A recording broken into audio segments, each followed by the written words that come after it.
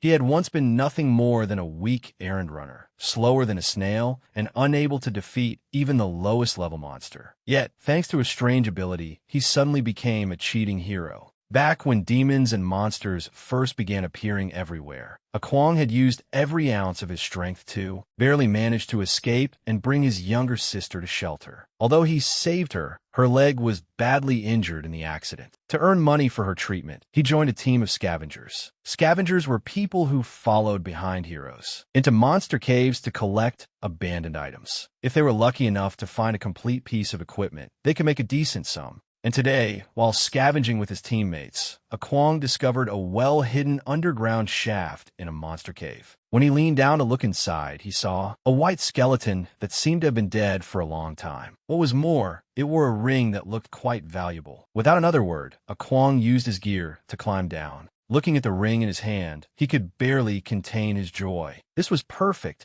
It was clearly a rare piece of equipment, enough to cover his sister's medical expenses. He immediately put it on, intending to appraise it after he got back up, but the moment he slipped it onto his finger, he cried out in pain as the ring tightened around it. A rigid voice announced that the infinity ring had acknowledged its master. Before Kwang could understand what was happening, he was sucked into another dimension. The teammates who had come searching with Kwang waited outside the entrance, curious about his mysterious disappearance. When he finally woke up, everything around him was bathed in blood-red light. He was tied to a sacrificial altar, awaiting heavenly punishment. The Orc King, seated on his throne, ordered the execution of the captives bound before the altar. A weak orc was brought forward first. After being struck by lightning, he died instantly. The executioner once again raised his voice and called for the next prisoner, Kwang, who was still tied up. Though he struggled desperately, the orcs kicked him toward the altar, seeing lightning flash before his eyes.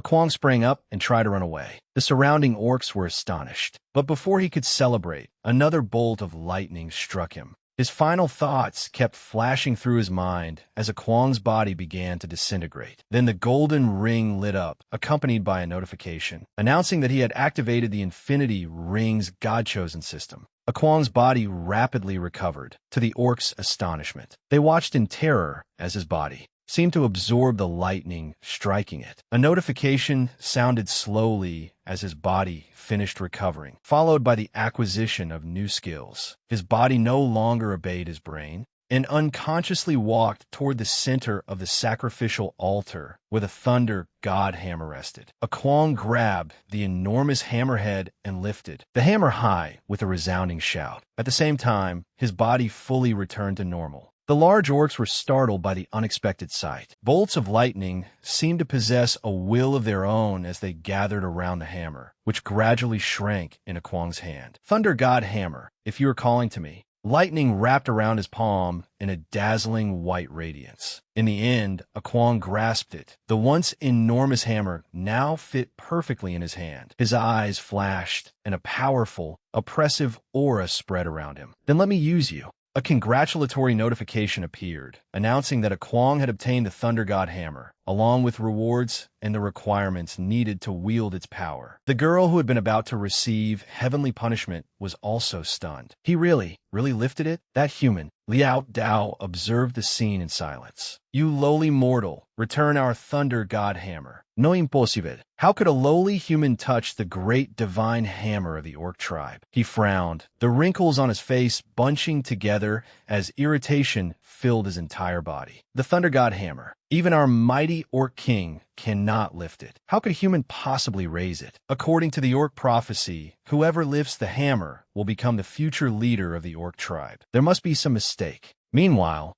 Kwang examined his own condition. My body, it feels much stronger than before. He glanced at his personal status panel in surprise. Experience reward? I'm already level 3. Kwang even leaned closer to inspect the system panel, completely unaware of the shadow that suddenly appeared behind him. And this is the God-chosen system. A tremendous tremor shook the ground as the shadow landed, drawing his attention. Liao Dao, like a raging beast, demanded in a powerful voice, "Detestable human, put down the Thunder God Hammer of our tribe at once." The orc crowd erupted in cheers. That is the greatest warrior of our Liao Na tribe, General Jiangnan. As expected, he will not allow those lowly humans to steal our Thunder God Hammer. General Jiangnan, reclaim the pride and honor of our orc tribe. Liao Dao snarled in a deep, hoarse voice. I do not know what despicable trick you used to deceive heavenly punishment and lift the Thunder God hammer. His words became increasingly sharp, but I advise you to return the hammer. His brow tightened, and he made no effort to hide his fury. Then accept the punishment of our tribe. At that moment, another notification appeared before Kwong, activating the Heavenly Eye skill and providing instructions for its use. Kwong's eyes widened in confusion at the new prompt. The passive skill Heavenly Eye. With a single glance, all of Liao Dao's information appeared before him. Kwong furrowed his brow, trying to understand how it worked. Heavenly Eye. So this is part of the system. It lets me see the target's detailed information. Suddenly, Liao Dao reached behind his back and gripped the massive blade strapped there. Really? It seems you have some nerve, lowly human. Do you still intend to challenge me? The enormous blade halted before Kwong's face, carrying an imposing threat. Very well, then I will grant you a swift death. Kwong raised his hand to stop him, hoping to explain. Wait a moment. You misunderstand. Sweat poured down his forehead as panic filled his heart. Fight a level 84 warrior? I'm not even a hero yet. If we really fight, I'm dead for sure. But Liao Dao ignored him and decisively swung his blade. Stop babbling. Take this. Kwong raised his arm to shield his face and shouted, Wait, listen to me first. The girl below, who had been quietly watching, also began worrying for him. That human. Fool. General Jiang Nan is an extremely formidable fighter, even within the Orc tribe. He is one of the 5 Orc generals under the Orc King. If that human tries to block one of his attacks, he will definitely be cut in two.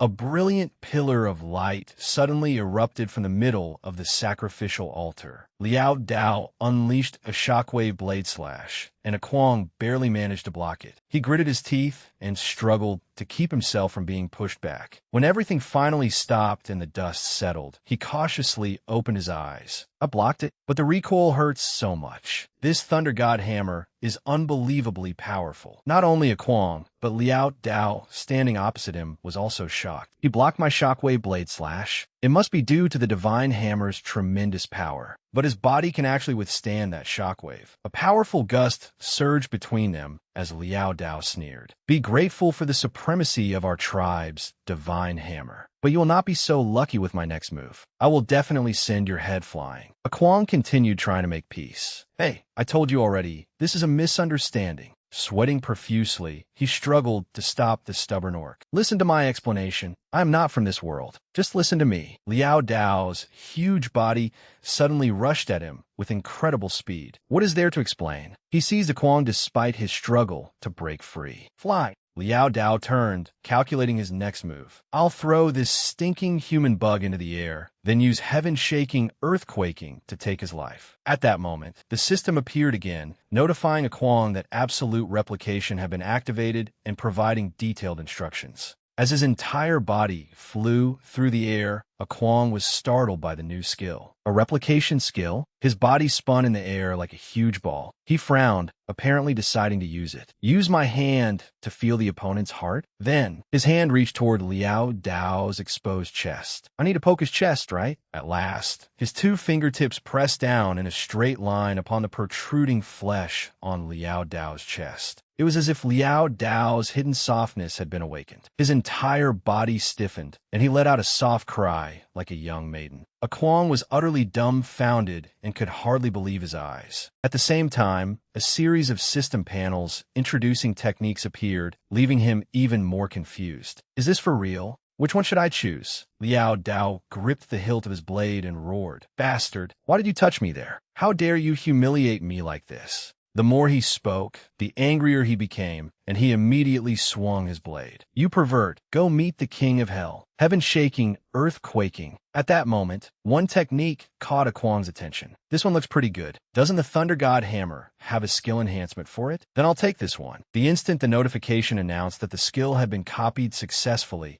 Kwong immediately unleashed heaven shaking, earth quaking at Liao Dao's head without hesitation. I told you, I can't die here because of idiots like you. Liao Dao's mouth fell open in shock, his voice full of disbelief. Why you know that technique too? A beam of light suddenly tore through the sky and struck the ground, reducing rock and earth to fragments. Both the orcs and a Kwang stared wide-eyed at his power. Thick dust enveloped Liao Dao, forcing him to raise a hand in front of himself. Once the dust settled, he felt over his body in confusion. No damage at all. In fact, I feel rather comfortable. As a Kwang wiped away his sweat, the system notified him that because he had no class, he could not release the technique's damage. A Kwang gave a dry laugh as the entire space fell silent. Liao Dao's large hand quickly snatched up his blade from the ground. He charged forward, swinging his sword and roaring furiously. "You pretentious human bastard! You should go meet the king of hell for making me lose face." At that moment, a figure streaked over his head from nowhere. "Stop!" At the sight, the orcs immediately erupted into deafening cheers. "The Orc King has made his move. Our great Orc King has finally lost patience with that lowly human. He's going to act personally. Orc King, kill that human. His Majesty has intervened." A thunderous explosion rang out, and a fierce wind swept through the entire space. A Kwang gritted his teeth and struggled to stay on his feet against the sudden force. From within the thick smoke, a pair of sturdy legs gradually emerged. Then a figure with silver hair and a sharp horn on his head appeared. The Orc King knelt on the sacrificial altar, as though he had no intention of fighting. Everyone was stunned. He knelt. The Orc King slowly rose from the ground and said in a deep voice, "It seems you truly are the one chosen by the Thunder Godhammer." His hand landed heavily on a Kwang's shoulder. "Human, perhaps this is the arrangement of fate." Excitement and joy were written all over his face. After 1,000 years, the only person chosen by the Divine Hammer has finally appeared.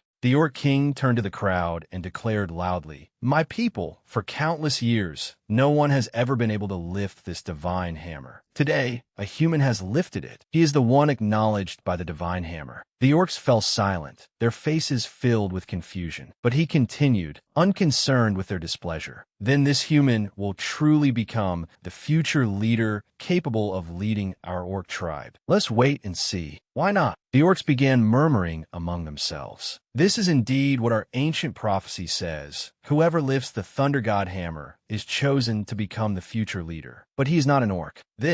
Liao Dao was dissatisfied with this unexpected declaration and immediately objected. "Orc King, your Majesty, it is not that I question your decision, but he is a human. How could he possibly?" The Orc King's crimson eyes shifted toward Liao Dao as he murmured, "A human." The Orc King's expression carried a hint of anger as he continued. "Does the prophecy say that the chosen one must be an orc? Even a powerful Orc King like me cannot lift this hammer. Are we supposed to abandon the rare hope standing before us?" Liao Dao's voice gradually dwindled to a buzz. I would not dare. The prophecy does not state such a restriction, but he is still not a member of our orc tribe. If this continues in the future." Then the Orc King suddenly turned to a Kwang. "Young man, what is your name?" A Kwang opened his eyes wide and answered honestly, I'm a Kwang." The Orc King raised his voice solemnly. "Good. Young A Kwang, if you are willing to shoulder the hopes of my orc tribe, I will set you free. But right now you are far too weak."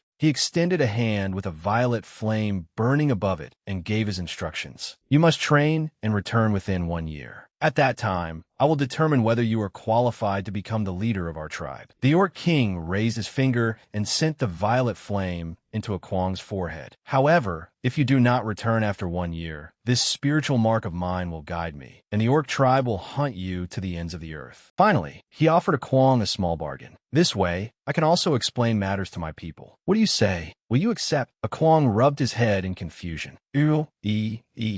The crowd below the altar immediately shouted, "Accept it." Even the girl shouted encouragement to a Kwang. "Regain your freedom, then become stronger." He glanced at her curiously. "Wait, I remember she was behind me at first. She was supposed to receive heavenly punishment too. Let me try using Heavenly Eye. Activate." Her personal information panel quickly appeared. She said, "As long as you survive, there is hope. Do not give up the miracle heaven has given you." A Kwang was so surprised that he nearly jumped. "What, level 72? She's actually a level 72 female warrior? Am I seeing this wrong? She's so strong. Why did she have to receive heavenly punishment too?" At last, a Kwang smiled and silently made up his mind. He raised his hand high and shouted toward the crowd, "Thank you. Akwang's heart was now filled with anticipation and excitement. The miracle heaven had bestowed upon him, she was right, it was all a miracle granted to him. What was there left for him to hesitate about? The first thing he had to do was survive, then find a way to return to his own world. Akwang nodded lightly and answered the Orc King in a low voice. All right, I agree. I'm willing to train here for a year before returning. Then you can test me. But I have one more request. The Orc King folded his arms, the corners of his lips curling upward. A request? Let's hear it.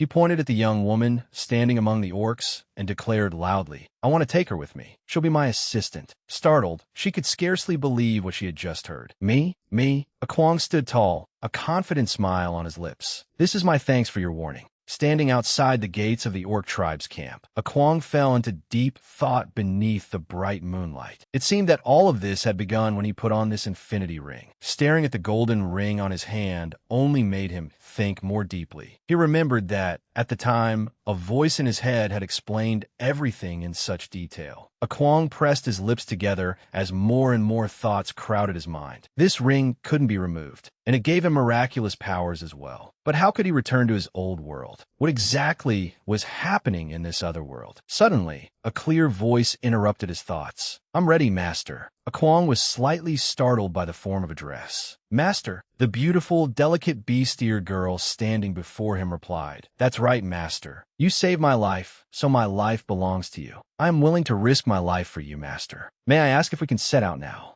He hurriedly turned away, trying to hide his excessively delighted expression. Oh my God, she's so adorable. This bee-steer girl is even calling me Master. I can't handle this. Akwang turned back, cleared his throat softly, and tried to speak seriously. Not exactly. If it weren't for your warning, I might still be hesitating. Once we leave here, we should help each other. What, Master? There's no need to be so formal. She shyly glanced at Akwang, her cheeks flushing slightly. No, perhaps Master does not understand what this day means to me. You gave me a second chance to live. Her small hand reached out and tightly grasped Akwang's hand, catching him off guard. From childhood until now, only Master was willing to stand up and protect me. Only Master was willing to look at me and say thank you. Please allow me to call you Master. This is my humble request. Seeing that he still did not answer, she pressed on even more. Master's appearance is the miracle of my life. I am willing to give everything to Master. Akwang tried to turn away, his nose already bleeding as he stammered. Well, if that's how you feel, then do as you wish. Hearing that, she cried out happily, All right, Master. Then let us depart. In a night breeze, her soft voice was utterly enchanting. It's getting late. Let's go, Master. Then she carefully reminded him, Master, please watch your step. He did not reply, only letting out a long, gentle sigh. The full moon in the sky brought a peaceful feeling to his heart. What a different world, so gentle and beautiful. However, Akwang quickly pushed the thought from his mind. No, that's not right. My little sister is still waiting for me to return. What am I even thinking? Just then, the system notified him that the Infinity Ring's Infinity Passage had been activated. Seeing it, Akwang suddenly remembered something. Right, this is the Infinity Passage that brought me to this other world. Could I activate it myself and use it to return? He hesitantly called out, and the Infinity Ring immediately began to glow. Activate. Activate the passage. Very quickly, the space around Akwang was drawn into the ring. It really appeared. I can go back. I can return. The girl, who had been walking ahead, curiously turned around. Master, why aren't you coming?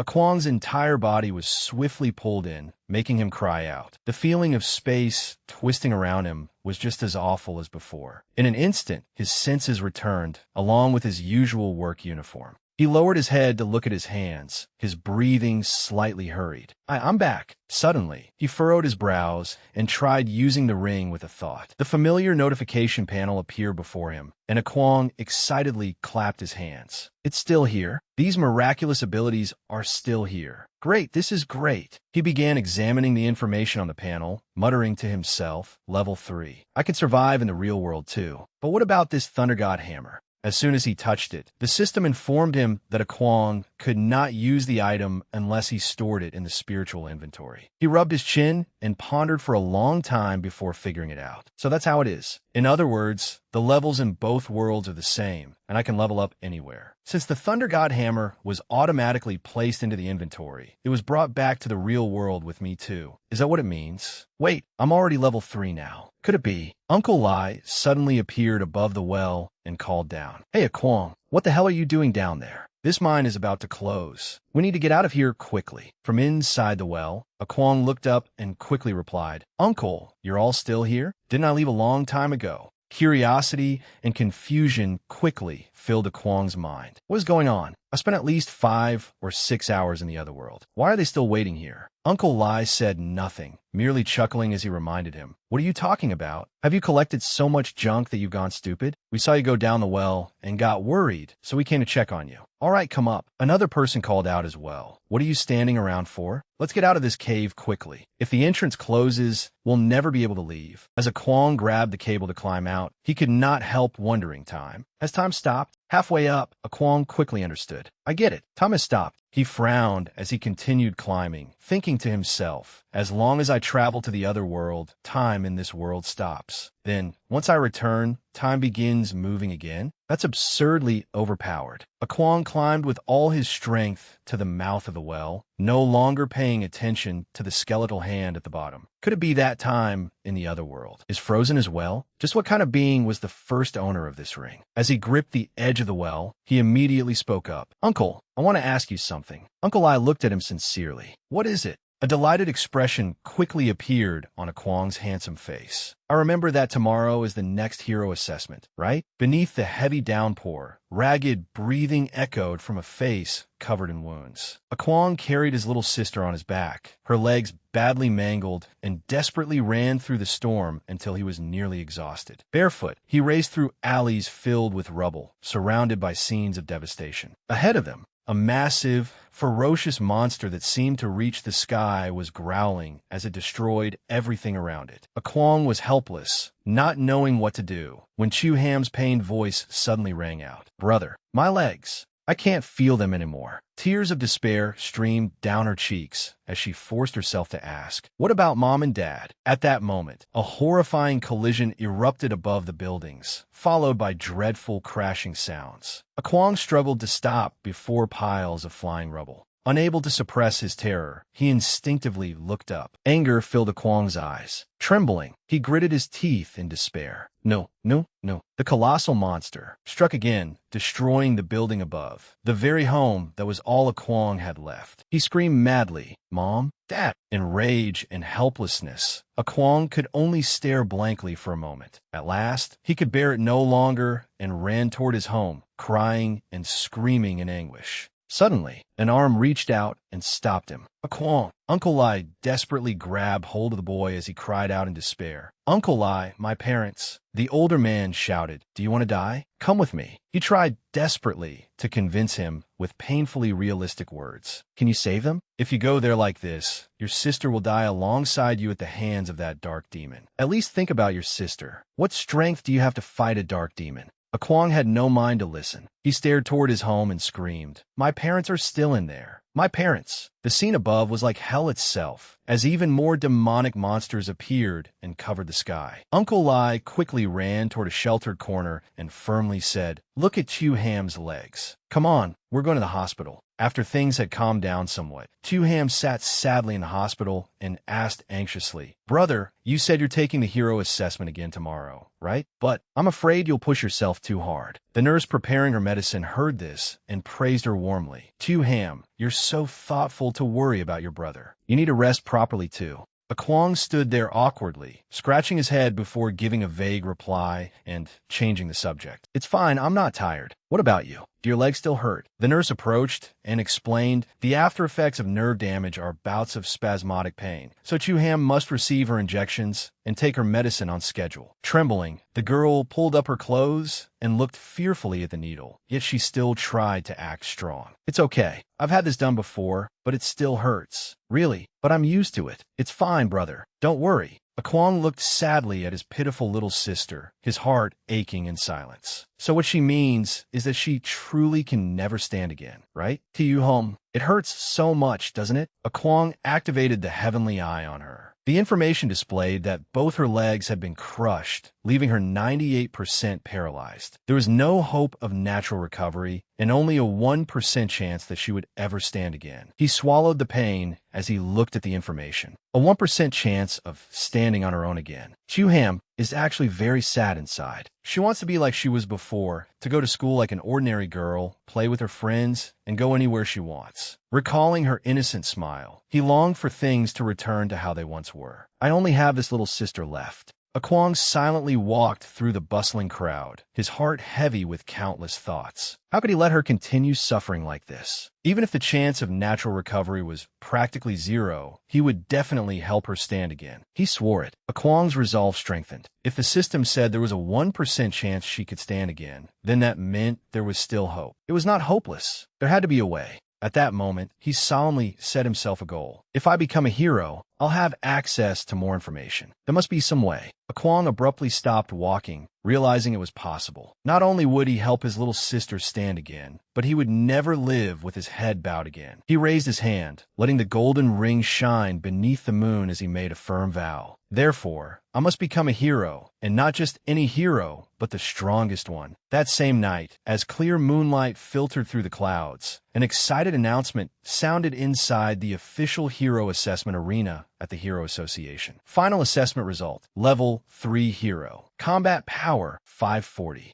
The manager happily announced to a group of people, "Congratulations, you have become a hero." He politely handed over an identification card and explained, "This is your certification. It is automatically generated according to your ranking and serves as proof of your status as a hero. Please accept it." The playboy-looking man in sunglasses laughed with delight.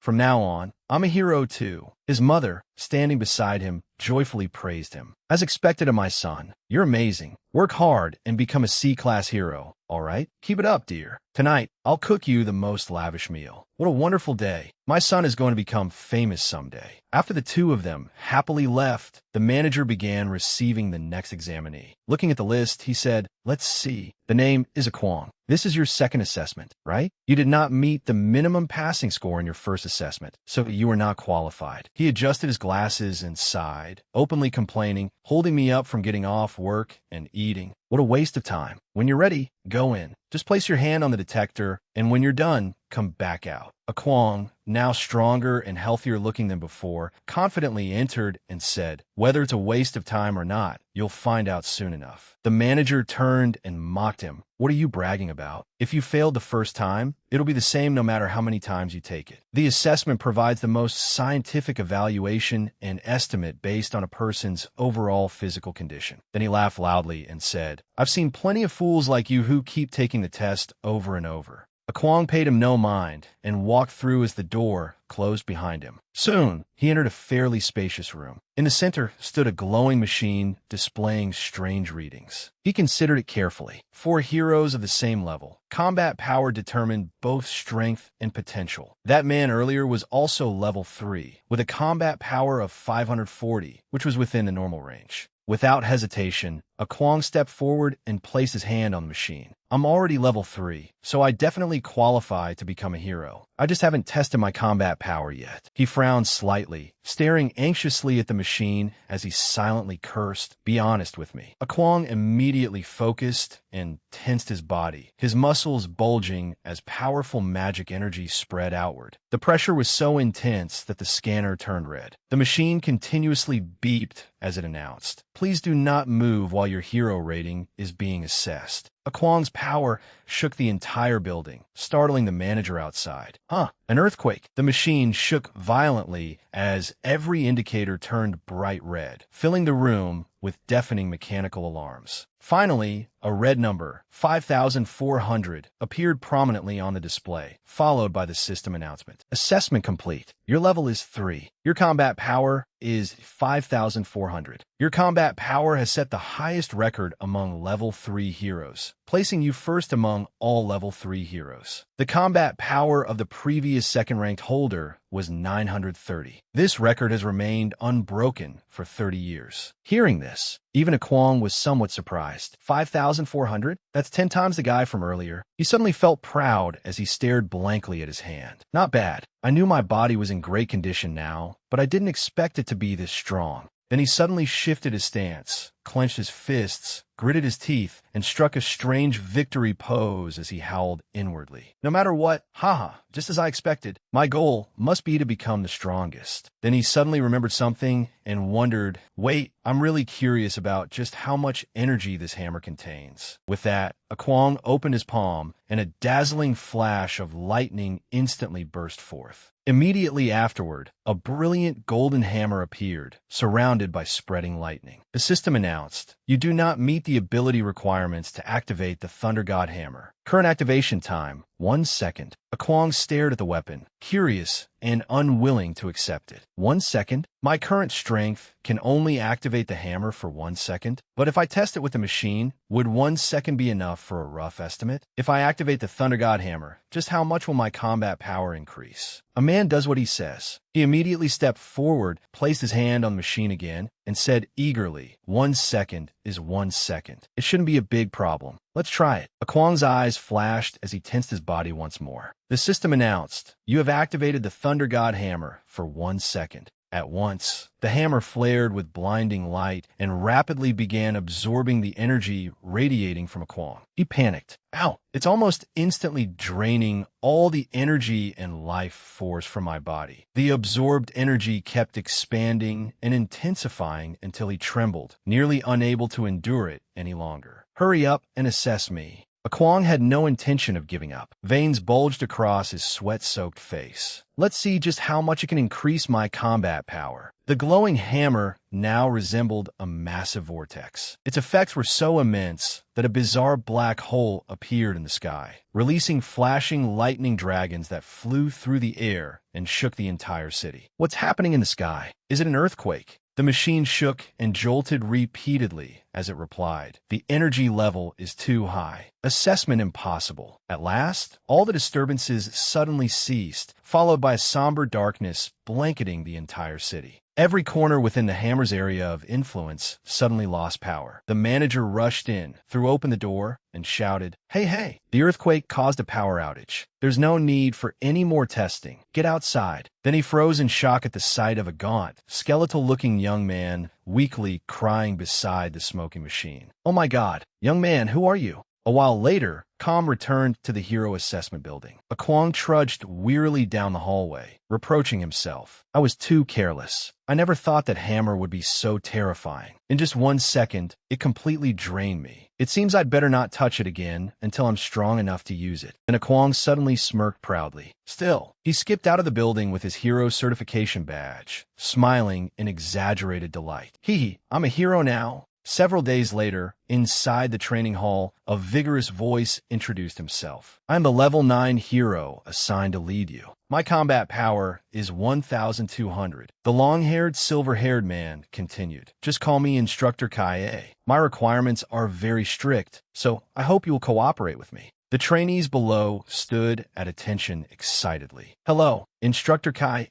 Kwong was among them, secretly sizing up the instructor with a judgmental look. Level 9, yet his combat power is only 1,200? I'm only level 3, but mine is already 5,400. I wonder what my combat power will be once I reach level 9. Kai, it looked openly annoyed as he grumbled to himself. How irritating. They actually assigned me to be a trainee instructor. This kind of assignment is useless. Not only does it give barely any merit points, but the alliance rewards are low too. I'd be better off clearing a few D-rank dungeons. What a pain. As he spoke, he loudly announced, listen carefully. Tomorrow, I will arrange for all of you to head directly into a D-rank dungeon. Only through real combat can you choose the professions best suited to you. If you're lucky, you may even obtain beginner equipment. The trainee heroes were alarmed.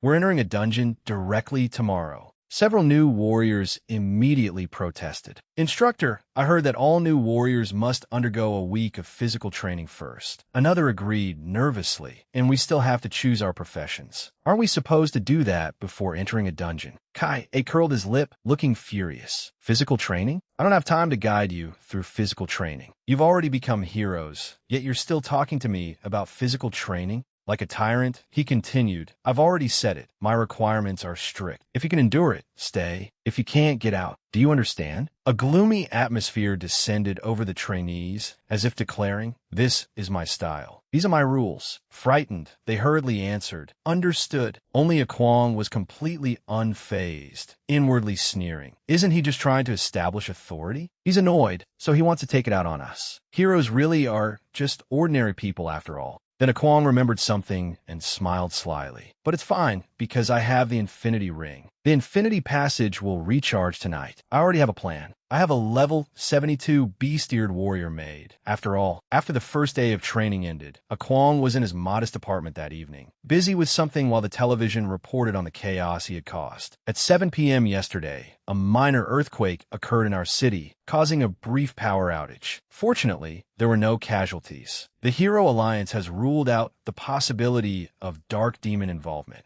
Akwang fondly toyed with his ring. All right, the passage has recharged. Time to return to the other world. He resolved inwardly. I'll grow stronger in the other world, choose my profession, obtain some equipment, and then return. Then he silently called out, Infinity Passage, activate. The ring flashed, emitting dazzling rays of light. The next moment, Akwang's vision went pitch black. Only after a while did he squint his eyes open and see the melancholy blue night sky. Soon afterward, he spotted enormous rocky mountains. At last, a desolate landscape of rocky hills appeared beneath the tranquil glow of a huge moon. Akwang opened his eyes and exclaimed, I'm back. Looking at the majestic clouds and sky, he nodded. It's still just like when I left. Then he noticed the yellow clothes he was wearing and was somewhat surprised. I'm still wearing the same clothes. I see. Once I leave this world, not only does time stop, but my appearance and equipment don't change either. They aren't affected by the other world, right? Suddenly, a pair of full breasts filled his view, accompanied by a gentle voice. Master, what is it? Are you planning something? Startled, he thought, damn, I nearly forgot about this lovely girl. Embarrassed, he looked away, though his nosebleed was already dripping. Still, he clenched his fist with determination. And no, it's nothing. Let's begin training. Let's start killing monsters and leveling up. Lead the way. His maid jumped happily. Master is so enthusiastic. That's wonderful. Then, recalling the ugly green monsters, her expression became serious as she explained, I do have the best plan for you, Master. I checked earlier. There's a level 3 goblin nest nearby. They're relatively weak, so I believe they would be suitable for you to practice against. Goblins are not only cunning, but also extremely lustful. Their numbers are large as well, so Master must not underestimate them. Hearing this, Akwang looked helplessly at his silly maid. Lustful? Then you're the one who needs to be careful, aren't you? Yet he excitedly clenched his fist. Great. I can't believe there are standard low-level monsters like goblins here. This really is another world. I wonder what the God-chosen system can do. I'm really looking forward to it. Akwang gazed into the distance with determination. All right, our first goal is to raid the goblin nest. The two of them approached the cave and hid outside it, where snoring could be heard. She reminded him, Shoo, Master, be careful not to make too much noise. There are 2 sleeping goblin guards. Akwang turned and asked, Aren't you level 72? Wouldn't it be easy to just charge in and slaughter them all? Inwardly, he marveled, I didn't notice before, but this beast-eared girl has a combat power of 630,000. No wonder she's level 72. She's incredibly strong. Unaware that Akwang had the heavenly eye, she asked shyly and curiously, Master, how did you know I'm level 72? Did I tell you? Akwang coughed a few times and answered vaguely, Ahem, I have a few special abilities. I just want to see how a level 72 warrior fights. She understood and replied, Is that so? But, Master, if we fight together, you won't receive any experience points because my level is much higher than yours. Akwang was surprised. Huh, this other world has rules like that too. He answered somewhat awkwardly. Fine. I only wanted to see your heroic fighting style. She blushed. Heroic? I wouldn't dare call it that. But if Master wants to see, that's no problem. Then she slowly reached for the dagger at her waist and seriously reminded him, Please watch my movements closely, Master. I hope my combat experience will be useful to you. In an instant, she gripped her blade and dashed forward like lightning, murderous intent blazing in her eyes. Then I'm going in, Master, with a single slash as swift as lightning from the heavens. She effortlessly pierced and killed both goblins using the pure breath cleave. Kwong watched intently, then sprang to his feet and clapped excitedly. Wow, amazing! Is this the movement of a level 72 warrior? The beast-eared girl shyly turned away, appearing even more radiant beneath the beautiful moonlight. Ah, you flatter me. Then she earnestly advised him, even against the weakest opponents, you must still give it your all. That is my experience. I hope it can help you, Master. Kwong laughed and eagerly asked, No, it's great. That move just now was beautiful. Can you teach me? She answered regretfully, I'm sorry, Master. Pure Breath Cleave is an advanced warrior skill that you cannot learn yet. Besides, you still haven't chosen your profession, have you? Kwong put on a confident, boastful expression. A profession? That's easy. I'm currently level 3, so I'll choose warrior. Inwardly, he thought, of course I should choose warrior. Having a level 72 beast-eared warrior girl beside me is far too convenient. Skills? With absolute replication, even intermediate and advanced skills won't be a problem. I just need to find a way to copy them. But I absolutely cannot touch the Thunder God Hammer. I'll have to use ordinary weapons for now. Otherwise, I won't deal any damage at all. Soon, the system displayed a notification and a status panel. You have selected the warrior profession. The beast-eared girl flushed with pride, took Kwong's hand, and vowed, And Master, you trust me so much. I don't even know what to say. You chose the warrior profession because of me. I won't disappoint you. She held his hand against her chest and spoke with determination. Leveling up is not easy, but I will certainly do my best to help you. Let's work hard together to obtain a basic set of warrior equipment. I will definitely level up alongside you. Kwong's face turned as red as a tomato as he inwardly sighed. This other world is so gentle and beautiful. At that moment, goblin voices sounded from inside the cave. It's time to change shifts. 2 level 3 goblins, each with 420 combat power, came out to guard the entrance and immediately panicked. Hey, an intruder, Kwong said firmly. Then I'll have to deal with these goblins myself from now on. He stepped forward and held up a small sword. Lend me your short sword for a moment. I remember I have a move I can use. The system announced, You have equipped the silver short sword, borrowed temporarily. She anxiously tried to stop him. And Master, if you recklessly fight goblins of the same level. Kwong ignored her and took his stance as the 2 enemies rushed toward him. He calculated inwardly. Earlier, the Thunder God Hammer didn't deal any damage, so I still haven't tested the advanced warrior skill heaven-shaking, earthquaking that I copied from the Fawn Captain. He took a deep breath and gathered his strength. Kwong instantly leaped high into the air, swinging the sword as it radiated brilliant blue magic power. He brought it down in a powerful slash, blasting apart the ground beneath him and wiping out the goblins. Heaven-shaking, earth-quaking. He stared wide-eyed in admiration. As so powerful. How did Master do that? He's only level 3, yet he killed goblins of the same level in a single second? Back then, I needed to form a 6-person party to clear a dungeon like this. Kwong stood happily over the 2 craters in the ground as his experience points continuously increased. He said excitedly, That feels pretty good. Come on, watch me wipe out this goblin nest. Delighted, he thought, the God-chosen system is really interesting. I'll reach level 4 tonight. The status panel displayed, level up progress, 50/3000. The beast-eared girl followed behind Kwong and said, Then Master will have to make do with this for now. You can temporarily use it as a weapon. She stretched out her hand toward the corpses before them. The system displayed, level 3. Weapon, crude wooden club. Level up progress, 50/3000. Kwong raised the club cheerfully. It's fine. This is a goblin's club, and it actually feels pretty good in my hand. She reminded him,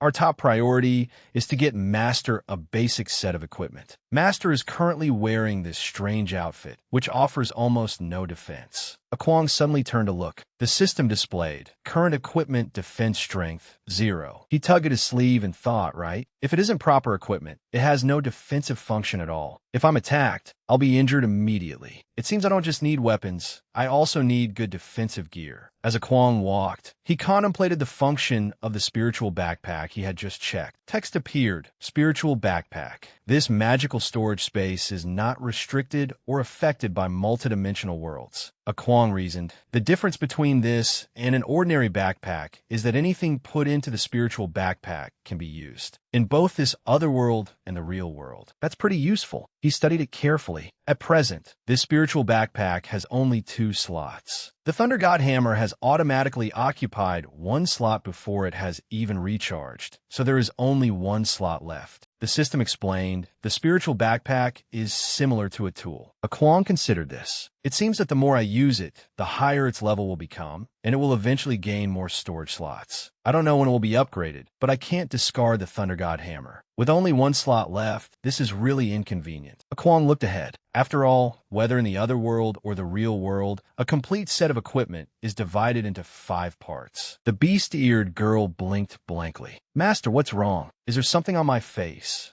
Kwong examined each part of her body. Head, gloves, torso, thighs, feet. The expression on Kwong's face slowly became suspiciously unrecognizable. Awkwardly, he said, "And no, it's nothing. I was just checking whether you were keeping up." Suddenly, he realized something. She shouted, "Master, watch out behind you." Kwong, still lost in his thoughts, turned around.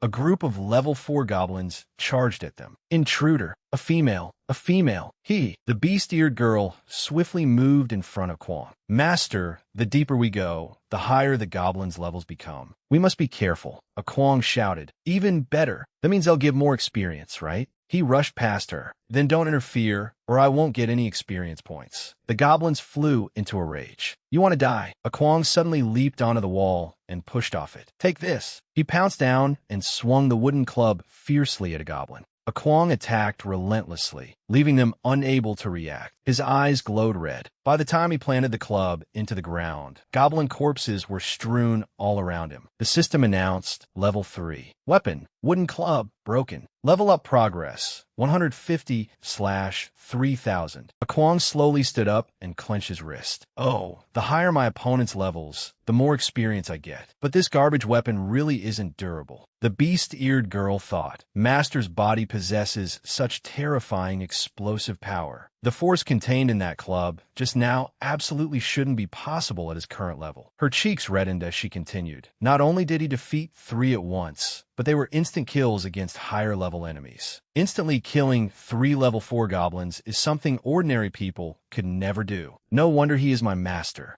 Kwong continued enthusiastically in knocking down goblins, and his level-up progress rose significantly as he pressed deeper inside. The deeper they went, the greater the goblins' numbers and levels became, but they could not compare to Kwong's terrifying explosive power. The beast-eared girl exclaimed happily, "Master is amazing." Kwong complained, "This skill isn't bad, but these weapons are useless. This is already the 6th club." He shouted. With only the last tree remaining, a thought surfaced in Kwong's mind. He had never expected the experience rewards in this world to be this amazing. These experience points were rising even faster than he had imagined. He swung his club. Back when he had been a cleaner, he had heard some heroes complain that level 3 or 4 dark demons in the dungeons gave less than 10 experience points each. Leveling up was still a distant prospect. They had to descend at least several dungeon floors before they could reach the next level. Besides, if heroes in the real world wanted to enter a dungeon, the Hero Alliance required them to form teams, meaning the experience would be split evenly and the efficiency would be extremely low. Kwong recalled those conversations. Those guilds and powerful factions had already monopolized all the resources. We should consider joining a guild too. Every dungeon is currently being fought over. He sighed. Leveling up was truly getting slower and slower. But as for him, in this world, not only could he claim all the experience for himself, but every little monster here gave far more experience now. This felt incredible, far too incredible. From now on, he could level up like crazy in this other world. It was simply unimaginable.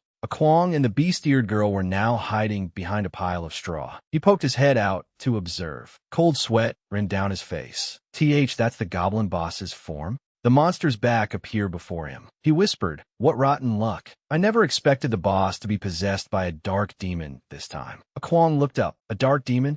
Kwang thought to himself, dark demons exist in this other world too? The dungeons in the real world have them as well. Could they possibly be the same creatures? He fell into thought. This dark goblin gave him the same feeling as the creature that had slaughtered his parents. So similar. Could it really be the same kind of dark demon? The beast-eared girl warned him, Master, you must not underestimate creatures possessed by dark demons. Although this goblin boss is only level 6, once it is possessed by a dark demon, its strength, physique, and every other aspect will be greatly enhanced. She frowned. In short, dark demons are terrifying and mysterious creatures. Not only do they possess unfathomable power, but their very existence has always been a mystery. Therefore, Master, please allow me to deal with this boss for you. Kwang refused decisively. No, his voice was hard. I have to kill him myself, whether in reality or in the future. He thought, I don't know what connection the dark demons in these two worlds have, but this species deserves to meet the king of hell. He made up his mind. He had to personally destroy this species. He charged out. They had killed his parents.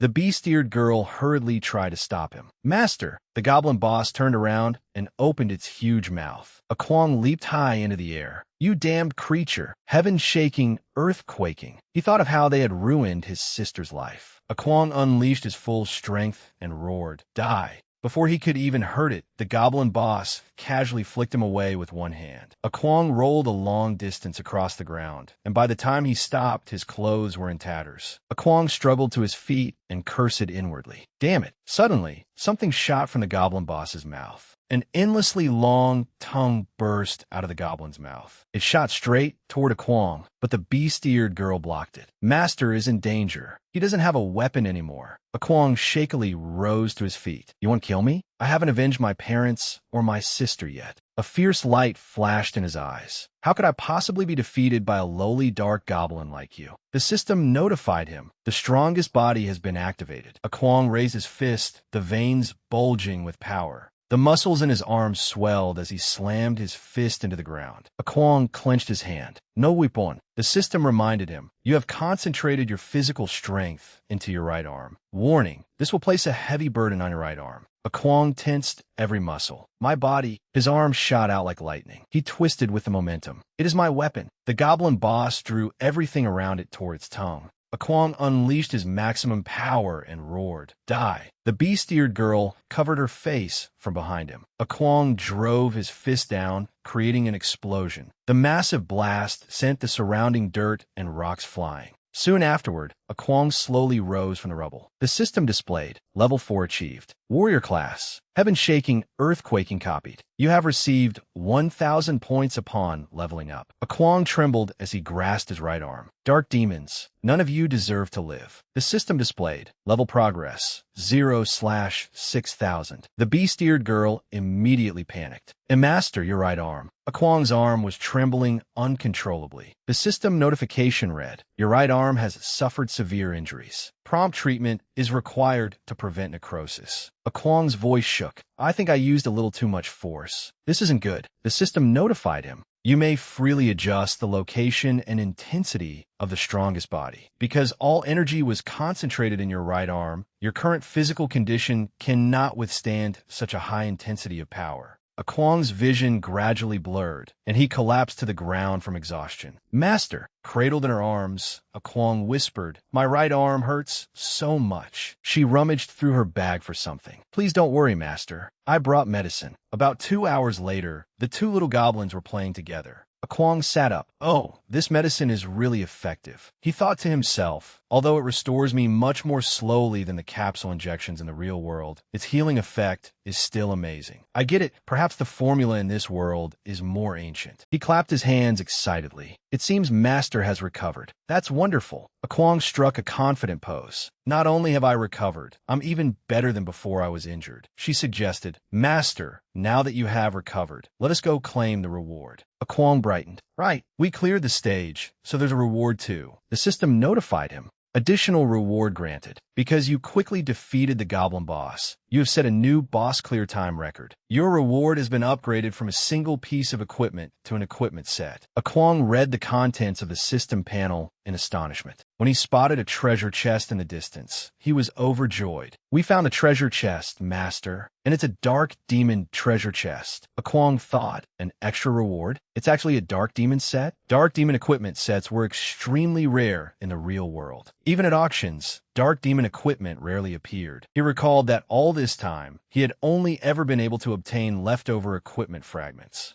Kwong touched the treasure chest material, his eyes shining. Oh, I love this other world. This is simply incredible. He slowly opened the chest. The system notified him. Congratulations. You have obtained the Dark Demon Goblin equipment set. He was thrilled. Wonderful. It's a complete set, and Master's level is just high enough to equip it. Master, hurry and put on. Kwong suddenly shut the treasure chest, extinguishing its glow. Wait, he thought. I only have one empty slot left in my spiritual backpack. If this is a complete equipment set, then it should count as one item, right? Could I put it into the spiritual backpack? The system displayed, Dark Demon Goblin equipment set successfully stored. You may retrieve the item from your spiritual backpack anywhere. Kwong's smile gradually turned wicked. He thought, I really am a genius. This means I can bring it back to the real world. The beast-eared girl saw her master's expression and cautiously asked, Master, what are you doing? Kwong hurriedly turned around. Oh, nothing. I put this equipment set away for later use. Do you know how to sew? She blushed and raised her hand. Ever since I was young, I have sewn my own clothes, so I'm used to carrying needles and thread with me. Under the bright moonlight, Kwong and the beast-eared girl sat on the lush green grass. She happily showed him her work. All right, Master. Is this satisfactory according to your requirements? Kwong replied, Not bad, not bad. This is fine. He put on the shirt, and it fit him perfectly. You're really skilled. Thank you. She beamed. It is my greatest honor to be able to help Master. Kwong thought, now that I've successfully reached a new level and acquired equipment, it's time to head back. Kwong walked ahead. Since I've leveled up successfully, let's find a place to rest. She agreed. Yes, I will follow Master's orders in all things. Sometime later, in the real world, a teleportation gate slowly opened inside a room. Kwong leaped onto the bed just before the gate shut. Phew, I'm back, he thought. After wandering through the wilderness with the beast-eared girl for a while, we finally found somewhere to rest. Then I returned while she was asleep. Kwong buried his face in his pillow. Next time, I'll bring her something delicious to eat. He rolled onto his back and stared at the ceiling. I can't keep delaying my progress in this world, either. I should get some proper rest, too. Kwong's gaze became thoughtful. Tomorrow would be his first day entering a dungeon. The next day, he stood before the system panel. You have retrieved the Dark Demon Goblin equipment set. Would you like to equip it? Without hesitation, he selected yes. The system immediately notified him. You have equipped the Dark Demon Goblin equipment set. Set skill, Tentacle Devour. Upon activation, the equipment will emit a piercing roar that freezes lower-level enemies within the sound wave's range. At the same time, your arm will transform into a tentacle and deliver a fatal strike. Kwong exclaimed in surprise. A complete set even comes with a special skill. He chuckled to himself. Hee hee, I'm really looking forward to using it. Kwong thought, but if I go out dressed like this and other heroes see me, it might cause unnecessary trouble. I've heard that it isn't uncommon for ill-natured heroes to murder people for their equipment. Kwong's hand moved downward. For a novice, equipment like this was far too eye-catching. His hand stopped. He looked at the system panel. Hide equipment. Your equipped gear will be concealed, and you will appear in ordinary clothing. He watched the equipment gradually disappear and became excited. Hide equipment? This is perfect. It's exactly what I need. Kwong stood up. There's still plenty of time before the gathering. I'll go buy some instant noodles. The old second-hand phone in his pocket began to ring. He noticed it in surprise. Someone's calling me. Kwong answered the phone. Hello. Before he could finish, a voice shouted from the other end. You're Chuham's older brother, Kwong, right? I'm the head nurse caring for your sister. Some fierce-looking men have come to the hospital. They ignored every attempt we made to stop them and are trying to forcibly take your sister away. They keep shouting something about using your sister to repay a debt. Please get to the hospital immediately. Kwong was stunned. Loan sharks? To get his sister admitted to the hospital, he had had no choice but to borrow money from a loan shark. But he had been making the agreed weekly payments. Why were they still harassing Chuham? He shouted anxiously. Tell them not to touch my sister. The voice on the other end could only say, They took my phone. Hurry and come here. Click. The call was disconnected. Kwong was so furious that he crushed the phone in his hand. His face darkened, radiating murderous intent. Those animals. He opened the door and rushed outside. The system displayed Level 4. Warrior Class. Dark Demon Goblin Equipment Set equipped. Set Skill, Tentacle Devour. At the hospital, a cry rang out. Please wait for my brother to get here. You can't do this. T.U.Hom struggled desperately. Please don't touch me. I don't know you people. The lecherous debt collector leaned closer. You don't know us? It's enough that we know you're a disabled girl. Your brother,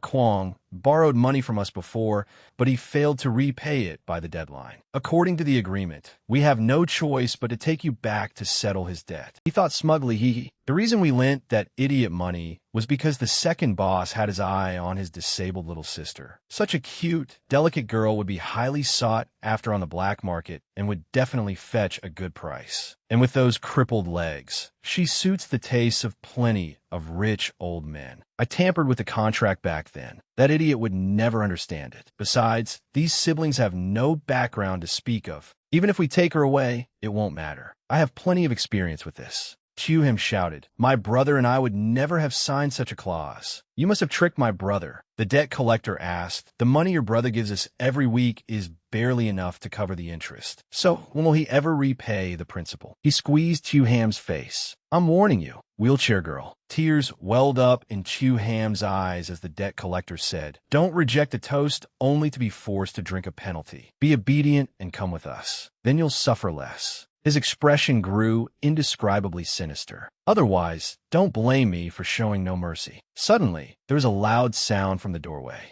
Kwong kicked the door open with a roar. Who the hell? He was burning with fury. His voice was icy. I'll make every one of you crawl out of here on your knees. Worried about his sister, Kwong had reached the hospital as fast as he could. A system panel appeared. Level 4. Dark Demon Equipment Set equipped. Special Skill, Tentacle Devour. Combat Power, 6400. Level Progress, 0/6000. Ham had been terrified and confused, but the moment she saw her beloved brother come to save her, warmth flooded through her heart like a hot spring. She hurriedly called out, Be brother. Seeing that Kwong had actually come, the debt collector sneered. Oh, isn't this Kwong? I wasn't even looking for you, yet you came right to my door. Sitting in her wheelchair, Ham sweated anxiously, unable to stop worrying about her brother. Kwong clenched his fists and stepped forward. The man said, Why are you so angry? If you can't repay the money, we have to account for it somehow. Letting your sister repay the debt for you is already generous of me. Before he could finish speaking,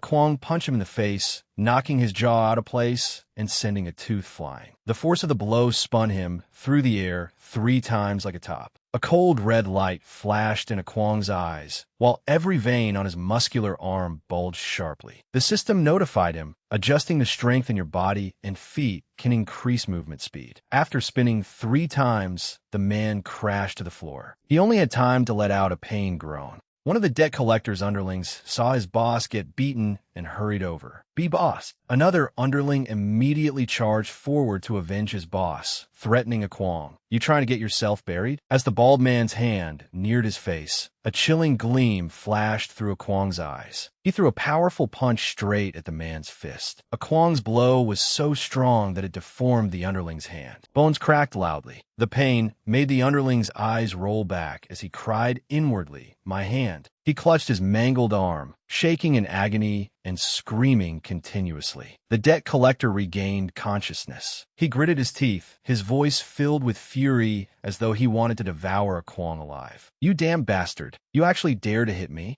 He reached into his coat and pulled out a gun, saying confidently, No one has ever dared to hit members of our Azure Dragon gang. With bloodthirsty eyes, he decisively pulled the trigger, determined to send Kwong to his death. Go down and keep the old ghost company. The bullet flew straight toward its target, Kwong. Ham was so worried she was about to cry and could only scream, No. He remained completely calm, ignoring the toy aimed at him as he struck an incredibly cool pose. He reached out and effortlessly caught the bullet as if it were a piece of candy. Ham was stunned, unable to understand what had happened. Her eyes widened as she stared at her brother, who looked absurdly cool in front of her. All 3 debt collectors were dumbfounded. They could not believe their eyes. One of the lackeys hurriedly asked his boss for confirmation. "B boss, I'm not seeing things, am I?" He caught a bullet with his bare hand, right? The bald man was even more shocked. "In no way.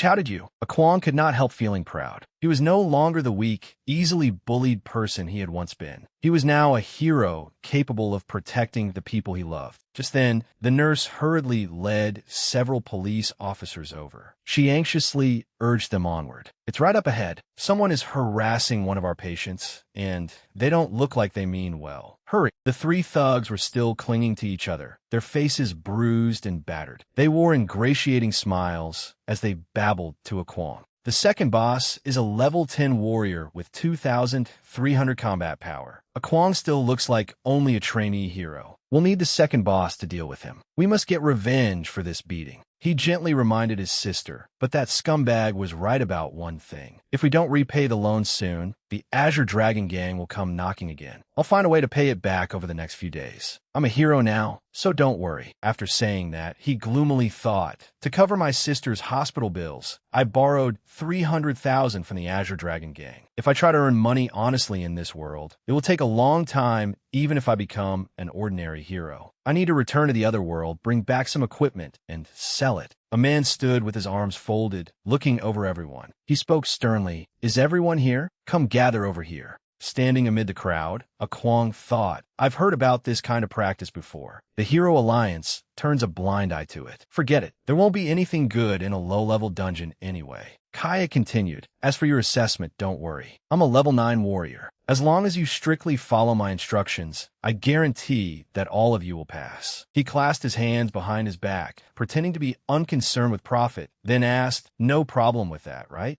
A Kwong felt indignant, unwilling to accept it. He raised his hand and challenged him. "Why should I pay you another 1,000? We already have to give you all the equipment we find, and now you're charging an extra fee? I don't have that much money to give you." He clenched his fists and continued thinking. "I'd rather be buried than pay you people. Besides, I only have a few dozen left on me. I can barely even afford food." The people below were frightened and began whispering among themselves. The scene shifted to a dense forest under the golden light of dusk. The staff member adjusted his glasses, looked over the documents, and added, "Well, no one has ever passed the trainee assessment alone. Never. Although this is a D-rank dungeon used by the Hero Alliance for assessments. As a new trainee, aren't you essentially sentencing yourself to death?" A Kwong had now entered the secret realm forest inhabited by strange creatures. Golden sunlight shone over him, creating an almost dreamlike scene as he drifted into memories of the past. The monster's back tentacles swung a wooden club down onto his head. Yet, contrary to its expectations, the club snapped in two. A Kwong turned around and casually snatched the weapon from the level 3 goblin's hand. The monster froze, staring in astonishment at its suddenly empty hand. A Kwong used the broken club to teach the monster some manners.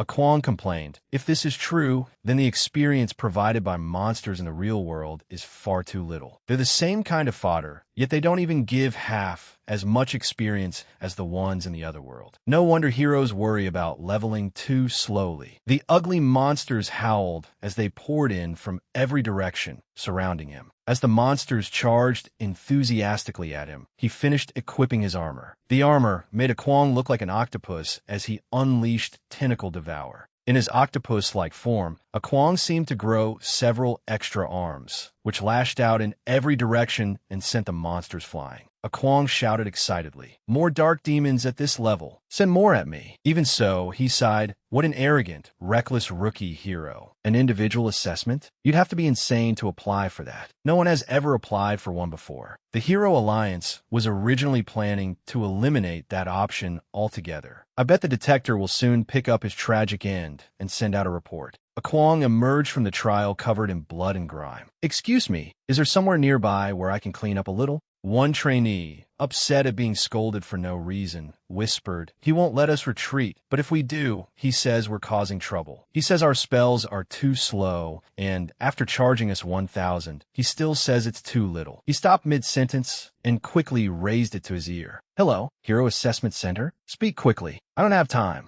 Kaya then approached a Kwong and arrogantly interrogated him. "Why you? How did you pass the individual assessment? Hey, answer my question." He folded his arms across his chest, putting on a superior and arrogant air as he demanded, "Did you bring some high-grade item with you? No beginner has ever managed this. You're only a newly registered trainee hero, so there's absolutely no way you could have passed an individual assessment. Tell me the truth." His eyes bulged as if he wanted to devour Kwong alive. He rushed forward, grabbed him by the collar, and cursed, "You little brat. Are you mocking me? Don't refuse a toast only to be forced to drink a penalty drink. Do you know who I am? Have you ever heard of the Mad Wolf Guild?" At that point, Kaya's fury exploded. He ground his teeth, clenched his fist, and threatened loudly, "You want to die? Who the hell do you think you are? You're nothing but a poor bastard, and you dare mock me." Kaya was startled by both Kwong's action and his words. He thought in shock, that speed and strength. Isn't he only level 3 or 4? What's going on? No one expected that behind his back, he would secretly draw a dagger. Hearing the faint clink of metal, Kwong looked at him in surprise. "Hey!" Kaya did not hesitate. He raised the dagger and demanded in a threatening tone, "What exactly are you hiding?"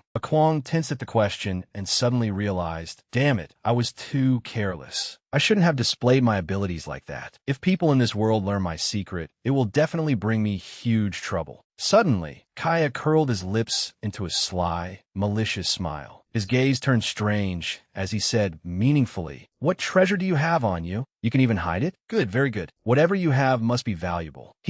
Which dungeon did you get it from? And you dared to keep it secret?" Kwong explained in a pained, aggrieved voice, "You misunderstood me. Your dagger was badly damaged after so many battles, which is why it snapped the moment it touched me. Otherwise, I'd have been dead meat by now." Suddenly, someone stepped between the two of them and politely said, "Excuse me." It was a staff member from the Hero Assessment Center. He had come to inform him, "Hero A. Kwong, we need you to come over and verify your identity. After that, you will officially become a hero." Kwong politely replied, "All right, I'll come right away." He turned and left with the staff member, sighing inwardly. Perfect timing. That guy wouldn't dare do anything in front of the staff. "You really?" Kaya stood behind him with an utterly sinister expression, grinning wickedly with his eyes wide open. As Kwong walked away, he seemed to sense that something was wrong. He finally realized it and thought nervously, "I'm such an idiot. Although the God-chosen system has given me powerful abilities and combat strength, I'm still only level 4. If I encounter an enemy of a higher level, I won't be able to protect myself." The scene shifted to an apartment building that evening. Kwong lay awake in his room, thinking about what had happened that afternoon. The way Kaya looked at me, it was like he wanted to devour me. So trouble is about to come looking for me. Kwong suddenly remembered the beast-eared girl and thought, that beast-eared girl cannot remain invincible in this world with me. I should keep a lower profile. My current level really is too low. At that moment, two strange figures dressed head to toe in black appeared in the apartment hallway. They crept up to Kwong's apartment door. "Is this the place?" They were members of the Mad Wolf Guild, both level 10 mages with combat power of 3,500. One of them took out a magic staff and discussed the plan. "Once we break in, I'll use magic to restrain him. Then you can knock him unconscious and take him away." The other person was none other than Kaya. He stuck out his tongue and gave a sinister smile. "Fine, if he really has the treasure I suspect, we split it 50-50. Afraid they would be discovered and their entire plan would be ruined, the man reminded him, "Keep your voice down. Be careful not to alert him." Then he moved closer to the doorknob and told Kaya, "I'll use magic to break the lock first. Get ready." The magic staff suddenly ignited, and sparks streamed toward the doorknob as the flames began to melt it. But before they could force the door open,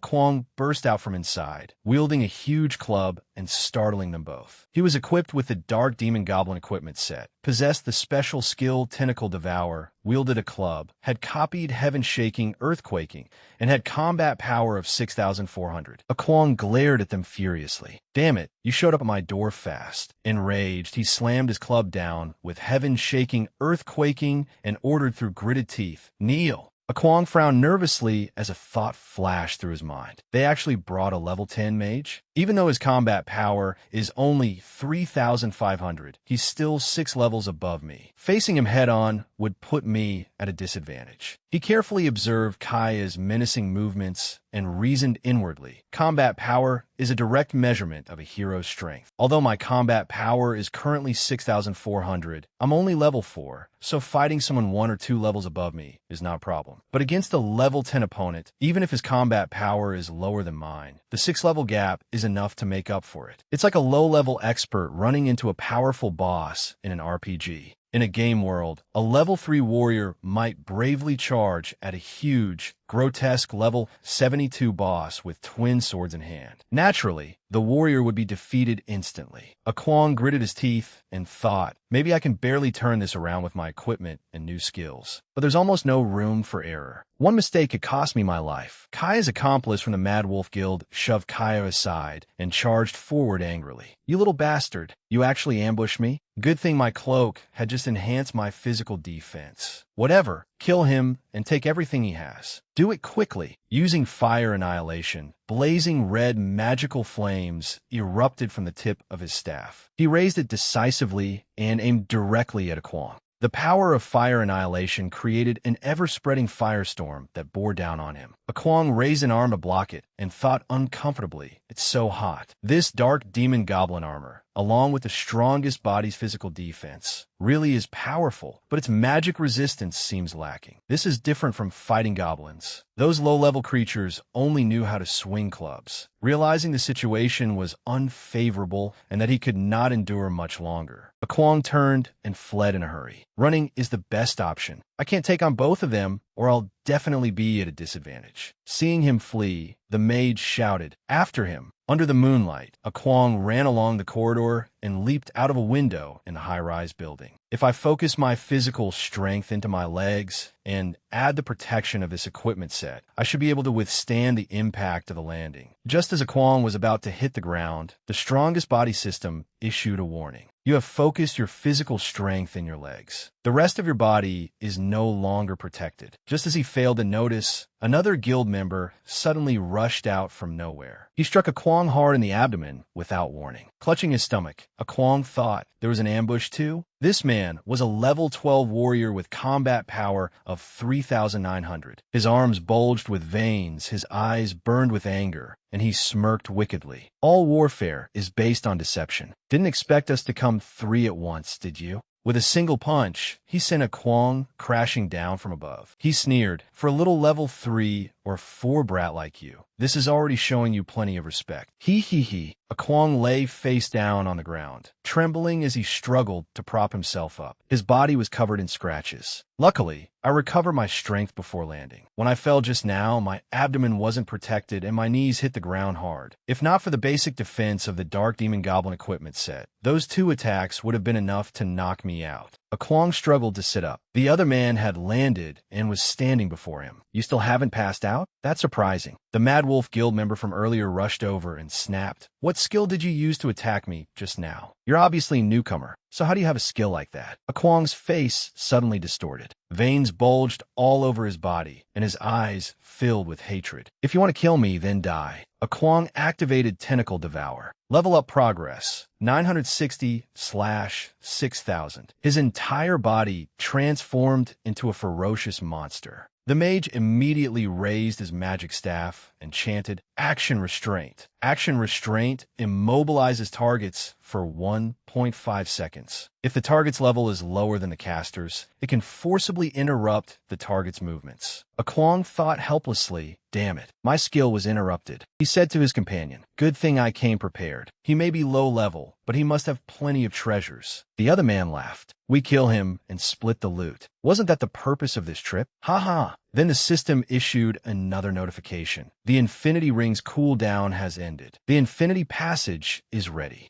Kwong stared at the golden infinity ring on his hand and rejoiced inwardly. Heaven is helping me. The timing is perfect. Activat Infinity Passage. Excited, the 3 men gathered their power and prepared to finish him off. Kwong turned to leave, not forgetting to point at them in warning. Wait until I come back, you 3 dead bastards. When I level up and return, we'll see whether you die or I do. Kwong ran for his hidden base. He collapsed onto the ground, exhausted and gasping for breath. I made it. He examined the infinity ring on his hand and thought, that's right. I need to make a plan to level up and learn more skills. This mission was truly dangerous. Ever since getting the God-chosen system, I've been far too relaxed. I almost forgot that I need strength to protect something like this. I have to become stronger, then return and kill them all. My fate must be in my own hands. Only then did Akwang remember the beast-eared girl. He turned and asked, "Beast-eared girl, where can I learn skills?" But when he turned around, he saw something he should not have seen. Akwang's cheeks instantly flushed red, and a stream of blood shot from his nose.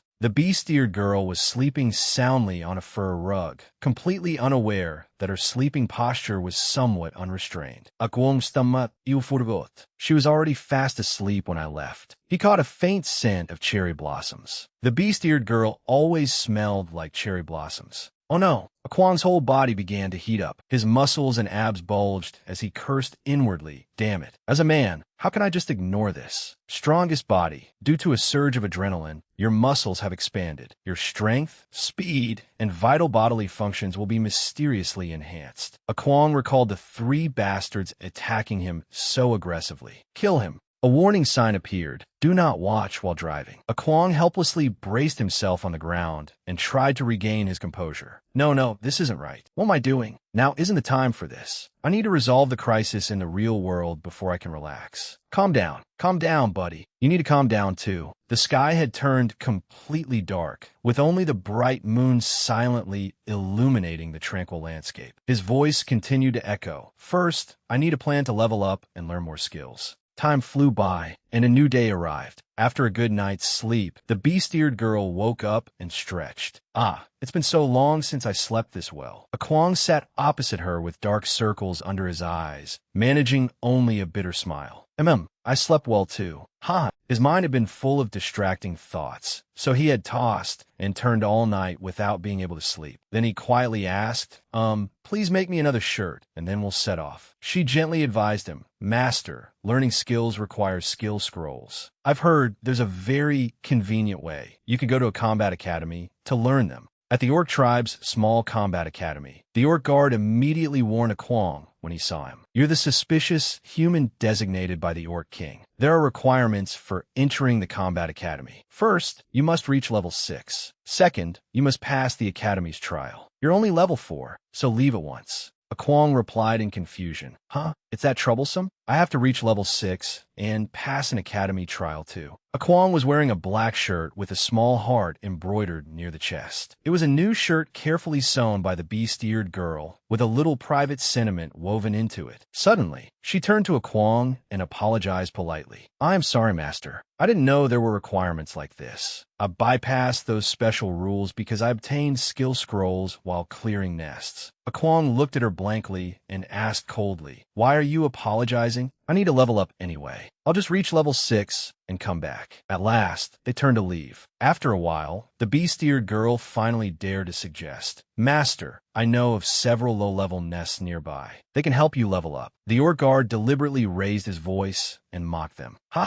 Shameless, filthy human. So no one in the Orc tribe accepts you. If the Orc King hadn't designated you, you have been chopped into pieces long ago. And even if you reach level 6, you still won't pass the academy trial. Now you've even brought along a lowly orc. You two really are a perfect match. Hearing those scornful insults, the beast-eared girl's face darkened. She felt deeply guilty. As expected, my lowly status only brings trouble to Master. Master's kindness made me forget who I am. In the future, I will only make it harder for him to move forward. Her eyes were filled with profound sorrow. Master is a good person. I can't let him down. Later, I should explain everything clearly to him, then leave. As Akwang walked away, he suddenly turned around. His sudden movement startled her, and she hurriedly called out, Master. Akwang strode over, grabbed the guard by the collar, and cursed angrily, You animal! What did you just say? Do you believe I'll rip that filthy mouth of yours apart? With killing intent blazing in his eyes, he commanded furiously, Apologize to the beast-eared girl right now. The Orc guard was not afraid and retorted arrogantly, I'm only telling the truth. She is a half-orc, born of a human and an orc. She is a disgrace to our race. Half-orcs are impure and despised everywhere. They're not even qualified to have names. They live lowly lives, rejected by both sides. Only then did Kwong remember their first meeting. So the beast-eared girl is a hybrid of a human and an orc. I used the heavenly eye on her before, but no name appeared. She never told me her name, so she doesn't even have one. The beast-eared girl's information had blank fields for both name and title, yet she had reached level 72 and was an orc greatsword warrior. The proud orc threatened him. Human, you may have been designated by the orc king, but if you dare disrespect orc warriors, you will be punished as well. Then he set a condition. Do you still not understand your status in the orc tribe? You want me to apologize? Pass our test, and I'll apologize to her. You humans think you can pass the trials of orc warriors. How ridiculous. Kwong did not know how to respond, and merely fell silent. The beast-eared girl slowly approached them and quietly tried to persuade him.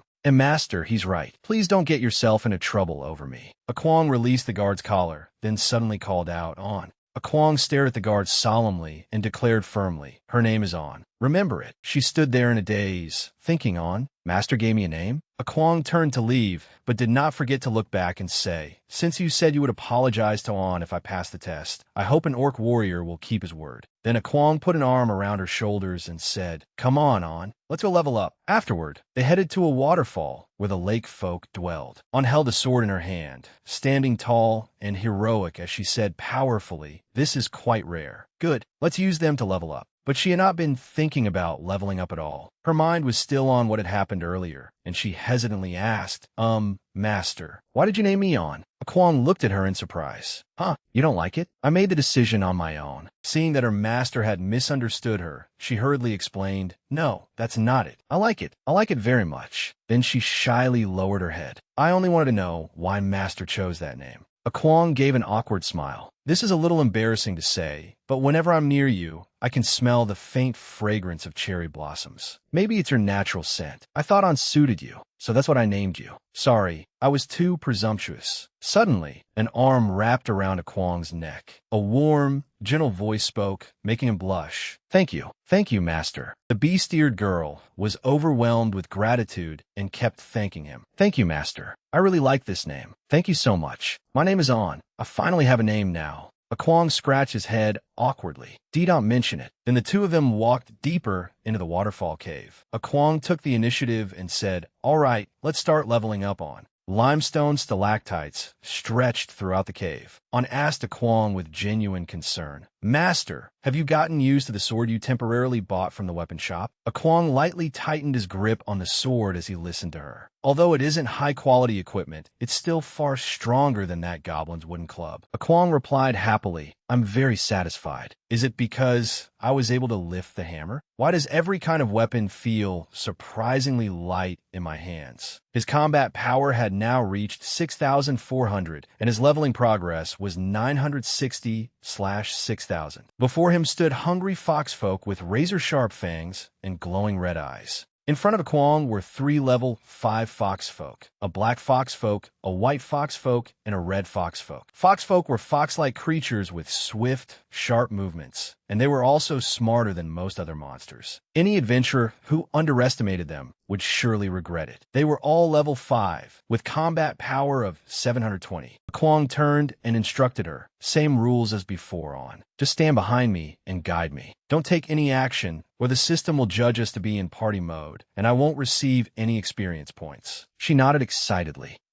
Hee. Master called my name again. Party mode restriction. If the level difference between the highest level and lowest level party members is 5 levels or greater, no one can receive experience points or items from that battle. Kwong suddenly leaped toward the foxfolk. Come on, I'll use you to test the edge of my new sword. On stood to the side, enthusiastically giving him guidance. Foxfolk are extremely agile and intelligent, so Master should avoid making overly broad swinging attacks. Following her instructions, Kwong merely swung his sword, causing the foxfolk to retreat in fright. He silently exclaimed in surprise, Oh, it's true. They're even more nimble than I thought. Suddenly, one of the foxfolk charged at him madly. Kwong used his powerful arm as a shield. Strongest body. Concentrate the body's power in one place to greatly increase physical resistance. Every one of the foxfolk widened its eyes in astonishment at Kwong. A murderous aura flashed in his eyes. With sinewy arms and a deep, hoarse voice, he taunted them. "Your combat power can't even leave a scratch on me." The beast-eared girl was stunned by the extraordinary technique and silently praised him. Master's physical resistance is incredible. No wonder he was chosen by the gods. Low-level opponents simply cannot inflict any physical damage on Master. At this rate, Master will have no trouble leveling up quickly.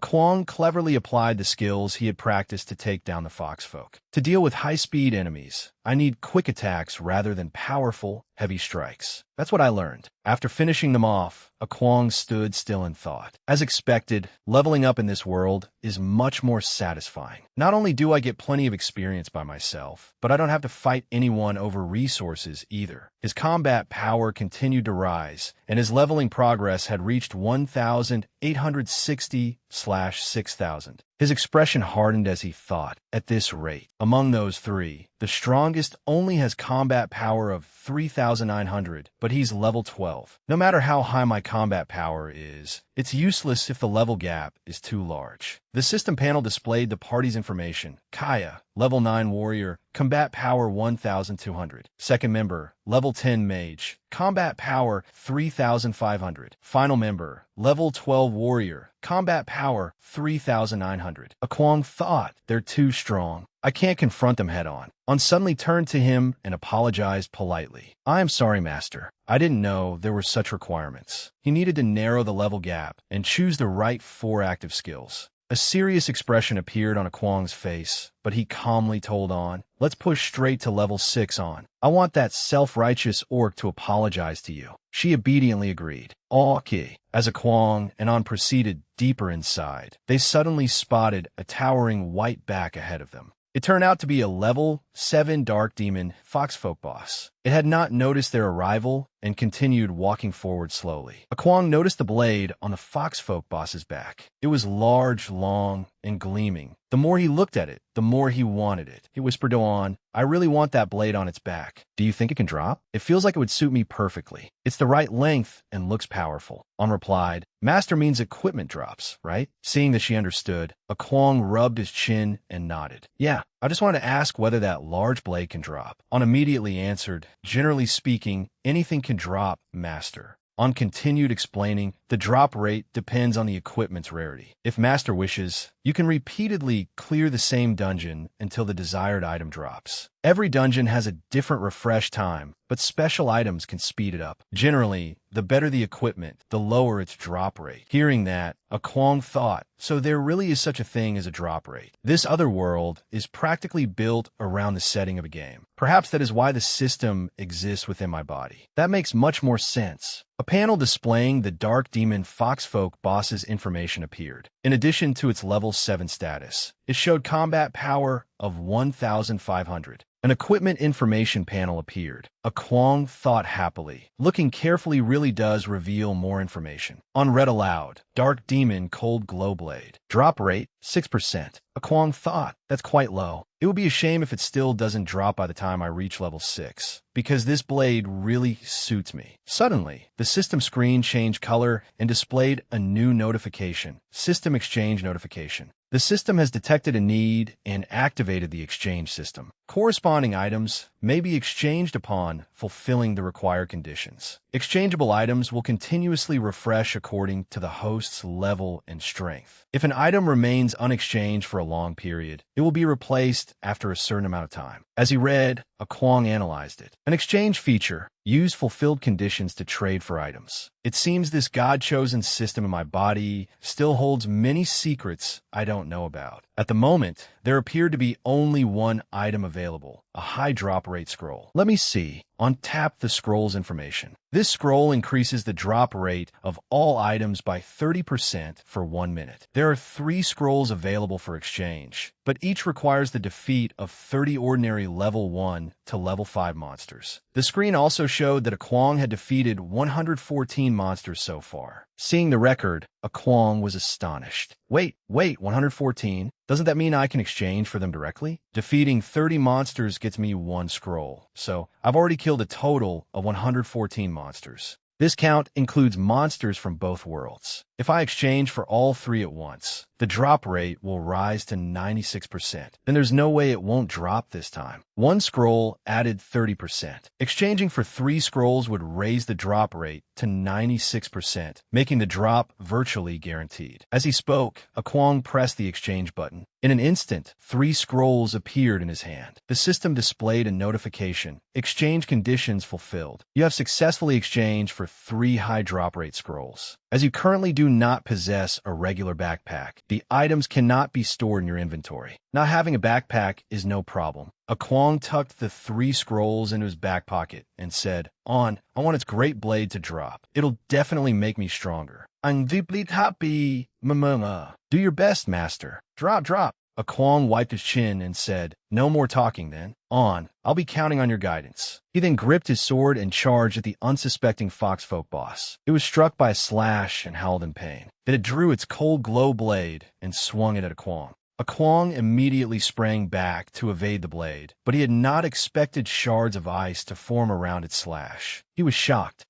This blade attack can release freezing energy too. Seeing this, explained from the side, Master, the dark demon foxfolk, not only retains its agility, but also possesses immense strength. Its weapon also has an ice attribute. If you are struck, your movements will be slowed, and you will also lose stamina more easily. So try not to engage it in a prolonged battle. Find its weakness and eliminate it. This foxfolk's weakness is fire, so you can apply flame grease to your weapon. Hearing this, Akwang poured flame grease onto his sword. I see. Understood. Let's see whether your ice attribute is stronger or my fire attribute is. As soon as he spoke, flames flared along the blade. Flame grease was a combustible oil made from pine resin. It could be applied to weapons and ignite on its own without an additional source of fire, making it a very popular and widely used item. Akwang charged at the foxfolk boss with his sword in hand. Aiming directly at its head, he shouted, "Leave that great blade behind." The foxfolk boss hurriedly retreated and swung horizontally, releasing freezing energy, but it missed. Watching the fierce battle, advised Akwang, the foxfolk's armpits and neck are its softest parts, and also its most vulnerable areas. Master, attack those 2 weak points. After missing its strike, the foxfolk boss immediately slashed downward at Akwang, but Akwang landed on the ground and dodged it. Hearing On's advice, he focused on the creature's weak point. Perfect, it's right in front of me. He gathered his momentum and thrust his sword forward. The foxfolk boss was stabbed directly in the armpit. Blood sprayed out as it let out a miserable scream. Its health bar immediately dropped by 1 segment, and it trembled in pain. The system displayed a notification, weak point hit, double damage dealt. This attack was flawless and has intimidated the enemy. The enemy's attack power and fighting spirit will greatly decrease, making it easier to attack. Duration, 15 seconds. After reading the notification, Akwang was surprised. There's an effect like that too? What a pleasant surprise. Then he shouted fiercely, "While you're weak, I'll finish you off." He gripped his sword tightly and charged at its weak point. Cheered him on from the side. Master. When the enemy is in this condition, its attacks will become chaotic, so its movements will be easier to read. To avoid getting hurt, judge and dodge carefully, then look for the best opportunity. Hearing her reminder, Akwang said gratefully, that was perfectly timed. The injured foxfolk boss swung its blade wildly in every direction to counterattack, but its intimidation made its attacks disordered. Akwang easily evaded its attacks. As he dodged the relentless flurry of slashes, he thought with lingering fear, "Good thing I had On's advice. If I hadn't stopped earlier, I would have been hacked to death by that wild barrage." The foxfolk stood there panting from exhaustion after its frantic swings. Seeing this, Akwang said, "Tired already? Then it's my turn." He gathered his strength and swung his blade toward its neck. Shouted, "Master, now is the time. Aim for its weak point at the neck." Akwang immediately concentrated 60% of his physical strength into his arm, increasing his output by 200%. He shouted, "My target is right here." Then he thrust at its neck. Unable to evade, the foxfolk boss received the blade as it slowly pierced into its throat. Its health bar plunged to a mere sliver. The system informed Akwang of the boss's status. Perfect weak point critical hit. This attack has inflicted devastating damage upon the boss and placed it in a weakened state. Weakness duration, 15 seconds. Seeing the notification, On jumped with joy. Master is amazing. The closer you get to victory, the less careless you must be. Use the safest method. Then she thought, this is clearly a low-level battle between Master and a foxfolk boss. But because it is Master, just watching this makes my blood boil.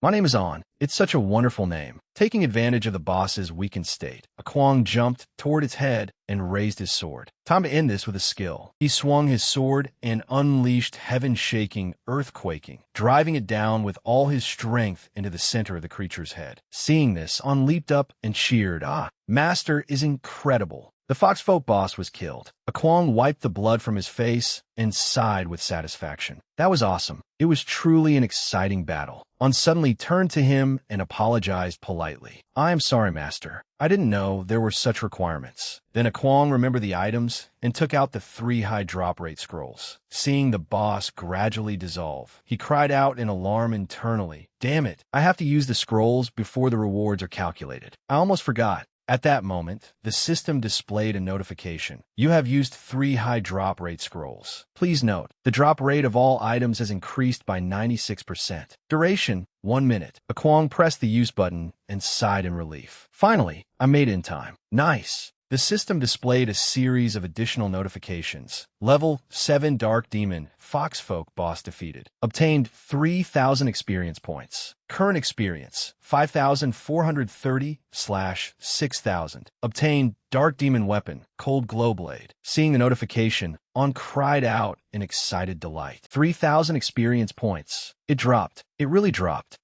The Cold Glow Blade appeared. On continued cheering, oh. Master's luck is truly amazing. I've rarely seen anyone obtain this weapon in a single attempt. Holding the Cold Glow Blade, Kwong thought, although I have a strongest body skill, my body can still be injured if I'm careless. That's why I've always believed a weapon in hand is essential. Combined with my explosive physical strength, it will make it even easier to inflict devastating damage. At least from what I've seen so far, this is an extremely powerful weapon. If I bring it back to the real world to deal with those 3 Mad Wolf guild members, they definitely won't be able to react in time. He lifted the Cold Glow Blade and felt the chill it emitted. Clenching his fist, he resolved, there are only 5 levels left between us now. Just a little more. Come on, I have to reach level 6 tonight. Not only do I want to vent On's anger, but I also need to learn skills to save myself. Kwong's information panel changed. Current level, 4. Class, Warrior. Equipment, none. Weapon, Dark Demon Cold Glow Blade. Kwong rested the Cold Glow Blade on his shoulder and asked On, is there anywhere else where I can keep hunting monsters? I want to charge straight to level 6 in one go. On offered a suggestion. That's simple, Master. You only need to use a Dungeon Challenge Reset scroll. This scroll shortens the time required for monster gathering places, such as caves and lairs, to reset. The higher the level or the more special the location, the less effective the scroll becomes. On continued, this Foxfolk Cave is a low-level dungeon, so it has no strict restrictions. Fortunately, I have several of these scrolls in my backpack, enough for Master to reach level 6 here. Then On added hesitantly, but I'm worried that Master may not have enough stamina, so please rest for a while. I still have some recovery medicine here. She began searching her backpack for potions for Kwong. Hearing that, Kwong was at a loss for words. Good heavens, that little backpack of hers really has everything. Outside the cave, On's voice rang out. This should work, Master. She took out a Dungeon Challenge Reset scroll and used it. It immediately burst into flames, and the cave was reset. As Kwong entered the newly refreshed cave, he praised On. Well done. I was honestly worried we wouldn't make it in time. This Cold Glow Blade is really useful. The chill it releases can slow an opponent's movements. It's truly powerful. As he spoke,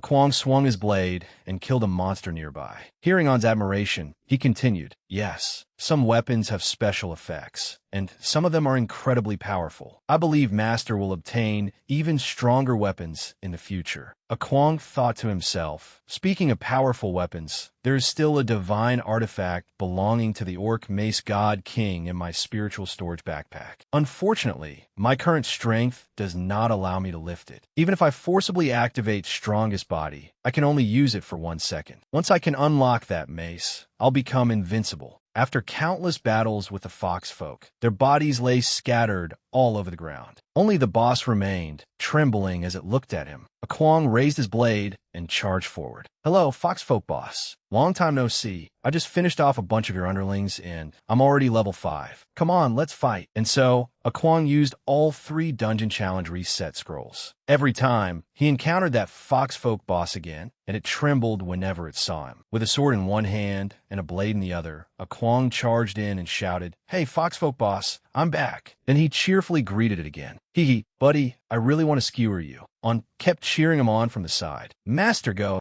By the 5th time, a Kwong pounced at it and shouted, "Hello again, Mr. Foxfolk." It had become a Kwong's target for leveling up. Every time it saw him, it cried bitterly inside. This was far too miserable. What was going on? When they met for the 6th time, before a Kwong could do anything, the Foxfolk boss raised its weapon in surrender. But a Kwong could not simply accept it, because he needed it to level up. He immediately rushed forward while cheerfully saying, "Hee, begging is the right choice." Then he swung the cold glow blade and defeated it in one strike. The system immediately displayed a level up notification. A Kwong had now reached level 6. He was a warrior equipped with the Dark Demon Cold Glow Blade. Though he had no skills yet, he possessed the heaven-shaking, earth-quaking skill. His combat power varied from 7,600 to 8,800, depending on his equipment. With a silly grin on his face, he happily summed things up. "I fought from morning till night and restored my stamina 6 times. I finally collected the full Foxfolk set. Haha. During battle, stamina was continuously consumed. The lower it became, the easier it was to be injured, and the lower one's damage became. Therefore, after defeating the Foxfolk boss each time, a Kwong replenished his stamina. Standing atop the boss's corpse, he sighed emotionally. "I finally reached level 6. The Combat Academy test." He snorted, swung his blade, and his eyes flashed as he said through clenched teeth, "Just wait for me." Meanwhile, at the entrance to the Combat Academy, a gossiping orc sneered, "The human swore this morning that he would reach level 6 and come take the test. Haha, what an idiot. He's only human. With such a puny body, he wants to level up in our orc tribe's territory? He really has no idea of his own limits." Another orc chimed in, "Even if he does reach level 6, who knows how many days it will take. Besides, at our Orc Combat Academy, only the strong are qualified." "Hey!" A voice suddenly rang out, startling them. They turned toward the sound and saw 2 figures emerging from the shadows in the distance. The figure in front spoke. "What did you say?" "Days. Sorry to disappoint you, but I've already reached level 6. The orcs froze. When they came to their senses, they cried out in shock. "Why you? How did you do that? You gained 2 levels in a single day? What kind of leveling speed is that?" Ignoring their nonsense, a Kwong said, "Wake up whoever is in charge of the test. I don't have time to wait until tomorrow. And you, are you ready to apologize to On?"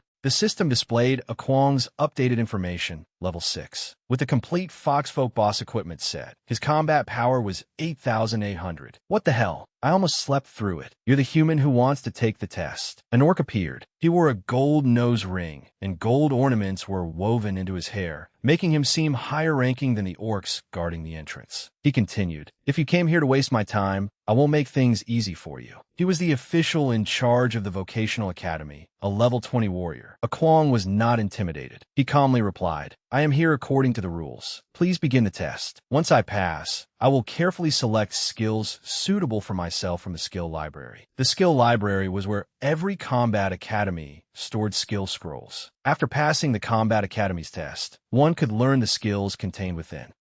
You certainly have a big mouth. Reaching level 6 does not mean you can pass our orc test." The gatekeeper immediately relayed the newly updated information to the Vocational Academy official. Upon hearing that a Kwong had gained 2 levels in only one night, the official stared in shock. "What? He rose from level 4 to level 6 in one day? What kind of leveling speed is that?" A Kwong was not surprised by the official's reaction. Seeing the gatekeeper trying to slip away, he stopped him. "Hey, don't be in such a hurry to leave. If I pass the test, don't forget to apologize to On. You orc warriors wouldn't go back on your word, would you?" The gatekeeper, having been called out, replied in panic, "Oh, of course not. I stand by my word. But where does someone like you get the confidence to think you can pass the test?" After hearing their exchange, the Vocational Academy official gave his assessment. "Interesting. I don't know what bet you two made, but he is right. A human thinking he can pass our orc test? Wishful thinking." Hearing his superior say this, the gatekeeper regained his confidence and smiled arrogantly. At that moment, the chief priest of the Combat Academy appeared and said, "Since you have reached level 6, let us begin. Our orc tribe is renowned for strength, which means our evaluation standards primarily test strength. If you can pass our strength test, you will qualify to use the skill library of our Orc Combat Academy." The chief priest stood behind a stone table with a kwong and on facing him. A rectangular stone stood upright in the center of the table. He continued, "It is very simple. Look at that ordinary-looking stone block. If you can punch it and leave a crack, you will have passed the test." A kwong looked at the stone in surprise and asked, "Leave a crack? Is it really that simple?" Upon hearing the chief priest, the orc gatekeeper secretly laughed. Using an extraterrestrial stone to test this human? Even level 10 warriors would find it difficult to leave a mark on it. The more he thought about it, the more certain he became that a kwong would fail. With a smug expression, he thought, "An ordinary stone is enough for the test. This level 6 human is about to suffer." Extraterrestrial stone was a kind of material that came from outer space. It was initially regarded as an omen of bad luck, but gradually became popular due to its hardness and metallic properties. Orcs used it to test strength, while elves used it as a material for forging weapons. A kwong recalled using 3 high drop rate scrolls before the reward settlement appeared. After using them, the system had notified him that his drop rate would increase to 96% for 1 minute. A kwong killed the level 7 Dark Demon Foxfolk boss and received 3,000 experience points, bringing his total to 5 for 30/6000, as well as the Dark Demon Cold Glow Blade. He had been overjoyed by the loot, considering it a powerful weapon. Combined with Strongest Body, it would be extremely useful. Perhaps he could even use it in the real world. If I bring this weapon back to the real world to deal with. The Vocational Academy official rolled up his sleeves and said, "That's right. For us orcs, this is very simple. I am not deliberately raising the difficulty to make things hard for you. You heard correctly. You only need to leave a mark with a single punch. Let me show you how it's done." He smugly showed off, thinking of a kwong's coming failure. The orc laughed inwardly. "Simple? Unless you have reached level 10, it is fundamentally impossible to leave any mark on extraterrestrial stone. At first, the test was not difficult because we used ordinary stone blocks. But for a disgusting human like you, that is another matter altogether." Thinking this, he shouted harshly, "Watch carefully. As long as you can do this, you will pass the test. It's very easy." Huh.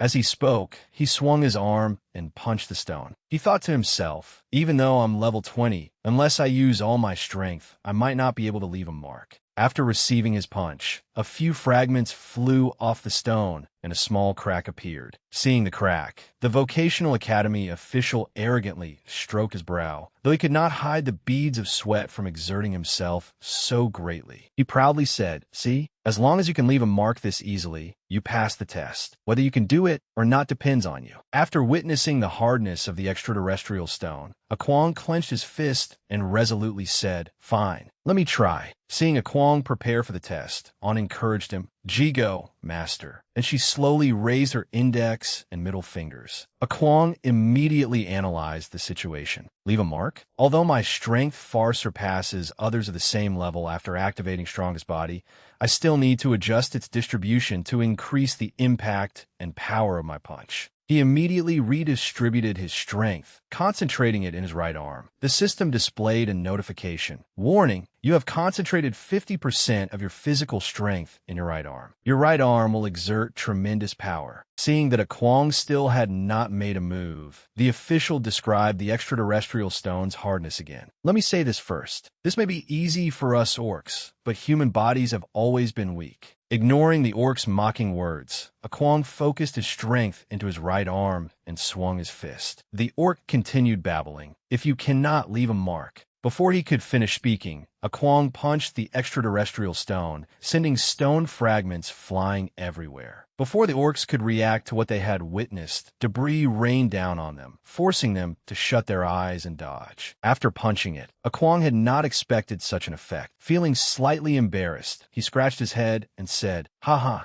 oops, sorry. It looks like I used a little too much strength." Looking at his right hand in surprise, he added, "It really was easy. At first, I thought I would have to get more serious." Seeing his outstanding performance, On bashfully praised him. Master is amazing. Now Master can enter the skill library. The orcs had not expected this outcome and tried to stop him helplessly. Wait, Chief Priest, did you see that? What happened just now? Was that an illusion? The gold-nose-ringed orc also stammered in disbelief. He shattered the extraterrestrial stone with just one punch. And non, impossible. Aquan did not care what they were saying. He only wanted to confirm the result. As he dusted stone fragments from his hands, he asked, "So have I passed the test?" The official stubbornly refused to accept the outcome. "Oh, of course not. I don't even know what you just did." "Oh, really?" Trembling, he pointed at a Kwong and continued, "How could someone blow up an extraterrestrial stone like that? It must have been because the punch I demonstrated earlier cracked the stone and you borrowed that force. This does not count." Speechless, Kwong asked, "Huh? Then what about my test?" The official shouted, "Retest. We will do the steel bar bending test." The so-called steel bar bending test was also a test of strength. One only needed to use brute force to bend extremely sturdy steel bars, as their warriors often did. As he spoke, he maliciously thought, "This thing is made from exceptionally sturdy steel. Even our orc warriors need to use all their strength to bend it." Kwong immediately changed the state of strongest body, concentrating 50% of his physical strength into both arms to unleash tremendous power. Then he effortlessly bent the steel bars together and even tied them into a knot. Without even looking up, he asked, "Like this?" The nose-ringed orc's face turned livid, then red with rage. He shouted, "And no, it doesn't count. I brought the wrong one. This one doesn't count." Then he muttered, "No choice. It seems we can only do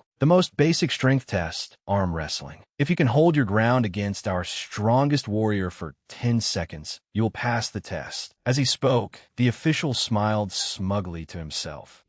Even if you pass the first two tests, there is no way you can clear this one. Our warrior is known as the strongest. Even though I am his superior, I would still lose to him in a contest of strength." Tired of his endless talk, Kwong altered the state of his body and concentrated 70% of his strength into his right arm. Having lost all patience, he immediately slammed the so-called strongest warrior's arm down onto the table. The warrior could not resist that overwhelming strength and was helplessly defeated. Kwong said calmly, "You're awfully noisy." Seeing this scene, the vocational academy official was so furious he practically steamed. In agony, he muttered word by word. The strongest warrior was defeated in less than 1 second. Kwong impatiently said to him, "Hey, I told you already. This is the third test. I can pass this time, right?" The two orcs had nothing more to say and resigned themselves to the result. The nose-ringed orc even gave on a thumbs up and said, "Oh, of course. You passed the test." The other orc fearfully exclaimed, "Humans are terrifying."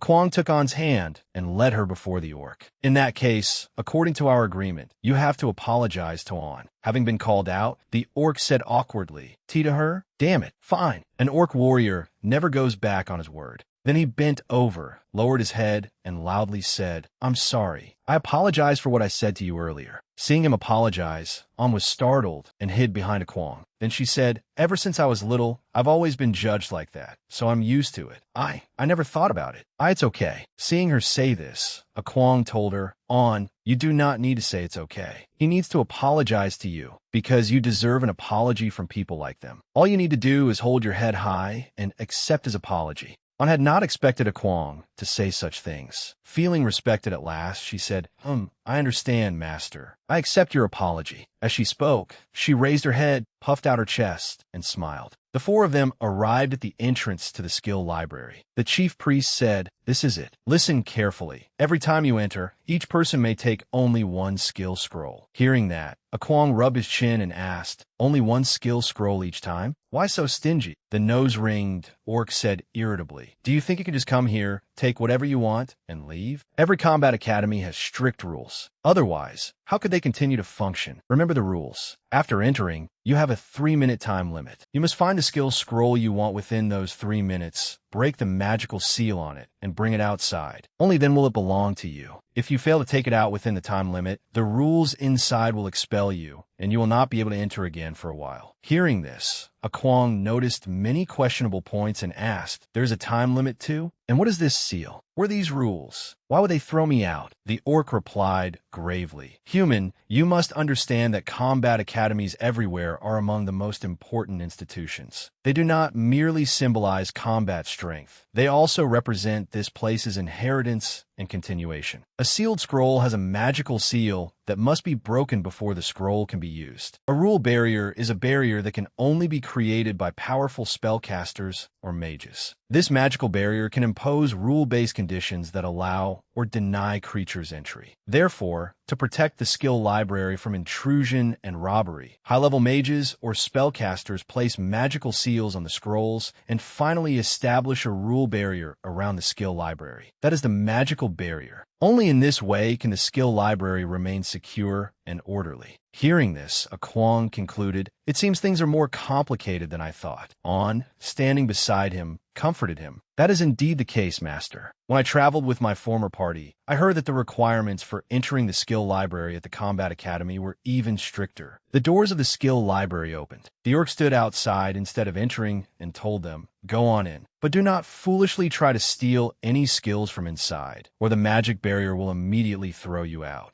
Remember, you only have 3 minutes to take the skill scroll you choose." As soon as they entered, a voice rang out. "The 3-minute countdown begins now." A Kwong and On entered and saw skill scrolls neatly arranged in endless rows upon long shelves. On darted from one side to the other, looking over the scrolls while constantly exclaiming, "No wonder this place needs a magic barrier for protection. These rows of skill scrolls are simply too tempting." A Kwong, who was used to hiding his equipment beneath a sleeveless shirt, took it all in. It was also On's first time seeing the grandeur of the library, and she could not stop marveling. "This is my first time in the skill library too, Master." Just as expected, every scroll has a magic seal. Unless the seal is broken, there is no way to know what skill it contains. This kind of seal looks like it can be broken with only a little force. A Kwong examined the scrolls as he searched. Originally, he had wanted to rely on absolute copy to copy a suitable skill that could help him out of his predicament in the real world. But suitable skills were truly difficult to find. Besides, there was something strange about absolute copy. He might not even be able to copy on skills. The way absolute copy worked was by using his hand to sense the source of power within an opponent's heart. Once he sensed all of the opponent's skills, he could instantly copy any one of them. Thinking of this, a Kwong chuckled, but then another issue occurred to him. "In any case, let's begin. I only need to use a little force, right?" He secretly made up his mind that he had to choose a skill capable of getting him out of the hands of those 3 bastards. With that thought, he took a scroll in his hand and used force to unlock it. A surge of power emerged from the scroll, but it could not stop him. The seal was successfully broken, and the skill information appeared. Shield Bash. Use a shield to strike an enemy target powerfully, dealing physical damage and having a certain chance of stunning the target. Suitable for defensive warriors or advanced warrior classes. Seeing the information, a Kwong sighed. Shield Bash. "No, I have never planned on carrying a shield. It doesn't suit me." On immediately said, "Master, even if I do not need it, I can still tell you what each scroll contains." She picked up another scroll and read its description. Gale Dash. Rapidly move to a designated position within a short period, evading enemy attacks and increasing your own attack speed. Hearing that, a Kwong said, "An archer skill. It is decent, but even if it could suit a warrior, it is not my best choice." On read out another skill. War Cry. Let out a roar to inspire yourself and nearby allies, increasing attack and defense. She praised it eagerly. Master, this is War Cry, a very common support skill for warriors." A Kwong was uninterested and declined it. "Not suitable. Keep looking." Suddenly, a voice echoed through the library. 2 minutes remaining. A Kwong panicked. "Only 2 minutes left? That was fast. This will not do. We are too slow." He hurriedly opened another scroll and read it. Multi-shot. No need to think about that one. On hurriedly called out upon seeing another skill. "Master, there is counterattack. What do you think?" Counterattack. Counter an enemy's attack within a certain period, dealing physical damage and having a certain chance to reflect the enemy's negative effects. A Kwong considered the skill. Counterattack. Could it be useful if I use it? He then decided, that is not a bad choice. Let's take it. Afterward, they found more skill scrolls, such as Frenzied Sweep. A Kwong quickly rejected it. "No, a wide area skill like that is unsuitable." Then came Charm. "What the hell is that? Wait, what am I even thinking?" There is no time. Hosing Vigor, huh? What kind of strange skill is that? And frail figure? What sort of bizarre skill is this? On, who was also reading the equally strange skills nearby, thought to herself that none of them seemed suitable for a master. The voice rang out again. 1 minute remaining. Kwong felt even more pressured because he still had not found the skill he wanted. Only 1 minute left. No, this really is not working. The rule is that I only need to use power to break the scroll's seal, right? From what I have seen, breaking the seal reveals the detailed information of the skill scroll. In that case, Kwong made a decision. He asked On, you still have some stamina recovery potions and spirit recovery potions in your bag, right? They might help. I will have to trouble you to use them on me. On was surprised, but before she could reply, Kwong continued. For now, stay away from me or find a secure place to hide. Hurry. On gave a startled cry, not understanding what was happening, but she still followed Kwong's instructions. She hid in a corner and watched him from afar. Okay, master. As Kwong gathered power in his right arm, he replied, good. The orc remained outside the skill library, waiting for the two of them to come out. Suddenly, something strange happened. Before he could even react, lightning shaped like a dragon descended from the heavens and struck the top of the library tower. The man cried out in alarm. What is this? What kind of abnormal phenomenon is this? Inside the library, Kwong continued gathering power in his arm and said firmly, if that is the case, then I will break every seal on all the scrolls here at once. Watching from the side, On was bewildered. A master's aura. This hidden power and explosive force. Even I would not dare compare myself to him. At that moment, the system displayed a notification. Your level and conditions are insufficient. You cannot truly wield the Divine King Hammer. Forcibly activating its ability will consume a vast amount of energy and stamina. Activation duration, 1 second.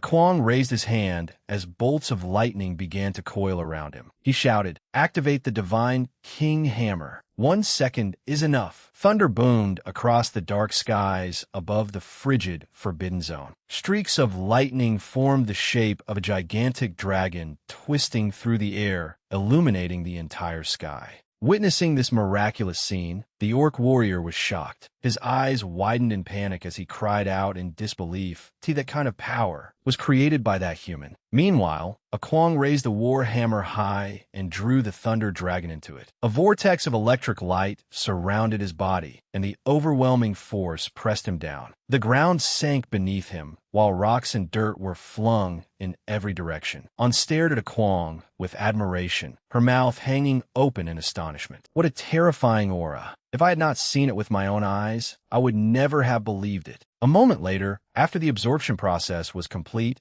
Kwong slammed the Divine King Hammer down at his feet. The ground shook violently, and fierce electric light burst forth. Brimming with fighting spirit, he shouted, break every seal on every scroll in this place at once. The system notified him. Divine King Hammer skill activated. Duration, 1 second. At that instant, an aurora-like radiance flashed atop the highest tower as terrifying power gathered in the sky. The widespread shockwave terrified even the orc warrior, who yelped in fear. Kwong released all the lightning, then collapsed in exhaustion onto the cracked floor as the electrical glow around him split apart and dispersed in every direction. In an instant, it spread across the towering cabinets in the room, covering their wooden surfaces with polar light. Wherever the bolts traveled, the skill scrolls were immediately enveloped, each one lighting up as though it had been summoned. It was not merely a few scrolls. All the scrolls in the cabinets were awakened, continuously releasing brilliant spiritual radiance under the influence of the electric light. Standing at the doorway, On was utterly stunned by the dazzling sight. All the seals on the skill scrolls were broken in an instant. After a while, the system displayed another notification. Skill duration has ended. Countdown, 50 seconds. Kwong sat wearily on the floor, his body scraped and battered from using that power. He trembled and muttered, I did it. The next second,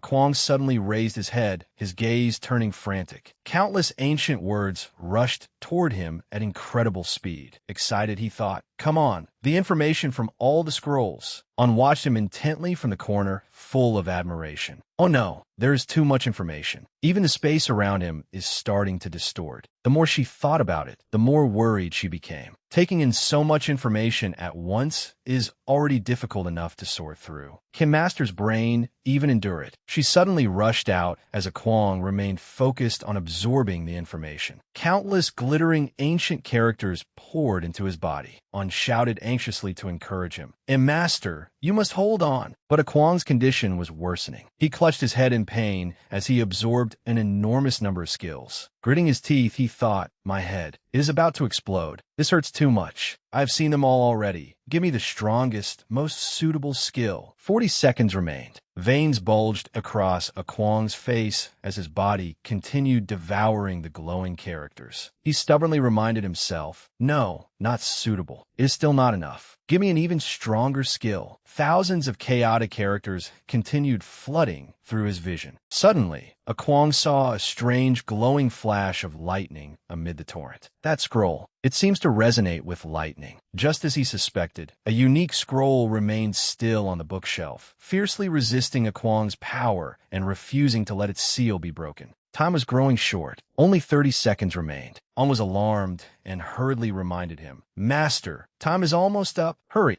Kwang had already noticed the anomaly. If it is calling for my attention, then that must be it. He looked toward On and urgently ordered, On, help me get the one on the innermost shelf, third row from the bottom. Quickly. Upon hearing that, On immediately obeyed. She gathered momentum and decisively leaped into the air. Why, yes, Master. The countdown had only 20 seconds left. Within seconds, she found the target among the countless skill scrolls floating in the air. Delighted, she thought, third row from the bottom. I found it. But when she held the unusual skill scroll in her hand, On could not help but feel confused. W8. This skill scroll is only a fragment. Did Master choose the wrong one? The fragment scroll was blue and bound with a thread of spiritual energy. For certain special reasons, it was incomplete. The user could gather the fragments together to restore it. Generally, nobody could learn the skills within because it was incomplete and its power had been greatly reduced. On landed as swiftly as the wind, the force of her landing shattering the floor. She seriously questioned Kwang, Master, is this really the one? This is a fragment scroll. Only 10 seconds remained. She hurriedly tucked the scroll into the gap at her chest and anxiously approached her master. There is no time. I have taken out for you first. Suddenly,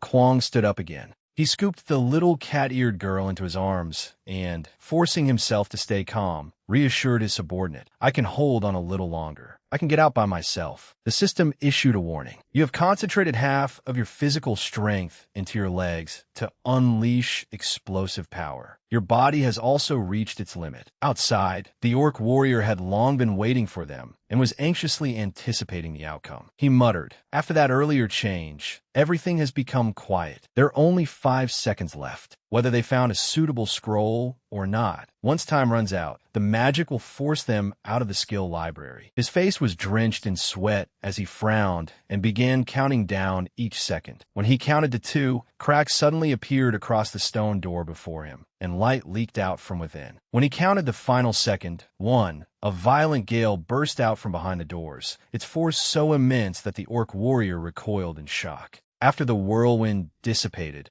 Kwang slowly emerged from the room's light. In his arms, he held the frightened cat-eared girl, who was pressed tightly against him. He said steadily, we made it out just in time. A moment later, On quietly bandaged the wound on her master's hand with great gentleness. Kwang tightly held the fragment scroll in one hand, causing the orc warrior to exclaim in shock. He actually took out that fragment skill scroll. The scroll was quickly deciphered. Enhanced battle lightning. Summon powerful lightning from the sky to strike the primary target, then chain to 2 secondary targets, dealing heavy damage and causing paralysis. Suitable for both warriors and mages. This skill requires extremely high controllability. It can be upgraded by gathering additional fragments. Kwang sat silently as the orc warrior explained. I heard from the person in charge long ago that, over the past 1,000 years, very few people have ever dared to try learning this fragment skill. He began analyzing the matter in detail, his tone somewhat cautious. There are 2 reasons. First, this skill is divided into 6 fragments. At present, only 3 are known. The whereabouts of the other 3 are unknown. In this vast world, trying to collect them all without a clue is simply laughable. The second reason is that the orc tribe tried to learn this skill in the past, but in the end,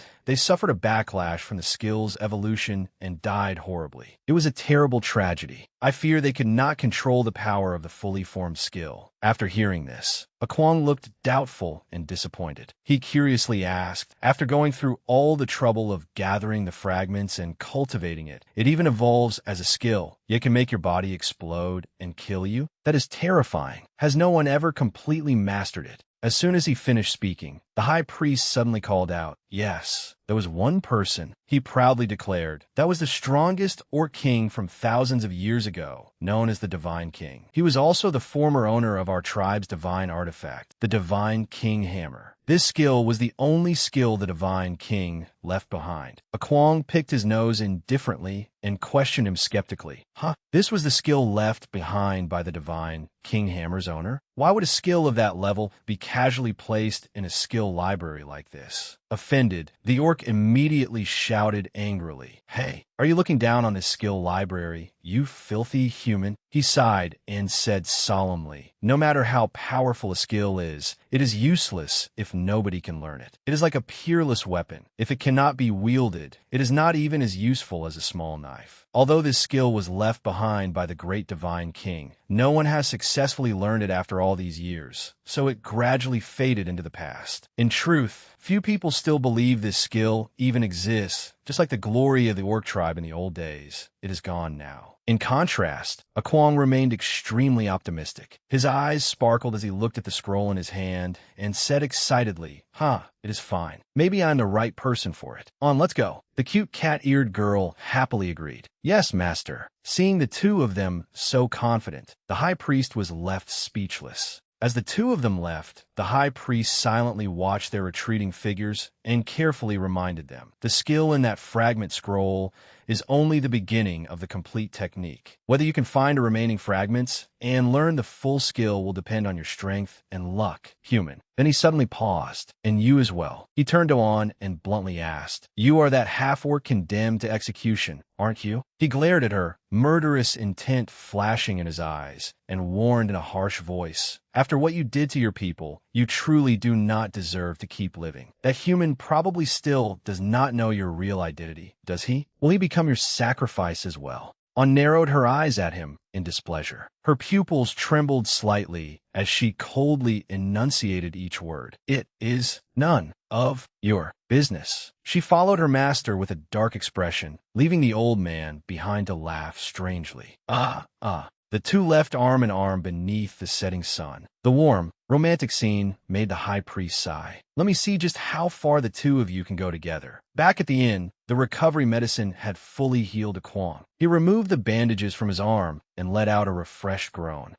Your recovery medicine is certainly effective, but the taste is truly unbearable." Holding the medicine bottle, Akwang's face was full of disgust as he awkwardly complained, "What on earth is this stuff made of? Ugh." He quickly noticed something unusual, turned toward On, who stood silently by the window, and worriedly asked, "On, why do I feel like you've been acting strangely since we came back? Is something wrong?" On held a piece of cloth in her hand, turned around, and forced a gentle smile.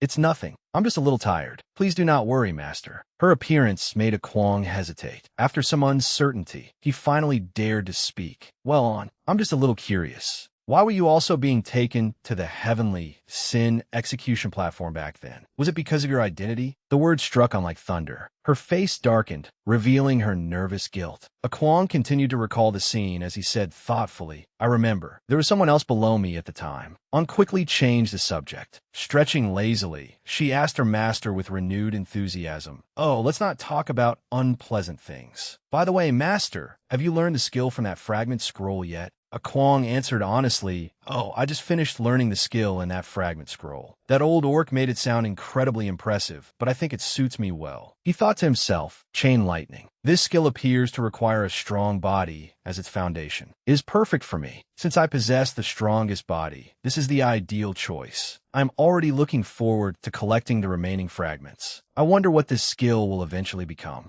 Akwang hurriedly slung his bag over his shoulder. Though a trace of worry crossed his face, he cheerfully suggested, "That's great. Let's continue our journey." On walked onto the balcony and basked in the morning sunlight. Excitedly, she told him, "The weather is beautiful today. It is perfect for Master to level up." Kwang silently looked at the ring on his hand and muttered, "That's true, but before we leave, I need to settle that matter first." The system announced, "The Infinite Ring has completed its cooldown. The Infinite Passage is ready." The Infinite Passage activated. Kwang curled his lips into a smug smile and thought, "The moment I learned this skill, I came up with a plan to deal with the three of you." Kwang immediately unleashed his strength, activating every muscle and bone in his body. He roared angrily, "I told you when I came back, it would be the day you bastards went to hell." Current status, level 6. Class, Warrior. Equipment, Foxfolk set. Main weapon, Dark Demon Cold Glow Blade. Skill, Chain Lightning. Copied skill, Heaven Shaking Earthquaking. Combat power, 8,800. A vortex of electric light suddenly appeared in midair, as though something were being opened. Kwang suddenly emerged from the electrical vortex. He leaned forward as he landed, delightedly thinking, "I'm back." The instant he touched down, he raised his head and reminded himself, before they can react. Lightning flashed in his hand, just as the three members of the Mad Wolf Guild rushed toward him in excitement. Kwang thought, to break through the encirclement of all three, I need a weapon to guide my new skill. Good thing I have the Divine Consciousness Backpack. The system announced, user has activated the Divine Consciousness Backpack and retrieved an item. At the same moment, a brilliant pillar of electrical light appeared in Kwang's hand. Once the transformation was complete, he firmly grasped a sharp great blade, the Dark Demon Cold Glow blade he had retrieved. The Divine Consciousness Backpack now had one remaining storage slot. A chilling, killing intent flashed in Kwang's eyes as he silently thought, "My skill, I'm counting on you." The Mad Wolf Guild members failed to sense the danger and rushed at him together, sneering among themselves. Where did that guy pull such a huge blade from? Does he have a space ring? I knew there was something suspicious about this brat. That blade is obviously a good item. I want it. Kill him first, then we can divide the loot. Kwang slowly raised the great blade and growled, "You bastards force my hand." He pointed the blade toward the sky. An immensely powerful shockwave burst outward, making the ground shake violently as dirt and stones flew everywhere. The bald man was stunned and cried out in confusion, "Hey, isn't that guy a warrior? Why does he have such powerful elemental fluctuations?" Kwang released lightning again and pointed the blade forward. The wind pressure around him grew increasingly stronger, sweeping through the area. Above the tall buildings, a magical vortex formed in the gloomy sky. An incredibly powerful bolt of lightning struck downward. The summoned lightning rushed toward the three thugs, then halted above them, leaving them shocked and bewildered. Kwang unleashed his ultimate move, Chain Lightning. The lightning struck all three Mad Wolf Guild members directly. This technique uses a staff or weapon to summon a powerful lightning bolt. After striking one target, it automatically jumps to two nearby targets, inflicting immense damage and paralyzing them. Just as expected, all three men collapsed after being struck by lightning, their bodies completely paralyzed. With what little strength they had left, they stammered, "You brat, how do you know magic at this level? On my body, I can't move." While they remained paralyzed, Kwang strode forward imposingly, his eyes gleaming. He wiped the corner of his mouth and slowly approached with the great blade in hand. The bald man gritted his teeth unwillingly and fumbled inside his clothes. "Damn it, we underestimated him. This brat is too strange. His aura seems much stronger than before. Forget it, I can't hold back anymore, even if it pains me to use it." Suddenly, one of the men raised a trembling hand and fearfully said, "W8, I surrender." Without another word, Kwang slashed him across the middle, sending him flying. As blood splattered onto him, his eyes showed nothing but disgust. He growled, "You tried to force me into a dead end, and now you expect me to spare you? What a joke." Seeing his companion's corpse before him, the remaining white-haired man panicked even more. He loudly threatened Kwang, "Hey you, don't forget, we are members of the Mad Wolf Guild." He lunged forward to attack. "You dare kill us." Before he could finish, Kwang sliced him cleanly in half. Kwang said coldly, "Shut up and go meet the King of Hell, trash." Only the bald man remained. He was still fumbling through his pocket, his expression growing increasingly tense. This brat knows that if he lets us go, he will be the one who dies, so he has not hesitated at all. When a Kwong stood directly before him, radiating the aura of death, he said, "You're next." Summoning the last of his courage, the bald man roared, "Is that so?" He threw 3 high-grade adhesive bombs. These were items that could stick to a target and trigger consecutive explosions. Though small, their destructive power was terrifying. They were rare and extremely valuable because of the tremendous damage they inflicted. To use them, one locked onto the target, attached the bombs to it, and activated them with magic power. The adhesive bombs rapidly stuck to a Kwong's blade, leaving him stunned. Seizing the opportunity, the bald man clenched his fist and shouted, "Go meet the king of hell." Explode. The adhesive bombs began to swell. Boom! A massive explosion erupted in an instant, with smoke and flames rising high and scorching heat spreading in every direction. The bald man shakily supported himself as he stood, laughing triumphantly. These high-grade adhesive bombs are life-saving items I bought at a huge price. Their power is enough to injure a level 12 warrior, and they might even kill a level 10 warrior. Looking into the smoke and flames, he arrogantly declared, "You're still too inexperienced to fight us, you doomed fool." He failed to notice a Kwong's blade had been thrown away and embedded in the ground some distance off. As the smoke gradually dispersed, a vague figure appeared. A familiar voice rang out. That really hurt. The bald man was horrified and gaped in disbelief. "Why, you got to be kidding me," he asked in panic. "Just what kind of strength do you have, damn it?" A Kwong slowly walked toward him and calmly replied, "If I did not have the strongest body and this armor, that grenade would definitely have killed me." The goblin set and the strongest body were both activated. Half of a Kwong's face was exposed beneath the armor covering his body, and his eyes turned a vicious red. The ground cracked under an immense force, sending soil and stone flying in every direction. At an astonishing speed, a Kwong charged straight at the bald man and roared furiously, "All 3 of you are going to die." In the blink of an eye, a blurred figure appeared before the man. A Kwong used all his strength to smash his fist into the man's head, slamming him into the ground and shattering the surrounding earth and rocks. When it was over, he silently looked down at the blood-soaked corpse by his feet and thought, "If I do not eliminate you, I will never have peace."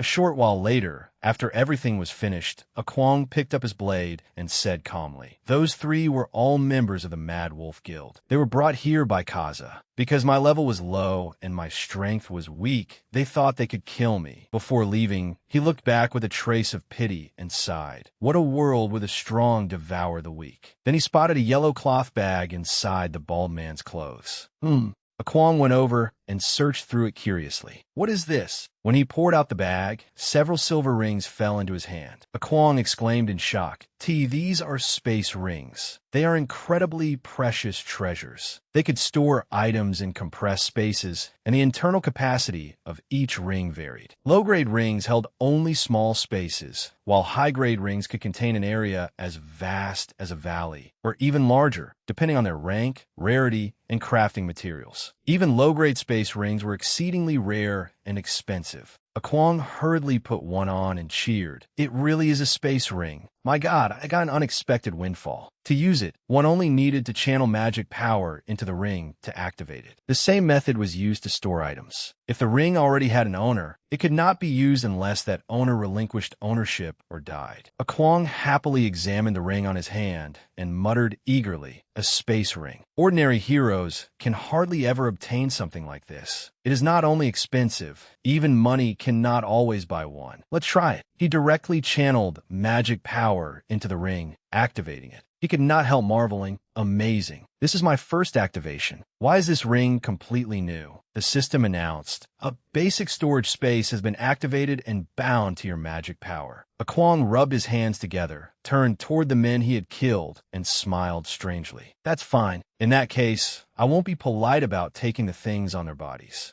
Moments later, military vehicles arrived and sealed off the area. A Kwong thought, the hero security team came quickly. Good thing I left ahead of them. The Hero Security Team was a public order force formed by heroes and administered by the Hero Alliance. A Kwong stood quietly within the crowd, observing the result of his work. He thought confidently, I used every means possible to erase any traces connecting this to me. I already found what I needed. They probably will not discover any clues related to me. Kwong turned and left, casually tossing the phone in his hand as he reflected, at the very least, I am safe for now. This new Iskaza phone will also be useful. Once I change its information, it will be mine. Suddenly, the phone rang, startling him so badly he nearly dropped it. Who would be calling me at this hour? You scared me to death. After lightly touching his ear to answer, he hesitantly said, hello. A warm voice came through the line. Hello, is this a Kwong? This is Teacher Lak Lak. He thought back. Teacher Lak Lak? She is my homeroom teacher from high school. But did I not submit an application to drop out? He asked curiously. Teacher, may I ask what this is about? Teacher Lak Lak, a Kwong's high school homeroom teacher, was sitting at her desk. She sincerely encouraged him. Winter break ended nearly a week ago. Why have you still not come to register for school? I know you applied to withdraw. You need to take care of your younger sister, and perhaps your family's financial circumstances are also a factor, but I still hope you will not give up on your education. Kwong lowered his head in silence, his face darkening briefly. He replied hesitantly, Teacher, thank you for your concern, but it is not only because of money. He recalled the time he had been bullied. Back when I was in school, I do not like school. Do you understand? Lak Lak was helpless, but after hesitating for a moment, she continued to persuade him. Kwong, I know. That is why I hope you will not give up on your education. Perhaps this is your chance to change your life. You do not need to worry about tuition. I will help you handle it. You only need to gather your courage and come register tomorrow. If you want to give your younger sister a better future, you cannot remain a cleaner forever. What about your own future? Kwong felt as though a light had suddenly shone into his heart. Deeply moved, he replied uncertainly,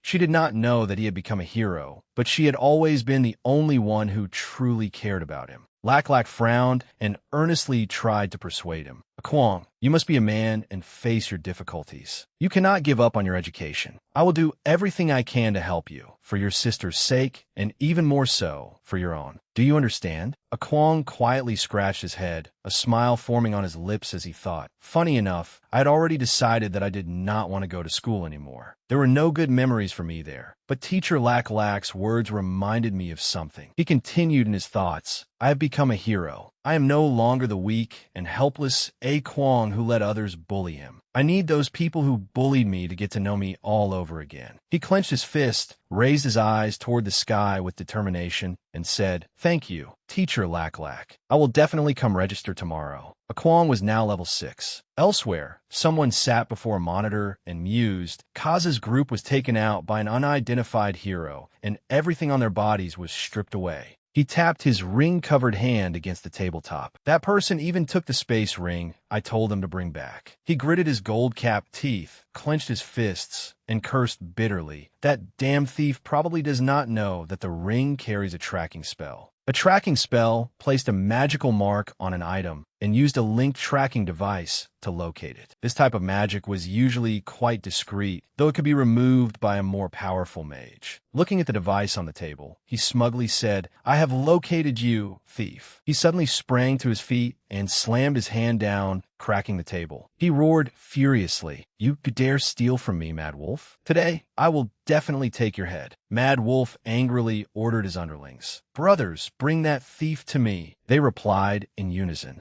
Yes, boss. The next morning, Xiao Han walked beside Kwong with difficulty, leaning on him for support. Kwong suddenly turned back and asked worriedly, How are you? Are you getting used to it? Xiao Han answered with a pained expression, Just walk slowly. Do not worry, brother. Kwong broke into a radiant smile at those words, though he also sighed helplessly. Sigh, what a strong-willed kid. There's no rush. Just take it slowly. Inside, he could not stop complaining. The moment he mentioned returning to school, Xiao Han insisted on going back too, saying he did not want to become a burden to him. In Kwong's memories, it seemed like only yesterday that Xiao Han had been sitting in a wheelchair, crying his heart out. At first, Kwong had worried about Xiao Han's limited mobility. After all, using a wheelchair at school would be far too inconvenient. Fortunately, there was the latest assistive device, a powered exoskeleton. Even someone like Xiao Han, who had completely lost the ability to move, could use it to stand up. With weight-bearing support, he could even barely walk. In short, it was much better than a wheelchair. The only problem was that the price price was no joke. When Xiao Han received this gift, he cried guiltily over how much money A Kwong had spent. A Kwong recalled how exhausted he had been. The money he had stripped from the three men he dealt with earlier was barely enough to buy one of these. But after doing so, he had almost no money left. A simple yet extraordinary ring appeared in his mind. He could not sell the space ring, either. Now that he was a hero, this kind of storage space would certainly come in handy. Back in reality, Xiao Han's face clearly showed how hard he was trying, taking things one step at a time. But seeing Xiao Han's expression now made it all worthwhile. Yes, completely worthwhile. A Kwong gently supported him. Slowly, slowly. After school, you absolutely must not run around, understand? Your classroom is right below mine. I'll come pick you up. Xiao Han obediently agreed. Yes, yes, I understand. Inwardly, a Kwong kept reminding himself, brother promises you, I will definitely heal your legs. This scene happened to catch Mina's attention. She asked curiously, hey, who's that disabled kid wearing that strange device on his legs? Vivian, beside her, quickly joined in.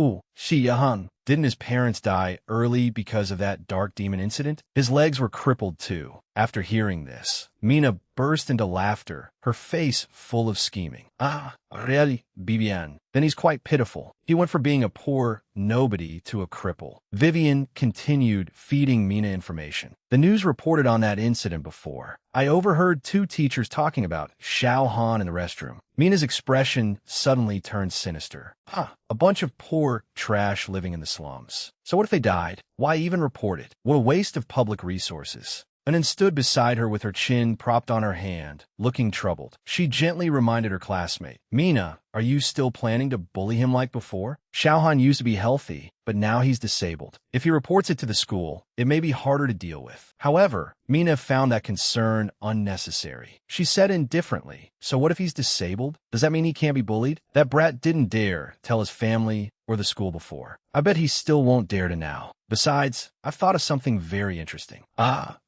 With that, she turned and left. Come on, I still need to find my boyfriend. Vivian was timid and could only obediently follow behind. Yes, yes, yes. In the dean's office, a hoarse voice rang out. You should thank Teacher Lack Lack. If she had not pleaded for you, I would never have agreed to let you return. I am the dean, after all. He leaned back in his chair, his every movement showing his disdain. Schooling is serious business. How can you just leave whenever you want and come back whenever you feel like it? What do you take this school for? Lack Lack stood across from him and spoke softly. The dean is right. A Kwong had no other choice at the time, and I have already spoken to him about it. His tuition has been paid, and I will personally help him make up the classes he missed. Please do not worry. A Kwong, who stood nearby, also showed his gratitude. He said quietly, I understand, Dean. Thank you very much, and thank you, Teacher Lack Lack. The Dean nodded. Lack Lack then let a Kwong out, and the two spoke in low voices as they walked. All right, you can go get the books you need for today. Yes, thank you, teacher. Sorry for troubling you.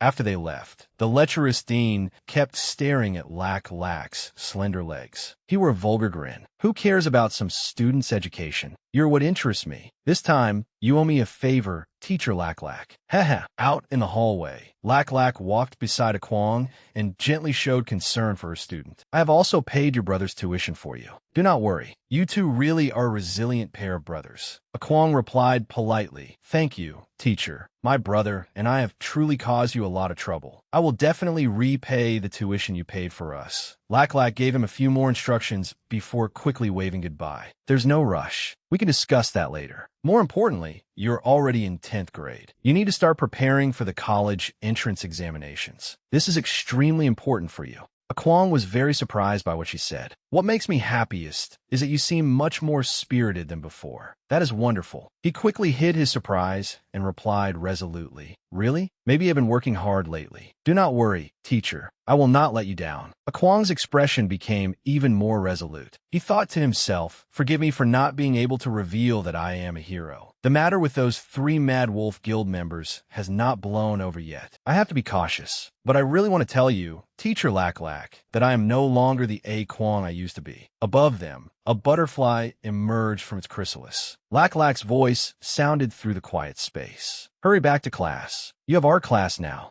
The butterfly quickly flew toward a classroom. Class 3, grade 12. A Kwong pushed open the door, breaking the silence in the room as he entered. Lei Li had his feet propped on his desk, acting cool as he continually provoked Kwong. That Kwong is back. I thought he had dropped out. Lei Li's lackey, seated in front of him, quickly chimed in. Boss, should we drag him into the restroom after school like before? Lei Li took the note his lackey handed him and arrogantly aimed it at Kwong. Do you even need to ask? He was gone for so many days. No matter what, he has to make up for all those days of protection fees. Lei Li put strength into his arm and smugly threw the note at Kwong. He shouted, Do not think I'm going to sympathize with you just because something happened at home. I do not have money to visit a technician either. Who sympathizes with me? His lackey immediately agreed. Yes, Boss Lei Li is right. The note flew straight at Kwong as Lei Li's voice continued to ring through the classroom. Let him remember what it feels like to have paper thrown at him, so he does not forget. At the moment everyone anticipated most, the paper struck Kwong. However, he deftly tilted his head to avoid it and casually caught the note with one hand. The sight stunned Lei Li and his lackey. The lackey cried out in shock. He caught it? Kwong remained calmly seated in front as he withdrew his hand. Suddenly, he turned around and said indifferently, Lei Li, meet me in the restroom after school. Those words made Lei Li burst into laughter. He clenched his fists and snarled, Did I hear that right? You're taking the initiative to ask me to meet in the restroom? You little bastard, have your bones gotten harder after not seeing me for a while? Then do not blame me for hitting you harder this time. Time passed quickly until the school bell rang.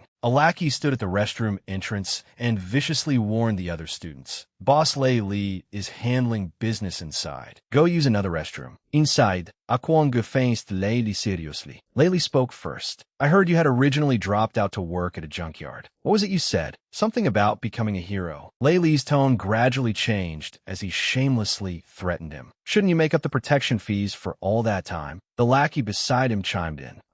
Hand over the money. Otherwise, but Kwong showed no fear. He asked sternly, Otherwise what? Those words stunned everyone in the restroom, rendering them speechless. Lei Li was the first to react. He angrily ordered the others. Ridiculous. Beat him hard. The lackeys rushed forward, ready for a fight. We've been waiting for you to say that, boss. Who does he think he is? Kwong casually blocked their attacks. This left the lackeys bewildered. He's so strong. Since when was Kwong this strong? We cannot move him at all. Kwong continued, reassuring himself. The old me had neither the strength nor the courage to protect myself. But now I am no longer that Kwong. Suddenly, a system notification sounded. Level 6 warrior. Combat power, 8,800. The system notification continued. Heavenly, I activated. Kwong saw that this group was nothing but trash. He felt increasingly satisfied with his own abilities. To him now, they were truly weak. Suddenly, Lei Li's lackeys cried out in pain. Hey, let go. One of them yelled as he kicked at Kwong. It hurts. Damn it, I told you to let go. However, his foot was abruptly stopped in midair.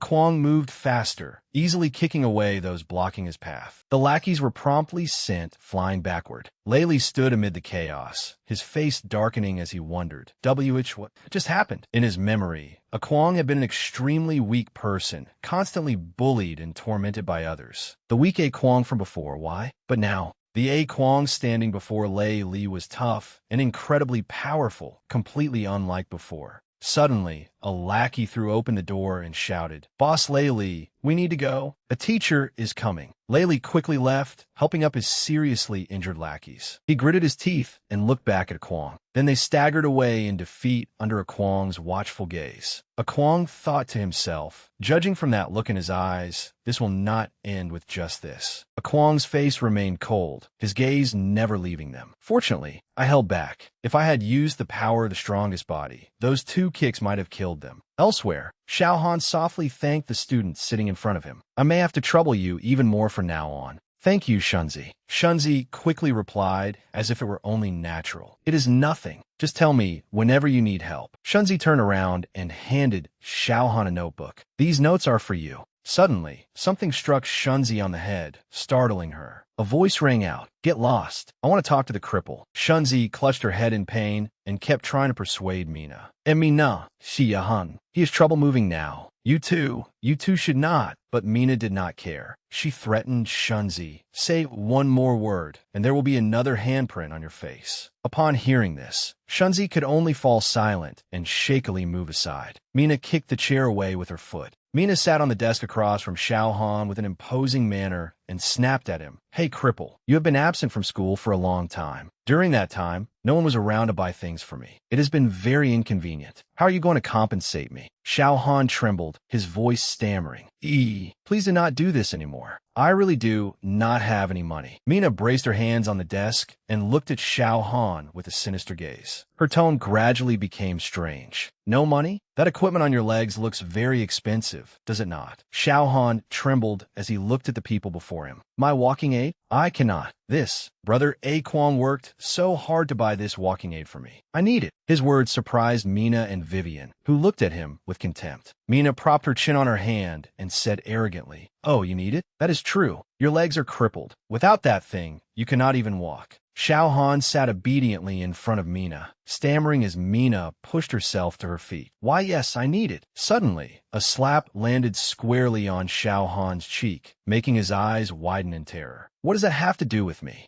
The classroom suddenly became abnormally quiet. Everyone stared at Xiao Han, but no one spoke. Then the teacher entered and ignored everything. Class is starting. Everyone, return to your seats. Mina stood in front of Xiao Han and said resentfully, Tisich, the teacher is here?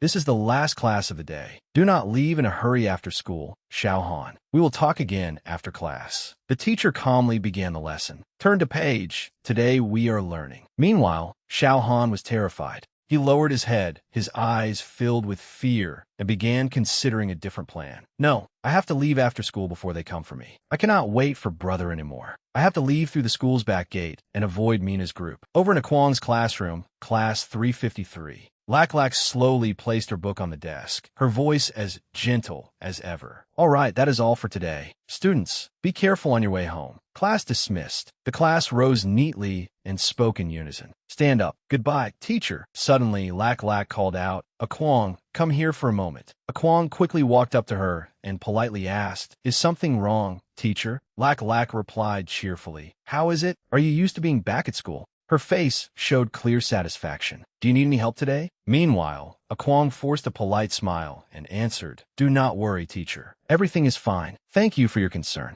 Lak Lak quickly gave Kwong a few reminders. Is that so? That is wonderful. If those troublesome classmates bother you again like before, remember to tell the teachers. Do not be like before and stay silent, because you are too afraid to report it. Kwong agreed with her. Teacher, I am telling the truth. Everything is fine. Lak Lak then turned and left the classroom. All right, it seems I was overthinking. I'm glad you have adjusted to school life so quickly. Tell the teachers if you need anything, and remember to go straight home after school. Kwong hurriedly raised his hand to wave goodbye. Goodbye, teacher. Suddenly, a familiar voice came from behind him. Hey, Kwong. A student approached him, looking timid and visibly frightened as he spoke in a low voice. About what happened in the restroom today. I want to explain it to you. See, can you come with me for a moment? I want to find somewhere to talk. Kwong asked suspiciously. Where exactly are you taking me? Lei Li's lackey bowed and scraped as he led the way, his voice unusually soft. Hey, do not rush. It is just ahead. Suddenly, he stopped walking. Do I not just want to find a place to explain things clearly? We are almost there. He turned to look at Kwong with a crafty gaze, his tone becoming harsher. It is right ahead. There is no one in there. Suddenly, a shadow appeared from nowhere and struck at Kwong. A sharp sound rang through the dark corridor. The lackey wore a roguish grin. You smashed him. Take it easy, boss Lei Li. Suddenly, a system notification sounded. Strongest body activated, concentrating power into both hands. Meanwhile, the bat that had struck Kwong shattered to pieces. Seeing Kwong standing before him completely unharmed, the attacker cursed in terror. Damn it, that is impossible. His eyes widened in horror. Ichi blocked it. Kwong's body was completely unscathed. He coldly told him, I knew from the beginning that you had bad intentions. I just did not expect you to be this vicious. Suddenly, another system notification sounded. Level 6 warrior. Kwong immediately drove a kick into the man's stomach, sending him stumbling backward. Even then, the man stubbornly shouted, Damn it, another kick. Before he could finish speaking, a Kwong effortlessly flipped through the air. Immediately afterward, he unleashed a flying kick. The boy collapsed motionless on the ground, foam spilling from his mouth. Seeing this, a Kwong spoke coldly. You never learn your lesson. It's a pity your students. Suddenly, Layli appeared from nowhere, carrying a large club. He kept threatening him. Go on, get down in the hole. However, a Kwong merely reminded him calmly, this is a school. He stared at the other man with a piercing gaze. Otherwise, I'll have to ask you people to. His words made Layli freeze. Layli carefully tried to calm himself down. No, I can't move. My hand won't move anymore. His entire body began trembling uncontrollably. Was he scared? Scared of a Kwong? Suddenly, a Kwong broke the silence. You should get some good sleep too. He casually slapped Layli across the face, sending him staggering backward in a daze. A Kwong stood calmly over Layli, who was sprawled on the ground. His voice was full of contempt. You made me late picking on my little brother. You should be grateful for the hero code. His gaze became exceptionally sharp. A hero who massacres ordinary people is no hero at all. At the school's rear corridor, Xiao Han was trembling as he dragged himself forward step by heavy step. He panted continuously. He kept reassuring himself. I have to go through the back exit and avoid Mina's group. Once I'm out the back, I can circle around to the front gate and find brother. Xiao Han stopped and carefully looked toward the school gate. His body seemed completely drained of strength. He still was not used to going downstairs. Phew, calm down. Brother taught me before, slowly. Suddenly, a hand appeared and shoved Xiao Han down the stairs. Everything in his backpack flew out. Losing his balance, Xiao Han tumbled headfirst down the steps and was badly injured all over. Mina stood above him, looking down and laughing mockingly. Haha, oh dear, how careless. You cripple. Did you think taking the back exit would let you escape us? Idiot, I knew you would come this way. Mina's gaze gradually turned vicious as she continued threatening Xiao Han. Take that thing off your legs. Xiao Han lay sprawled on the floor, his body shaking and his voice stammering. And no, I don't want to. Don't touch my mobility device. But Mina was not about to let him go so easily. With her hands on her hips, she snapped. I'll say it one last time. If we have to do it ourselves, the only thing you'll be taking off won't be your walking aid, you cripple. At the school gate, a Kwong was waiting for Xiao Han. Worry gradually appeared on his face. Why isn't Xiao Han out yet? I just went to his classroom, and his classmates said he had already left. He should have been waiting for me at the gate. Suddenly, a voice reached him and startled him. Excuse me. It was Shunzi. She spoke timidly. You're Xiao Han's brother, a Kwong, right? A Kwong answered quickly. Yes, that's right. Do you know where Xiao Han is? We agreed to go home together. Shunzi looked at a Kwong fearfully, her voice barely audible. Please check the way to the back exit. I am worried Xiao Han may have gone that way. As a Kwong walked, he thought to himself, Xiao Han's friend, Shunzi, said he might have gone out through the school's back exit. His expression grew anxious. Why would he take the back exit? Unless something happened to him. A Kwong recalled the way Shunzi had kept glancing around when she met him. Moreover, she had left in a great hurry, as though she were afraid of something. He made his decision. Either way, I need to find Xiao Han first. A Kwong stared at the staircase. I remember this is the staircase everyone has to use to reach the back exit. He wondered, has Xiao Han ever come through here? Suddenly, a Kwong spotted something. Xiao Han was sitting on the ground, his school bag and belongings scattered everywhere. A Kwong froze for a moment. At that moment, Xiao Han looked up. Trembling, he said, Brother, why are you here? The system reported, Celestial Sight activated. Target, Xiao Han, younger brother. Analyzing injuries. Xiao Han scratched his neck, pretending to be fine. Brother, look how clumsy I am. I fell down the stairs. The system analyzed full-body injuries caused by physical impact, along with multiple injuries from falling. A Kwong stepped closer and asked, You accidentally fell down the stairs? It must hurt badly, right? Images of Xiao Han being beaten began flashing through his mind. Covered in injuries, Xiao Han forced a smile. I'm still not used to it. I even fell while going down the stairs. I'm so stupid. My crutch broke too. Sorry, brother. I really am. Images of Xiao Han being beaten kept flashing in a Kwong's mind. He bit his lip to keep himself calm. A Kwong lowered his head as he packed Xiao Han's belongings into his school bag. Seeing this, Xiao Han said, I didn't mean to trouble you, but my crutch broke, so I can't stand up anymore. He smiled gently and handed Xiaohan the bag. What nonsense are you talking about? You're my little brother. How could you ever be a burden? It hurts badly, doesn't it? You fell from so high up. Xiaohan accepted it and replied, and no, it's nothing. Brother, don't worry. Xiaohan looked down at his feet. My mobility device. It isn't broken, is it? Kwang replied softly. It's not broken. You protected it very well. Xiaohan, his face covered in bruises, breathed a sigh of relief. That's good. Kwang said, let's go. Let's head home first. Kwang carried Xiaohan on his back and slowly walked away. Xiaohan rested his head on Kwang's shoulder. Kwang looked up at the sky and asked, Xiaohan, do you remember? That day, I carried you on my back like this too. A memory surfaced of Kwang carrying him through the rain. Only with Xiaohan on his back had he truly realized that his little brother had grown up. In the blink of an eye, that day seemed so long ago.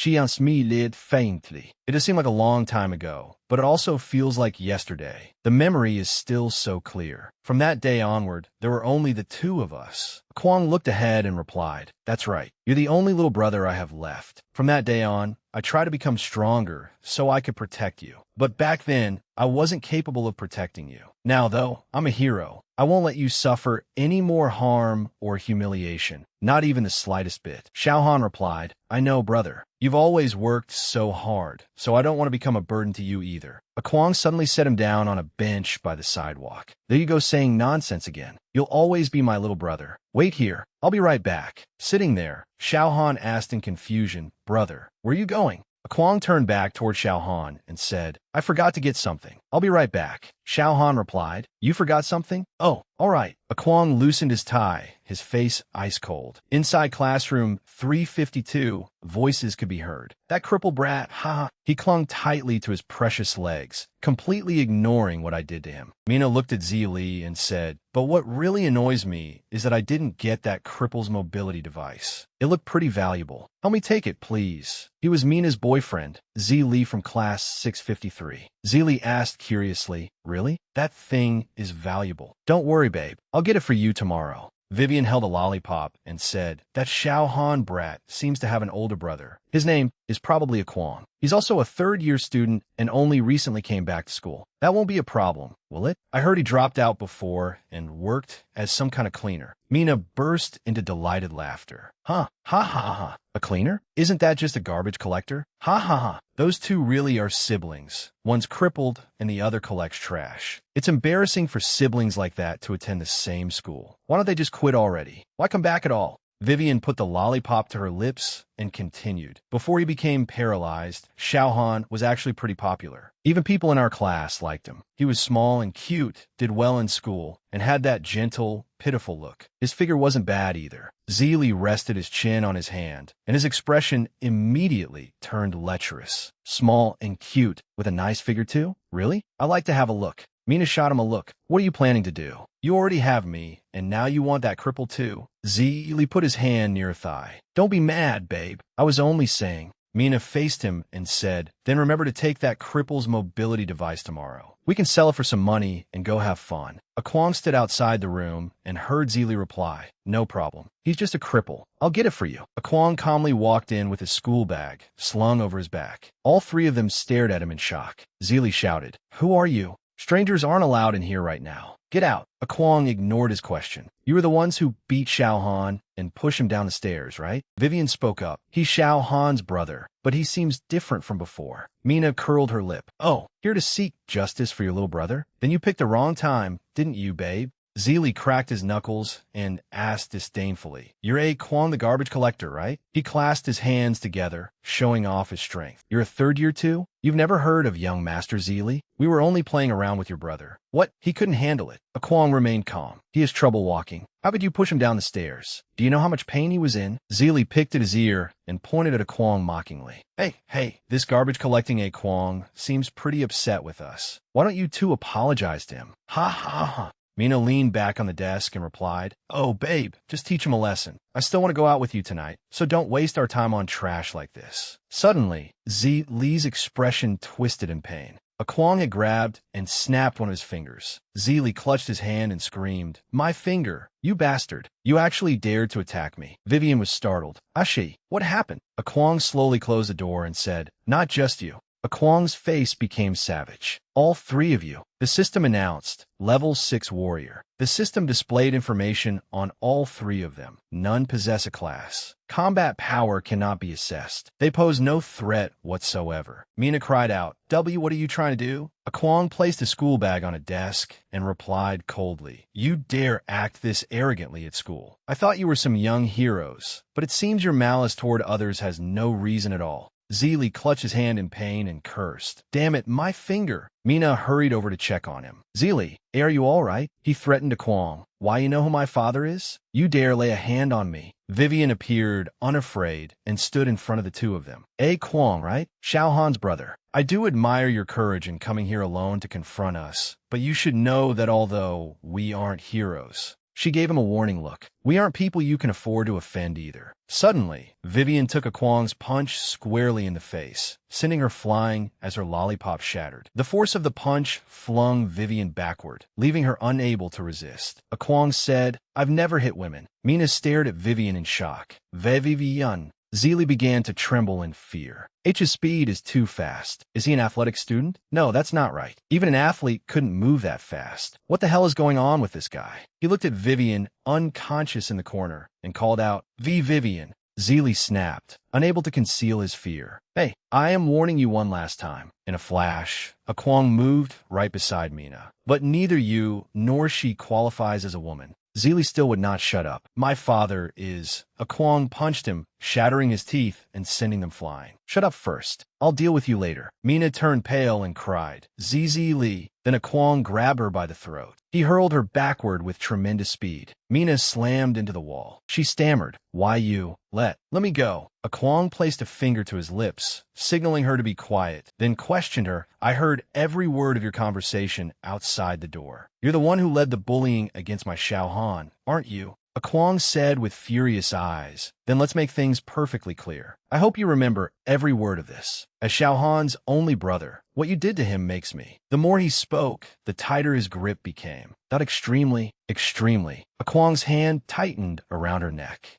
Extremely angry. He said wrathfully, From now on, I want you to stay far away from Xiao Han. You are not to touch even a single hair on his head. You are not even to look at him again. I don't need you to pretend to apologize to him. I only need you to disappear from his life as far away as possible. Mina's face gradually turned pale. Ugh. His eyes looked ready to devour her. Otherwise, next time I'll snap your neck directly. You know, I'm not joking. If you understand, and remember, nod for me. Mina hurried linudit. I understand. Kwang released his hand. Very good. She collapsed to the floor, gasping for air. Kwang looked at Zeely. Finally, you, Mina's boyfriend. Kwang picked up a ruler. I heard you outside the door. You said you wanted to admire Xiao Han's cute little figure, right? He walked toward Zeely. A metal ruler isn't bad for teaching trash like you a lesson. Zeely hurriedly cried, Dubuvoit. Kwang raised his hand. Just thinking about what you said makes me sick. If you were a hero, that would be even better. Scum like you truly deserves to die. Zeely clutched his face and screamed. I'll say it again. Do you know who my father is? I'm Second Hall Master's son. Do you know the Green Snake Gang? He's a level 10 hero. Did you hear me? Kwang stopped. The Green Snake Gang? You mean that loan sharking gang? He recalled to himself, the gang we borrowed money from to treat Xiao Han. I remember the men in black who caused trouble at the hospital last time also mentioned their second hall master. At that moment, arcs of lightning appeared along Kwang's ruler. What a coincidence. Enemies really do meet on narrow roads. I know the Green Snake Gang, all right. Zeely looked up, his mouth hanging open.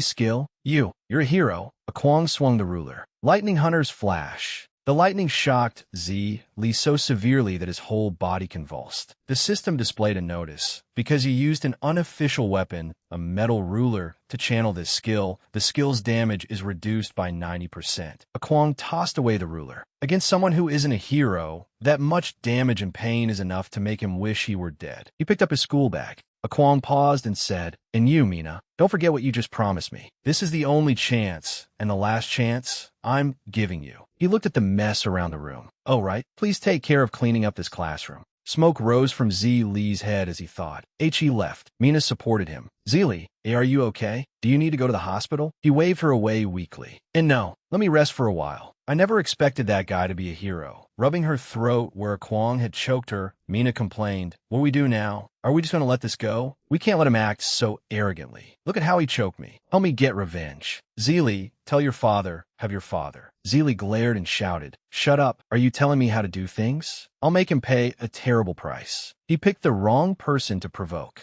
Zeely said resentfully, As long as I beg my father, he'll definitely stand up for me. When that time comes. Mina, grabbed by the throat by him, stammered, Why yes. Let him know that he provoked the wrong person. Zeely looked in the direction A Kwong had gone and said, I'll tell my father to make that A Kwong, and that useless crippled younger brother of his disappear forever. Forever. Xiaohan was still sitting on the bench, looking up at the sky and wondering whether his brother suspected him. He lowered his head and blamed himself. If his legs were still healthy, he could take care of himself and would not be a burden to his brother. His brother had only just become a hero. He had to support him and could no longer make him worry. Suddenly, a voice called out, startling Xiaohan. Xiaohan. A Kwong had appeared at some point, smiling brightly. Oh, sorry for scaring you. You waited a long time. Let's go home. Under the warm sky, A Kwong said, Come on, get on. I'll carry you. Xiaohan replied, Okay, brother. Let me carry the school bag. As he carried Xiaohan on his back, A Kwong kept thinking. The second hall master of the Green Snake Gang was a level 10 warrior, and he was Zeely's father. If he was not mistaken, Zeely would go home tonight, cry to his father, and beg him to intervene against him and Xiaohan. Besides, they were a gang with plenty of people. He might be able to protect himself, but Xiaohan would be in great danger. He could not let his guard down. The two walked silently down the street. A Kwong said nothing as he thought. It is time to return to the other world and settle some accounts. Xiaohan, I promise you, from now on, I will never let you get hurt again, not even a little. The system announced, You have arrived in the other world. A Kwong rode his dragon through the sky. She said, Master, we have arrived at the nearest city, Nonsense City. There are things here that you need to learn. She continued, Next, Master can enter the city and take part in real battles and missions. However, we first need to go to the Adventurers Guild in town to register your identity. There's also a tavern, a blacksmith, an item shop, and other places adventurers need. A Kwong said excitedly, Great, I was just in need of real combat experience. This sounds fun, just like in a game. He looked toward the Beast Folk City. Nonsense City, let's go. I can't wait any longer. The system panel displayed, Level 6 Warrior. At Oast Town, A Kwong was still astonished by what he saw with his own eyes. There were so many Oast races here. She laughed and said, That's right. There are around a dozen common Oast races here, as well as at least dozens of uncommon ones. Different Oast races all possess different abilities and specialties. Hearing her words, A Kwong said, Wait a moment. Teach, that is, he stammered. Teach, that's a human adventurer. She said, Could Master's original home be very far away? In large towns like this, there's always an adventurers guild. Adventurers of any race may join freely, and fighting to the death is forbidden, except in the arena. Nonsense City is an Oast settlement, so naturally, most of the people here are Oast adventurers. She continued, There are also adventurers from the elf race, who always consider themselves noble. They rarely appear in Oast settlements. A Kwong said, This really is interesting. This is my first time here, and I've finally seen humans. No, members of my own race. It really feels familiar. A Kwong suddenly walked over and said, Hello, everyone. Seeing this, she shouted, Master, you cannot be so abrupt. The two people replied, We do not know you. What do you want? Stay away from us. A Kwong looked baffled. I only wanted to say hello. Is greeting people forbidden in this world? She stepped forward and said, It is only a misunderstanding. The two of them saw her and exclaimed, What a powerful aura, so strong. Then they muttered, We do not understand this at all. With that, they left one after the other. Once the matter was settled, she said, Master, when you are in an Oast settlement, do not casually approach adventurers and greet them like that. Otherwise, they will think you have some ulterior motive. Most adventurers are quite wary, especially human adventurers this deep within Oast territory. They are even more cautious. A Kwong replied, All right, this world sure has a lot of rules. A Kwong suddenly asked, why were those people staring at us and whispering? She fell silent for a long while. Then she said, Forgive me, Master. It is only because I am a half-beast folk, so I am not respected among the Oast. Let us first go to the Adventurers Guild and register you as an adventurer. A Kwong scratched his head. I thought it was something serious. There's an old saying, walk your own path and let others say what they want. A Kwong continued, Let's go. Prejudice exists everywhere. We have to get used to it. She placed her hand over his. she replied. At another location, she said, Master, you must first register as an official adventurer before you can begin accepting missions or commissions. Kwong replied, just like in games and anime. Ah, there's even a mission board. The two arrived at the registration desk, and Kwong said, Hello, we would like to register as adventurers. The Adventurers Guild receptionist came over and said, A human and a half-beast folk team? Interesting. Is it her or the human boy who wishes to register? Kwong said, I want to register. You do not seem like the people outside. You did not react differently when you saw us. She replied, Hee, I see countless adventurers every day, so no matter how strange a team may be, it does not surprise me. Fill out this form, name and class. Your information will be synchronized with Adventurers Guilds in various places. From then on, you can accept missions and commissions at any guild. Kwong exclaimed, Ah, there's actually an official form? She replied, The form itself is not important. What matters is that after filling it out and registering, you can receive an adventurer badge. Kwong asked curiously, An adventurer badge? She took out a badge and said, That's right, this one. It is an important form of identification for an adventurer. This is the lowest grade badge, the Black Iron badge. The higher your badge grade, the more benefits you will receive. Work hard to become a professional adventurer rookie. She added, There are 4 badge grades from lowest to highest: Black Iron, Bronze, Silver, and Dark Gold. However, Dark Gold adventurers rarely appear at the guild. Those powerful individuals only accept certain high-level private commissions. Kwong said, Wow, even though this is the lowest grade badge, I am still so excited. The receptionist continued, Once you have a badge, your adventurer identity will automatically display your level. However, you may also use the badge to conceal your level. Kwong looked at the level 6 displayed above his head. What kind of high-tech magic is this? That is amazing, she said. The badge is bound to its adventurer. With a thought, you can conceal your level. But first, you need to learn how to sense it with your mind. Kwong asked, with a thought. He held up the badge, and the level 6 above his head gradually vanished. Like this, he asked. Then he thought, thanks to the chosen system, this sort of mental control is very easy for me. Seeing this, the receptionist exclaimed, Oh, you have some talent. Succeeding on your first try is truly rare. Normally, new adventurers need a lot of time to learn how to sense their badges. A group of adventurers suddenly entered, shoved Kwong aside, and said, Get out of the way, rookie. They placed a monster on the counter. We are here to turn in a mission.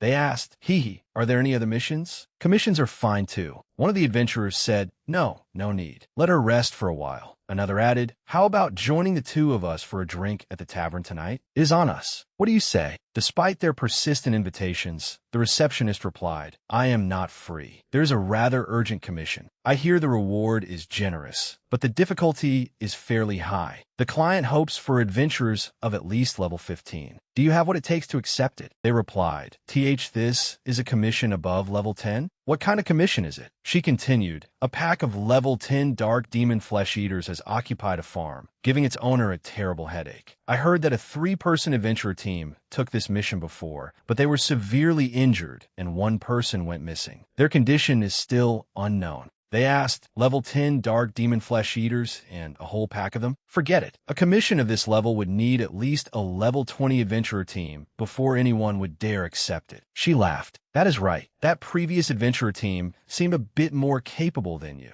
Kwong suddenly said, We will take it. Stop blocking the way. Rookie, one of the adventurers shouted at Kwong. Why you, what did you say? They were about to draw their weapons, but one of their companions stopped them. Wait, do not draw weapons inside the Adventurers Guild. You know the consequences. Standing behind him, they said, Human adventurer, what are you pretending to be? I advise you not to touch a commission this difficult, or you might die before you even realize it. His companion added, When we arrived, you had just registered as an adventurer, right? Have you even learned how to swing a weapon? Will you wet yourself the moment you see a monster? Ha ha ha. Without turning around, Kwong said, Just because you're not capable of accepting it does not mean I am not. Since you're not taking it, shut up. The system displayed a notification, strongest body activated. Kwong said, I heard there is an arena here. Why not come with us and settle this in a duel? Then we will see whether I know how to use a weapon. He thought, even if they are level 9, I have the chosen system. I have nothing to fear in a one-on-one fight. They said, oh, a rookie adventurer who does not know the immensity of heaven and earth wants to duel us? What gives you the right to challenge us? Although we also have black iron badges, we have accepted dozens of missions and commissions. Your badge is still brand new.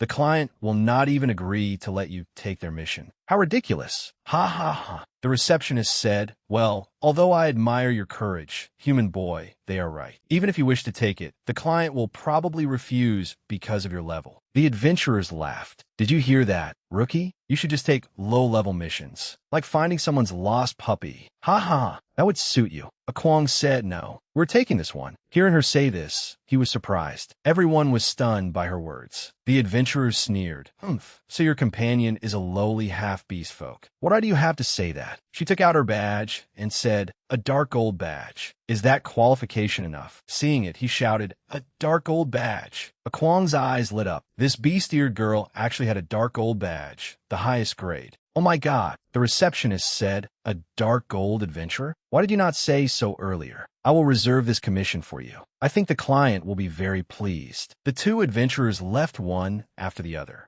Kwong said, they ran pretty fast. She came over and said, Master, if you want to take this mission, then we will accept it. It will also benefit your advancement. Kwong scratched his head awkwardly. Let's give it a try. The receptionist thought, Master? She has the strength of a dark gold badge holder, yet she calls that human boy her master? Just who is he, and how powerful is he? What intriguing team. When she looked around after thinking this, the two had already left. Outside, she held a map and said, the farm occupied by the dark demon flesh-eaters is right ahead. Kwong said, I did not expect you to be a dark gold adventurer. You are really impressive. She replied, I have been a member of the Adventurers Guild since I was young. I was always traveling with different teams and took on quite a few missions and commissions, both large and small. Later, discovered that I had met the qualifications for a dark gold badge, so I obtained one. Please do not laugh at me, Master. Kwong sighed in admiration. You are truly amazing. You joined the Adventurers Guild from such a young age? That path could not have been easy. Hearing his praise, she replied, Thank you, Master. The two suddenly stopped. Before them was a vast farm. Seeing it, Kwong said, Looks like we are here. This does not seem like something we can underestimate.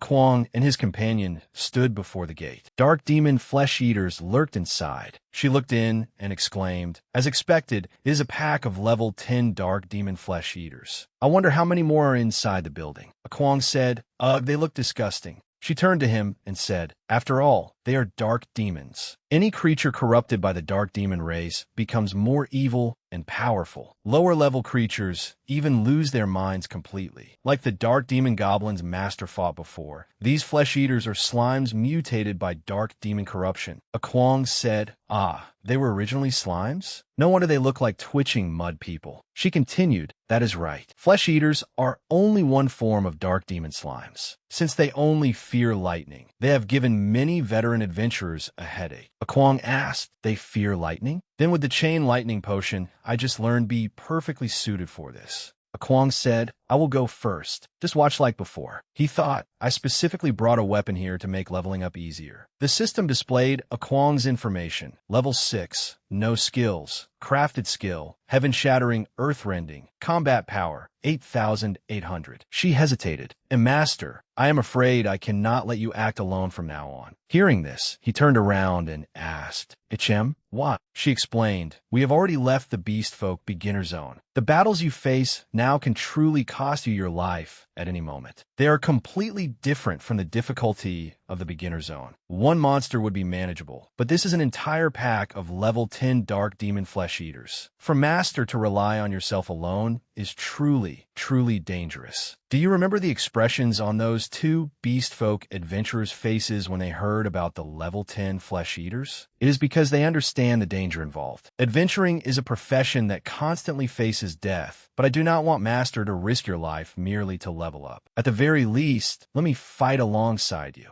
Kwong said, "Is that so? Now that you mention it, I have two questions to ask you." He paused and thought, "Speaking of levels, I need a proper leveling plan, not only to deal with the difficulties I will face after returning to the real world, but also," as he thought, she asked, "Two questions? Please ask, Master. As long as it is something I know, I will certainly tell you." Kwong recalled the past. "Do you remember my agreement with the Beast King? Within 1 year I will train, return, and accept his test." His face was filled with sorrow. He said, "Since I do not know the Beast King's exact strength, my first question is this. If I want to pass his test after 1 year, what level and strength must I reach?" She answered softly, "Master, to tell the truth, that is completely impossible. Within 1 year, it is absolutely impossible for Master to rise from your current level to a point where you can pass the Beast King's test." Kwong asked in surprise, "Wait, completely impossible? Why do you say that?" She replied, "At first, I thought that simply surviving would already be a blessing from heaven. Even living for another year would be good enough. At least you would not die under the beast folk's heavenly punishment. Master, do you know the rules of levels?" Kwong rested his chin on his hand, unable to understand. "Tell me about the rules of levels." She explained, "I only know that the levels in the two worlds are connected, and they correspond to one another. The adventurers in this world are far stronger than heroes in the real world at the same level. Simply put, their overall strength is much greater. Other than that, I truly do not know much. The level cap for adventurers is 100, and the Beast King's current level has been made public. It is a terrifying number, level 92. The Beast King became the Beast King because of his unparalleled combat talent and extraordinary level potential. The Beast King, the Human King, and the Star King. These three beings stand at the pinnacle of their respective races and symbolize invincible power." Kwong froze upon hearing that. A symbol of invincible power? The guy who looks so foolish is actually that strong. He continued anxiously, "The reason I said you may not be able to fulfill the pact with the Beast King is that everyone has a level limit determined by their innate conditions. Put simply, every adventurer will eventually reach a certain level that they can no longer surpass. Leveling up is not too difficult in the early stages, but the higher your level becomes, the harder it gets. Take me, for example. It has been exactly 20 years since I became an adventurer, and I have only reached level 72. While level 72 is considered respectable, I have tried countless times to break through it, yet failed every time. That is my level limit. A person's physique determines the limit of their strength. As for you, if you want to pass a trial at the Beast King's level within 1 year, I estimate that you will need to reach at least level 50, she said. Kwong replied, "Level 50 in 1 year? Just thinking about it tells you it is impossible. For ordinary adventurers, level 50 is a goal they may spend their entire lives striving toward." Kwong became somewhat worried after hearing her. After thinking it over, he said, "All right, I understand why you are worried." She continued, "Master, are you not worried? I always thought that as long as I could work hard alongside you during this year, that would be enough, even if we fail to fulfill the pact after 1 year. I'm not an ordinary adventurer." Kwong gripped his wrist, looked toward the sun, and said, "I rose from heavenly punishment and raised the divine hammer high. Have you forgotten? I am not an ordinary adventurer. Reaching level 50 in 1 year may be unimaginable for others, but what if I can do it?" He thought to himself, "I was brought to this world by the infinite ring for no reason, then reborn through heavenly punishment, and afterward receive the chosen system. I am a chosen one. I absolutely refuse to accept the fate of an ordinary man. With the chosen system, anything is possible. I will definitely reach level 50 within 1 year." "Companion," he called. "You are right, Master. You are no ordinary adventurer. You will surely become a legend. I believe in you, Master."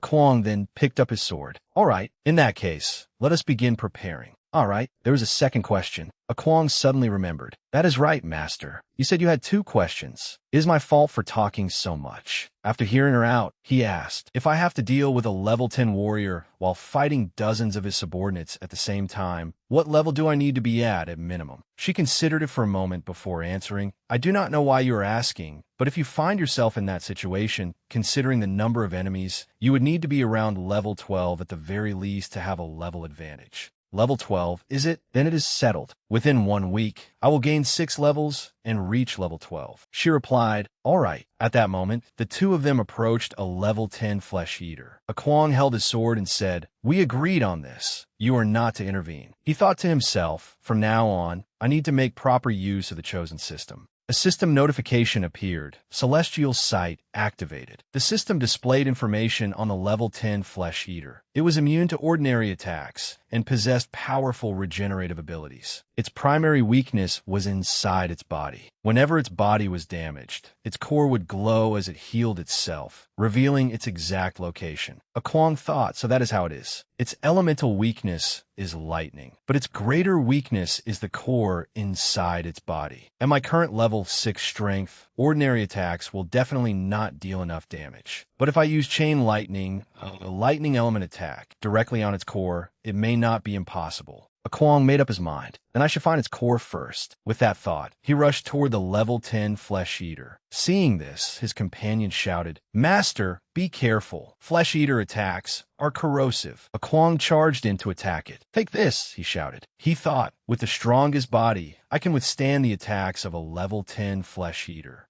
A system notification appeared. Strongest body activated. Arms reinforced. A Kwong rushed at the Flesh Eater. As long as I get close enough, he thrust his sword toward the monster. The core is not in its chest. A Kwong retreated some distance. It has regenerated already. Its self-healing ability really is incredible. The Flesh Eater gradually restored its original body. It launched a Corrupt Devour attack at Kwong. The ground shattered beneath it with every step it took. As the Flesh Eater charged forward, a Kwong blocked it with his sword. "You want to eat me? Huh. Unfortunately for you, you picked the wrong person." A system notification appeared. Strongest body, arm enhancement. A Kwong said, "You delivered yourself right to me." Then, using only his bare hands, he tore apart the mouth of the level 10 Flesh Eater. His companion was utterly astonished by the sight. Master's strength truly is unfathomable. Perhaps, as he said, he really can accomplish what seems impossible. The Flesh Eater howled in agony before them. A Kwong gripped his sword tightly. Found it, so it was hidden beneath its tongue. He pointed his sword at the Flesh Eater and added, "Taste the power of lightning." Chain Lightning appeared and completely defeated the level 10 Flesh Eater. A Kwong let out a breath after the battle. The system notified him of changes to his status. Seeing it, a Kwong said, "This mission does not seem too difficult." The level 10 Flesh Eater had been defeated in half an hour.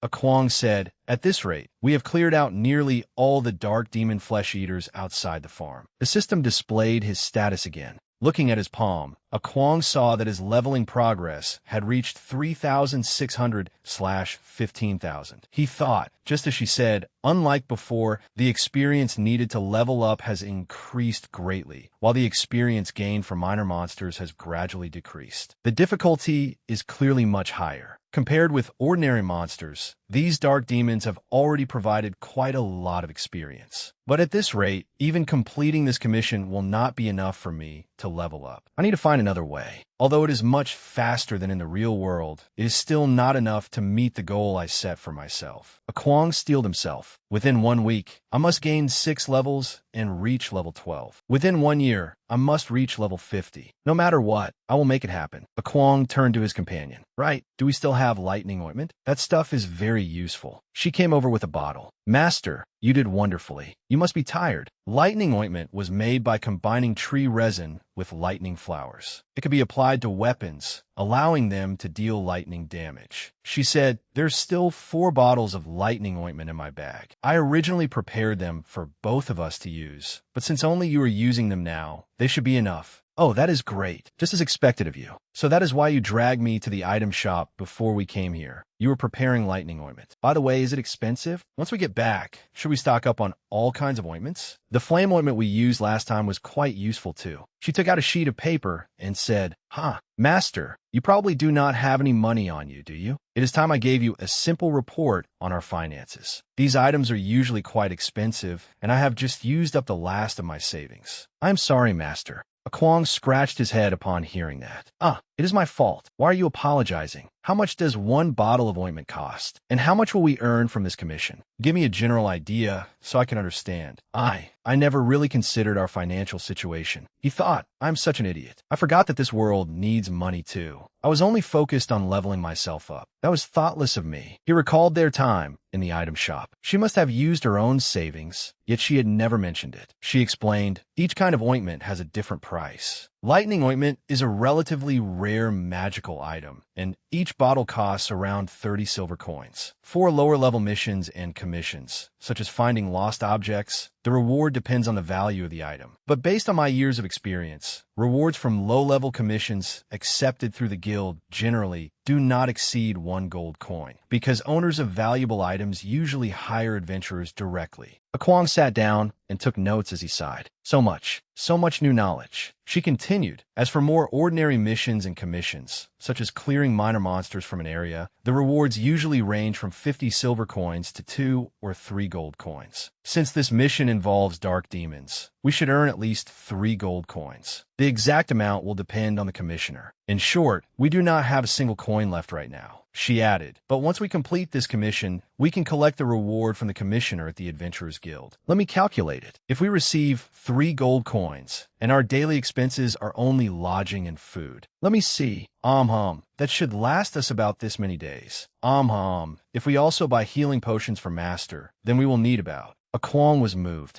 You really are the model of a perfect wife. At another location, Kwang said, all right, you said the flesh-eater boss is inside the granary, right? There's only one boss left. Let us give it everything we have and take it down first. His companion encouraged him. Go, master. You can do it. Suddenly, a loud voice rang out. Hey, who are you people? How dare you barge into my farm? It was the Beastfolk farm owner. He walked over and said, I'm the owner of this farm. Are you 2 adventurers? A human and a half-beast. What are you doing on my farm?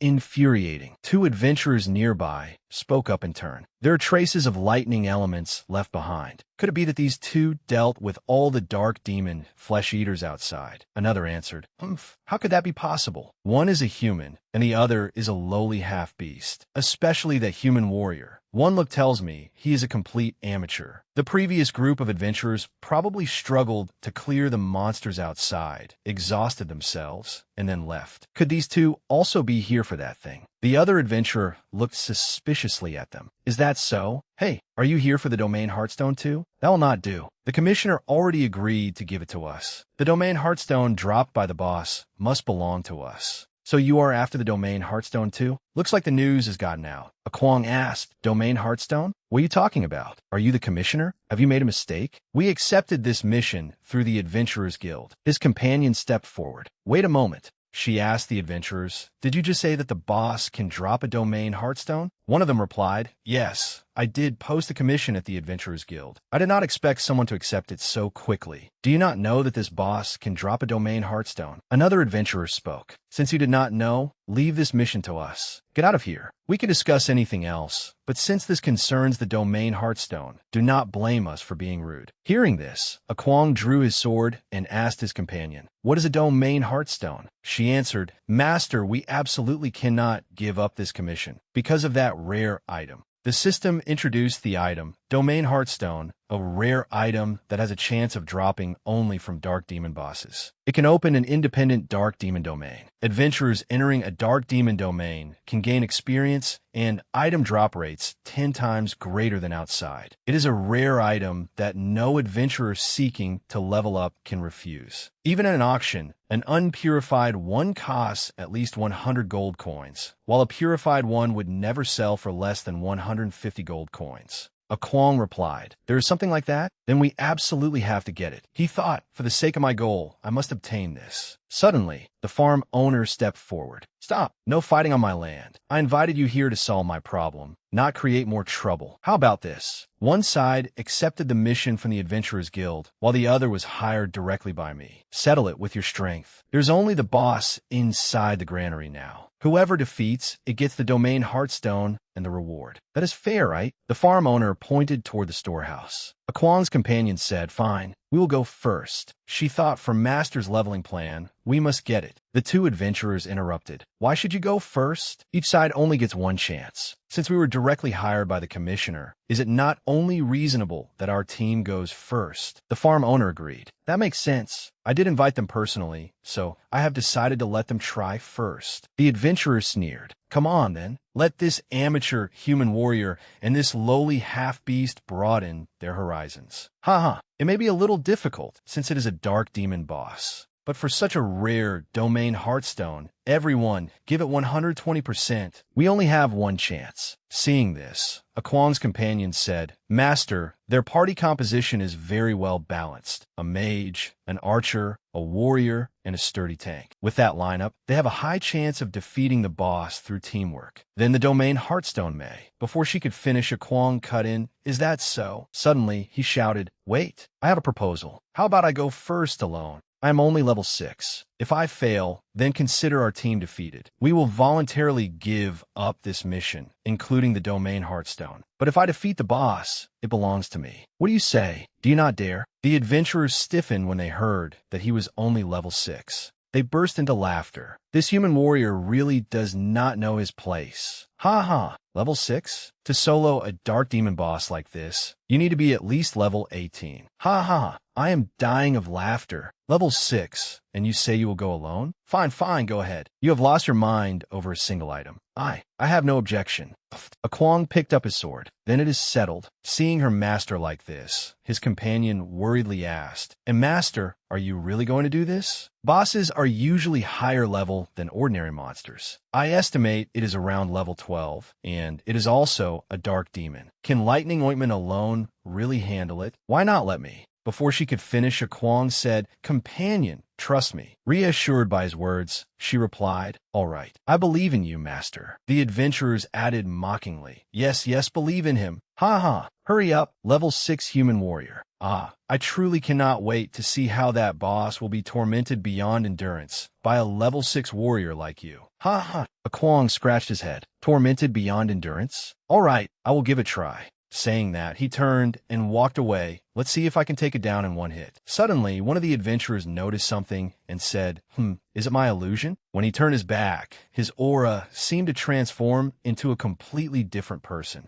Kwang slowly entered the barn where the dark demon boss was held. His face was full of killing intent. He said, Is it you? You look even stronger than what she said. Now, I'm starting to get interested in this so-called domain heartstone that they just mentioned. Standing before him was the level 14 dark demon flesh-eater boss. Outside, the adventurer saw the appearance of the dark demon boss and exclaimed, Hey, this dark demon boss is level 14. Isn't its body too massive? As expected of a dark demon boss possessing a domain heartstone, its level is also 2 to 3 levels higher than normal. The human is really digging his own grave. She, standing outside and seeing this, worriedly called out, Master. Suddenly, one of the adventurers spoke up, You beast girl over there, you better get ready to collect his corpse. I guess he won't even last a single second. This young man, truly blinded by the domain heartstone. Hearing him say that, she angrily said, Shut up. Hearing her yell so loudly, they stopped talking. Inside, standing before the dark demon boss,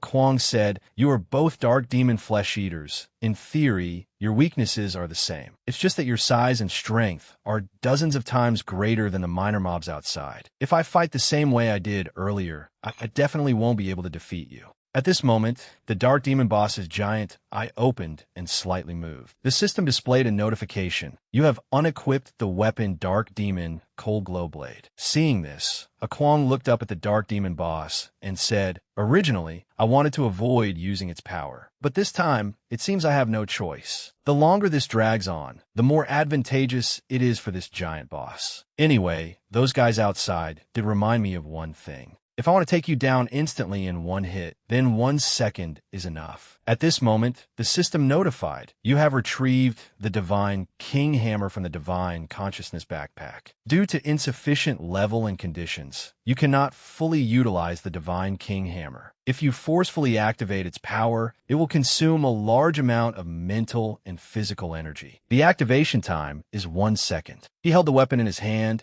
and thought to himself, Dark demon flesh eaters are afraid of lightning. If I concentrate all my physical strength into my arms, then use the copied skill Heaven-Shattering, Earth-Rending to increase the downward force of the chain lightning, and finally activate the Divine Hammer at the decisive moment, perhaps I really can achieve a one-hit kill. But if my timing is off, not only will I fail to kill the boss, but I will definitely fall into an extremely dangerous weakened state. Kwang thought to himself, but I must succeed for nothing else but the rare item she mentioned. I must obtain it. Thinking this, he drew his weapon. The system again displayed a notification regarding his information. Weapon is Dark Demon Cold Glow Blade. Skill is Chain Lightning. He excitedly said, "Huh, exactly. The copied skill is Heaven-Shattering, Earth-Rending. Combat power is 8,800. Seeing this, Kwang exerted a powerful force and leaped up, causing the floor to crack into many debris. He advanced to attack the Dark Demon boss. He used the Chain Lightning skill. His small figure gradually charged toward the giant monster. After just a single strike from him, the Dark Demon boss was completely obliterated. The people outside heard the strange noise and exclaimed, "Huh, what's going on?" The barn subsequently exploded into fragments. Seeing this, she thought to herself, could Master be using that previous power again? This move is too powerful and domineering, but Master will fall into a weakened state. Thinking this, she ran toward the rubble and shouted, "Master!" The surrounding adventurers also asked in bewilderment, What happened? Was it a bomb? Huh, where is this? Where am I? What happened to my barn?" She jumped into the ruins, shouting and searching for him. "Master, where are you? Master!" She thought to herself, too strong. The boss was completely crushed from the inside out. At this time, a scrawny, powerless hand raised up as he weakly called out to her. Kwang struggled to get out of the rubble, gasping as he said, "Is this what you all were calling the Domain Heartstone?" Saying so, he held out a rough stone in his hand. At this moment, the system displayed his information. Level 6 class, Warrior, Equipment, Goblin Set, Weapon, Dark Demon Cold Glow Blade. Right now, his leveling progress had increased to 6,000/15,000. In his hand was an unrefined Domain Heartstone. A while later at the Adventurers Guild, the receptionist sister's joyful tone rang out in praise. "Great job. You guys completed the commission quest so quickly. Keep it safe. This is the reward for this quest." As she handed a bag of reward money to her, she expressed some admiration. It took less than half a day, truly worthy of an adventurer with a dark gold badge. "The efficiency is just too high. I heard the client had originally hired a group of adventurers, but they didn't even get a chance to act." She smilingly accepted the reward, then turned to praise Kwang. "Thank you, but I didn't even lift a finger. My master handled this entire quest alone. The final boss was also dealt with by my master. I just stood by and watched." The Adventurers Guild receptionist forced a smile, looking a bit disbelieving. "You must be joking. How could he possibly handle this quest alone?" "As far as I know, the boss of this quest was a massive level 14 Dark Demon Flesh Eater. There is absolutely no way a level 6 rookie could resolve it by himself." Then she turned to look at the scrawny young man, who looked just like an addict, sitting dejectedly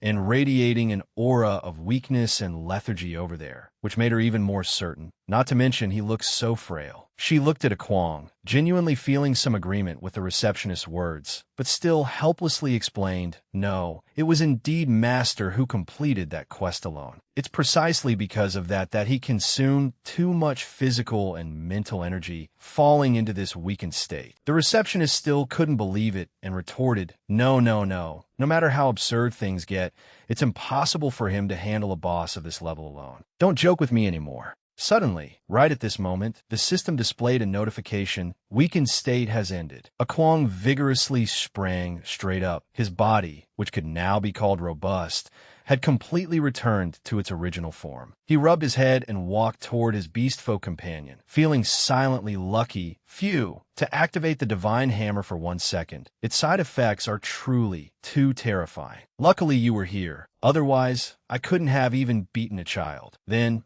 Kwang asked her, "Have you asked clearly about that Domain Heartstone?" The sexy receptionist accidentally overheard this and was bewildered and surprised. "Domain Heartstone? You guys actually obtained such an extremely rare item? If auctioned, that thing could fetch countless coins. You're truly too lucky. If you want to auction it, there is a fairly large venue in the city center." She smiled gently and replied, "No, we don't want to sell it. May I ask if the Shaman Association over there requires a special recommendation letter? We want to find them for purification." The guild receptionist pondered a bit regarding this Domain Heartstone and explained, "You want to use it yourselves? In that case, you indeed need the Shaman Association's help. The domain Heartstone taken from a dark demon's body needs to be purified by a shaman. After that, they have to imbue it with special magic before it can be used normally. She enthusiastically continued to give advice. The association is in the eastern part of the city. I can write a recommendation letter for you guys, but these past few days happen to be their examination days. I don't know if they will agree to receive you. Turning away, she said, "Wait a moment, I will go prepare the recommendation letter for you." She gratefully replied, "Thank you." Akwang was now a bit surprised and turned to ask her, "Shaman examination? Shamans also need to be tested? Aren't they mages?" Her knowledge was more profound, so she enthusiastically described those powerful entities with their ranks: white, blue, red, black, gold, and silver. Then she explained, "Master, there is something you don't know. Shaman is an extremely noble status that only mages who pass a special examination can obtain. It can be said to be a special title with strict regulations on ranks and seniority, existing on par with the alchemists of the human race and the awakeners of the elf race. Only a mage with the title of shaman can refine potions, magic tools, or related high-level special items. As far as I know, for potions or items refined by a shaman, the higher the rank of the refiner, the more powerful the uses and effects of those items, and their value is also far more expensive." Akwang sighed in surprise. Wow, speaking like that, shamans can exist independently of adventurers. She nodded in agreement. That's right. You could say that the shamans of the beast folk race, the alchemists of the human race, and the awakeners of the elf race are no longer involved in combat. Compared to ordinary adventurers, they're a much nobler existence, because not only can they create extremely valuable potions, some of these potions even have an extremely important influence or determining factor on the level limit of adventurers.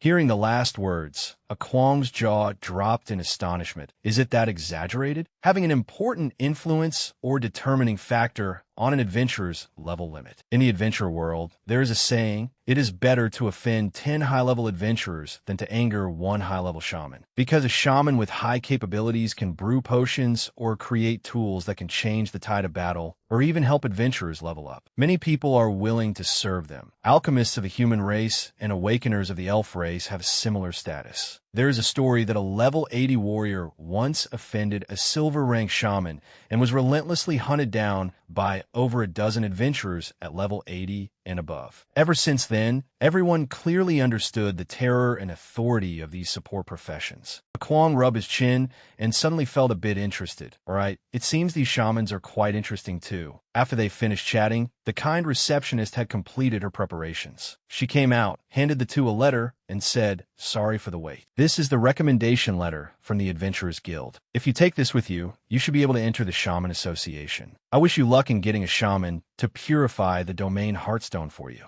They gratefully said in unison, "Thank you." Then, Akwang politely accepted the red wax-sealed letter bearing the Adventurers Guild emblem at the bottom. At a street corner somewhere, a brightly shining mixed blue emblem was engraved. This place was actually the entrance to the Shaman Association. The densely packed lines of people on both sides all seemed trembling and anxious, hoping to be accepted to participate in the exam. She and her master had also arrived here. Akwang looked at the crowd and sighed slightly. There are so many mages here to take the exam. Her expression remained calm as she agreed. "Yeah, I heard that on shaman examination days, a few major noble families and academies specially organize groups to come participate. The number is not small, but those who can successfully pass the exam are very few." Saying this, she excitedly grabbed his hand and pulled him to the front, startling the two anxious lines of people. "Let's go line up too. With the Adventurers Guild's recommendation letter, we might be able to get inside." Akwang then approached the black-robed gatekeeper and said, "Hello, we are here to have a domain Heartstone purified." This gatekeeper was a white-rank shaman. Seeing them, he impatiently waved them away. "You are a human warrior and a beast folk. We can't receive you. Today is the shaman examination day. We are not receiving anyone except mages. Go away." Next person. She felt a bit awkward, but still tried to hand over the letter. "I'm very sorry. Please take a look for us. This is a recommendation letter from the Adventurers Guild." Meanwhile, Kwang frowned slightly at his attitude. The white-rank shaman bluntly slapped the letter away with an angry look and shouted loudly, "You beast girl, can't you understand what I'm saying? These few days are the shaman examinations. We are not receiving guests, don't you understand? Anyone's recommendation letter is useless. Is it as important as the exam? Leave here immediately, stop blocking the way." Kwang couldn't bear it anymore. He stepped up, shielding her, and spoke up, "Show some respect to others. Everyone's business is business. Since we have a recommendation letter, shouldn't you let us inside?" The gatekeeper raised his eyebrows in annoyance, putting on a challenging expression. Quite stubborn, aren't you? Let me tell you straight. In our shaman association, what we say goes. Today, no. Tomorrow, and the day after, as long as the examination hasn't ended, none of you are allowed in. What? You got a problem with that? Kwang's veins bulged with anger, wanting nothing more than to rush in and smash that dog's face. But he was held back and persuaded by his companion. "Master, calm down. You absolutely must not offend the shamans here." At this moment, an authoritative figure wearing a robe with a shaman emblem stepped out from within the association's gates and asked, "What are you arguing about?" This person was named Daoj. He was the person in charge of the Shaman Association and simultaneously the president of the association in Nonsense City, a blue-rank shaman. As soon as he stepped out, everyone below respectfully bowed. The gatekeeper politely replied, "President Daoj, the commotion reached your ears, sir. I am truly sorry." Saying that, he pointed his finger and tattled on Kwang and his companion. "These two ill-mannered adventurers insist on coming to purify a domain heartstone right during our examination period. I already rejected them." He confidently continued, "President Daoj, I will handle this cleanly. Please." Suddenly, Kwang spoke up and retorted, "Are you the person in charge here? We have a recommendation letter from the Adventurers Guild and came to request the purification of a domain heartstone. Why won't you let us inside?" The gatekeeper angrily scolded you. "How dare you speak to President Daoj like that? So audacious." The powerful shaman beside him affectionately maintained a calm demeanor and said, "Don't be angry. A shaman must remain calm." Then he politely explained to Kwang, "Human warrior, the shaman usually in charge of purification is me. But today, the shamans have an examination. I might not have the time to help you purify it. Please come back after the exam concludes." Kwang was in a hurry and thought to himself, "You don't have time, but I don't have time to wait either. Leveling up is more important to me than anything." Outwardly, he still smiled and asked politely, "I'm very sorry, but I'm also in an urgent hurry and need to use the domain heartstone. May I ask if there is any other way?" Daoj immediately replied, "Another way? Unless you also participate in the shaman examination and achieve the best results. As a reward, since I am the president of the Nonsense City Shaman Association, not only could I gift you a precious potion, but I could naturally make a special exception to help you. However, you are a warrior. You fundamentally cannot meet the conditions to participate in the shaman examination." Hearing this, the people in the lines below burst into mocking laughter at Kwang. He didn't mind much, just scratched his head and wondered, "May I ask, what are the conditions for the shaman examination?" This foolish question surprised everyone around. Even his companion was a bit taken aback. The crowd jeered in contemptuous laughter.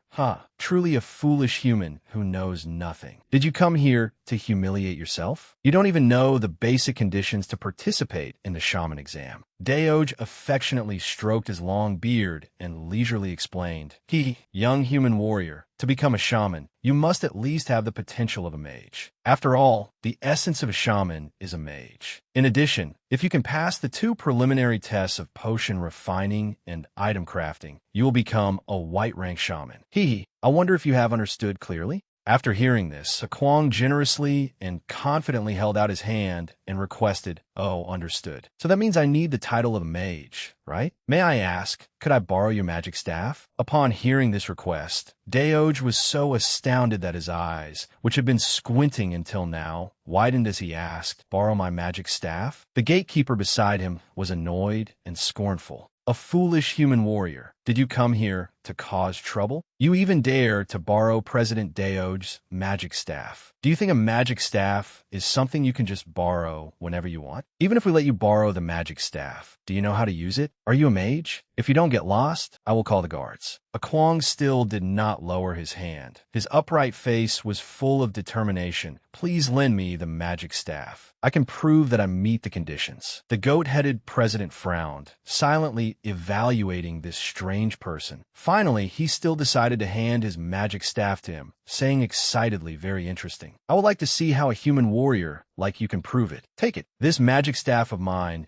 has no level restriction for use." His companion, who hadn't understood Kwang's intentions the whole time, leaned in close and whispered, "Master, what are you trying to do?" Kwang flashed a calm, totally reliable smile and said only 2 words, "Trust me." Hearing these words, his beast girl companion looked at him with a gentle and trusting expression, not bothering to ask anything else, only replying, okay. In her heart, she secretly sighed with admiration. Every time Master said this, he could do it, and she believed in him. Kwang was now squeezing and twirling the magic staff. The guard next to him was still angrily yelling and challenging. "President Dao Gu has given you the magic staff. Let's see you prove it." Not letting him wait any longer, Kwang exerted his strength, raised his empty hand, and gathered momentum to strike. The white-level shaman guard stared blankly in panic at that action, still not knowing what he intended to do. Right after that, Kwang aimed straight at the center target, using his bare hand to flick right at the guard's exposed nipple, making it bounce. Although the guard had a muscular body and a grumpy temper, being teased by that handsome guy made him blush awkwardly and let out a delicate moan. And hurriedly struck a pose to cover his chest. Kwang still had a very serious expression after playing around, and secretly considered, if my judgment is not wrong, I just need to successfully copy a mage's skill and use this staff as a tool to release magic. The system activated absolute copy, and magical symbols surrounded Kwang. He realized he could copy skills from any profession without restrictions. He only needed to touch the opponent to copy, with no cooldown, but he could only keep one copied skill, which would replace the old one. He was currently copying heaven-shattering, earth-rending. Hesitating for a moment, Kwang looked at the glowing golden hand symbol and decided, let's choose this one, Dazzling Radiant Spell. This spell's effect is to create an intense burst of light around oneself, causing enemies to fall into a blinded state for 3 seconds. This means they lose their vision, affecting their judgment and actions. In addition, the system explained that the mana pool is the total amount of mana in an adventurer's body. Generally, a mage's mana is always greater than other professions and is an important indicator for evaluating a mage's strength. Immediately after the system announced that Kwang successfully copied the Dazzling Radiant skill, his entire body now radiated a blazing golden mana aura. The guard, whose face was still red, yelled, "What are you doing? This state of yours, do all men do that?" Kwang raised the magic staff high, the golden mana around him fluctuating even more violently and rolling out. He confidently said, "As a mage, I use a magic staff to cast spells. If I successfully cast a spell, doesn't it prove I am qualified to participate in the shaman exam?" Dao Ge looked at his body, surrounded by a massive stream of mana, and was stunned. Casting a spell can actually cause mana fluctuations? This kind of talent. Was he really a warrior before? The system annotated that mana fluctuation is generally the strong connection of talented mages with magic when chanting. Amidst the dangerous rolling mana like a whirlwind, Kwang gently looked at his companion and reminded her, "Close your eyes." She didn't question any further and immediately replied, then used both hands to cover her face. Right after that, Kwang raised a brightly glowing magic staff and activated the magic, Dazzling Radiance. President Dao Gu immediately had to create a blue barrier to resist that blinding magic. The system explained that it was a mind barrier, a support spell that uses the mind to control mana, to create a protective barrier for the mage without using a wand. It can resist normal physical attacks and debuff magic skills. Dao Gu marveled slightly and considered its Dazzling Radiance a basic spell of a mage. Not bad. It's enough to plunge an adventurer into a blinded state. But this level of intensity cannot penetrate some magic barriers. As Kwang was straining to keep the mana flowing, the system proposed whether he wanted to use the strongest body effect to enhance the mana pool, and the current value of the mana pool was 150. Surprised by this suggestion, Kwang quickly thought, it can even be like this? Although I don't know what enhancing it will do, it sounds like it won't have any bad effects. He then agreed, saying, "Enhance." Immediately, the system announced that the mana pool had been significantly enhanced. Right after that, the mana stone in the middle of the staff flashed with terrifying blinding light. The system announced, "Please note that dazzling radiance has been enhanced, and the current mana value is 3,500. Dao Gu, panicked and engulfed by the light, realized, "Wait, what is this? Why has the intensity of his dazzling radiance suddenly changed?" Immediately after, the system announced that his mind barrier couldn't hold up and shattered, leaving him helplessly covering his face against the overly dazzling light. It is true that overconfidence leads to failure. The radiant magic expanded tremendously, covering a large area around the Shaman Guild Hall. A Kwang now stood proudly in the center of the ring of light and spoke up, "President Daoge, take a look." He wore a calm expression, his cold eyes somewhat intimidating as he asked, "Am I qualified to take the exam yet?" At the same time, the system displayed an information panel showing that he was now level 6.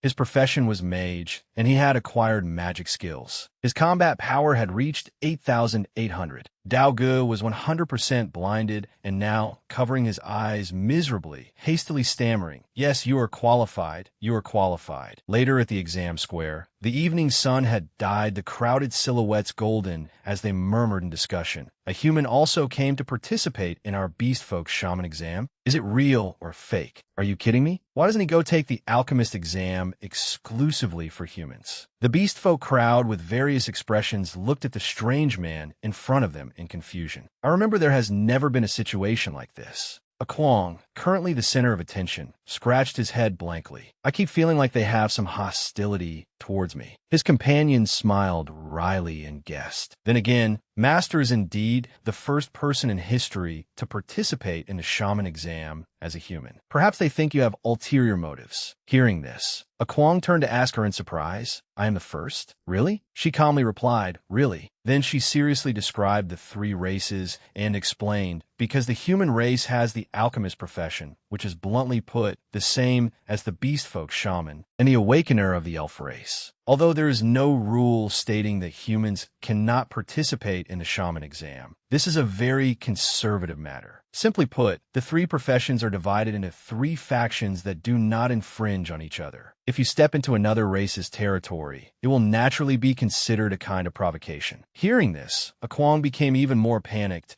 and hurriedly whispered, "Wait, then I've really been wronged. I didn't mean to provoke anyone. It's just that this way I have a chance to purify the Heartstone domain." So, understanding this, she quickly reassured her master.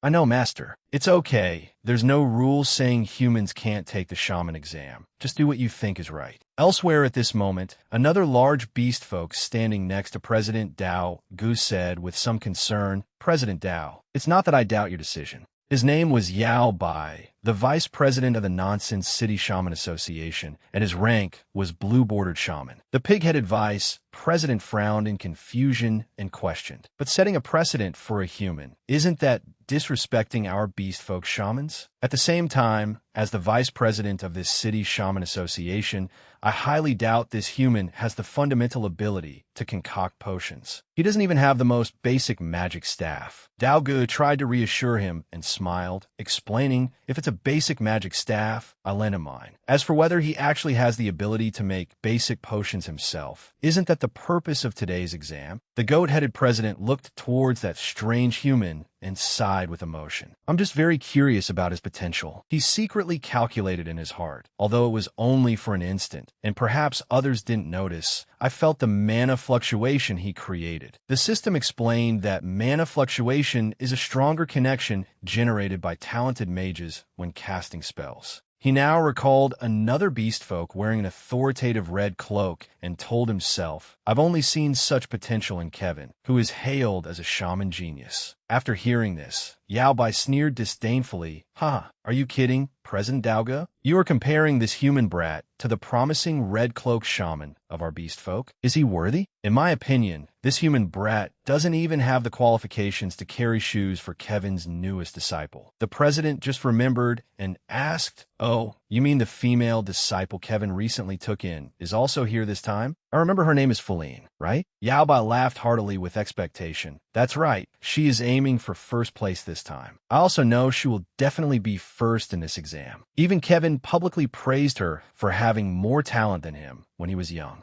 In the large crowd of beast folk, people automatically parted for a small, striking, dark-skinned cat-eared girl who was standing quietly reading a book. She was Fuline from the Night Cat tribe, who was also a mage taking the shaman exam. The participating crowd murmured as they turned to discuss her. I heard she is the new female disciple of the shaman genius, Kevin. This is too young. Someone else grumbled enviously. Damn it, I heard she was already concocting potions by herself a year ago. Because she was too young, she didn't take the shaman exam until now. She is definitely aiming for first place this time. The person next to him sighed in agreement. A genius's disciple is certainly a genius too. For ordinary mages like us, being able to smoothly pass the exam is already a blessing. Feline's ears twitched slightly at this moment, having completely heard the distant whispers. She tiredly closed her book and complained in annoyance. Phew, a bunch of useless people. Your voices are too loud. Right after that, the shaman president and vice president stepped forward together and announced, everyone, the shaman exam is about to begin. Those who are not participating in the exam, please step down. Based on the registration number assigned earlier, find your exam position. Akwang opened his small slip of paper and said goodbye to her. I am number 15, so I'll head over there. She waved like a happy cat and cheered him on. Master, I'll cheer for you from the outside. I hope you pass the exam smoothly. Akwang held up the piece of paper to compare it with the numbers written on the ground. Guessing, looks like it's based on the number on it. Finally, he found a number 15 carved in the ground and walked over. Oh, it's here.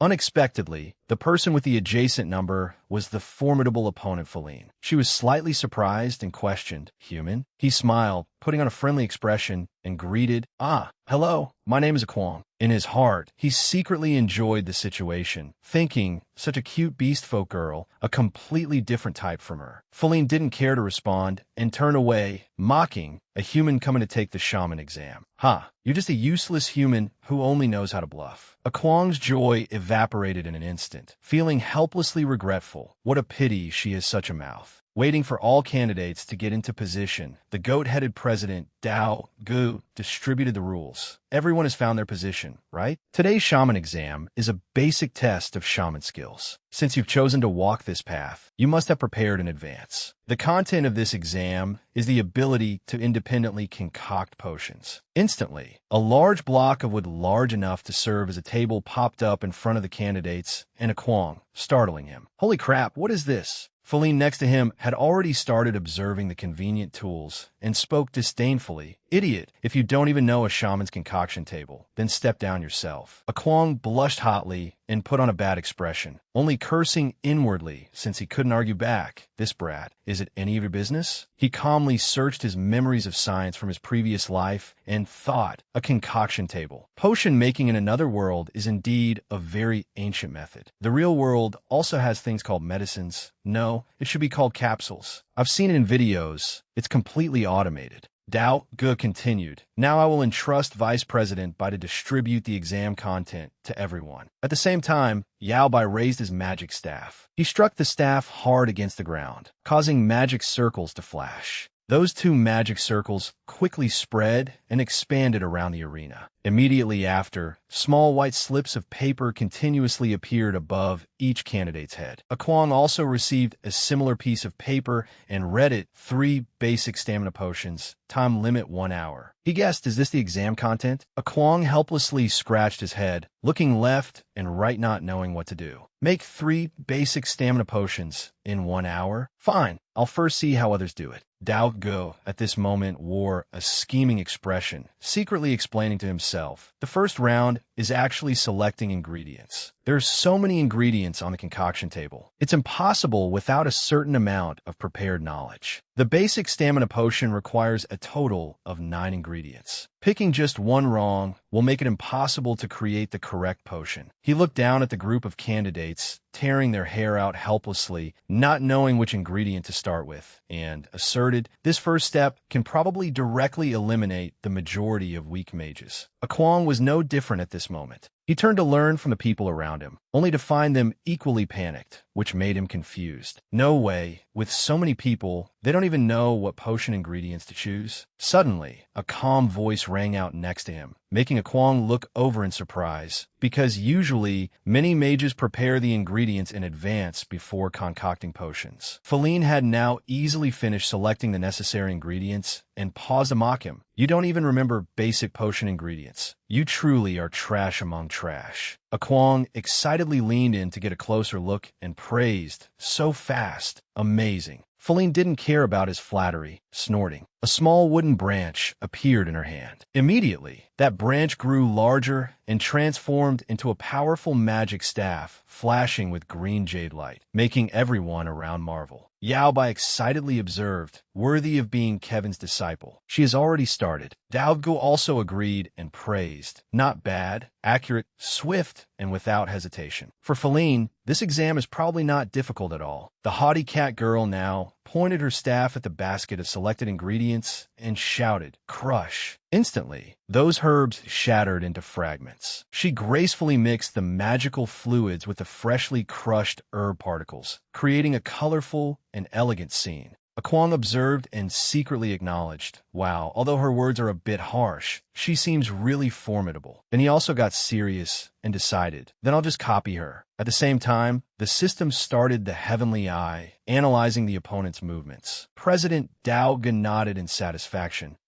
I must say, Kevin's eye for talent is truly sharp. Feline uses her mana very proficiently." Yao Bai enthusiastically agreed. "This child can be nurtured. She will definitely become an outstanding shaman in the future." Very good, very good. In just a short time, the complex potion ingredients blended together into a beautiful, dazzling yellow-green liquid. She gently waved her staff to make it float towards the small vials. 3 lines of sharply elegant liquid slowly entered the vials. Daogu was a bit nervous at this moment, saying, "Next is the final step, which is also the most important." Right now, Feline carefully concentrated a green mana fluctuation fluttering on her staff. She injected mana into the 3 vials she just made and shouted, "Concoct." Daogu stroked his long beard, happily explaining, "Concocting is the most crucial process when a shaman makes any potion. Using mana to urge the ingredients to fuse together. This is the final test of one's mana application." For Feline, this is too easy. He secretly concluded, if there are no accidents, first place this time will probably go to Feline. But as the saying goes, overconfidence leads to failure. Dao Ji's gaze now shifted to the unexpected factor, quietly observing her. Kwang made no move at all, just focusing intently on his opponent next to him, which puzzled the president. He still hasn't done anything? What on earth is he doing? Fuelin has now finished channeling her magic power. She lets the potion bottles float in the air while shouting, "Congeal." Then, this playful cat girl calmly raises her hand and announces, "I have finished refining." In truth, she is inwardly overjoyed. It went smoothly. First place this time is definitely mine, Fuelin. Douglas praises, "Very good. Please wait a moment. Vice President Yao Bai and I will conduct a unified quality check on the finished products after the exam ends." Hearing this, Fuelin dejectedly turns back and forth complaining, "What? We still have to wait for this useless crowd?" Suddenly, she froze, startled. Kwang was still staring at her with a strange, scary look, making Fuelin angry. She arched her back like a cat and cursed, "What are you staring at me for, you pervert?" At this moment, the system also announced, "Celestial Sight has ended. Analysis completed."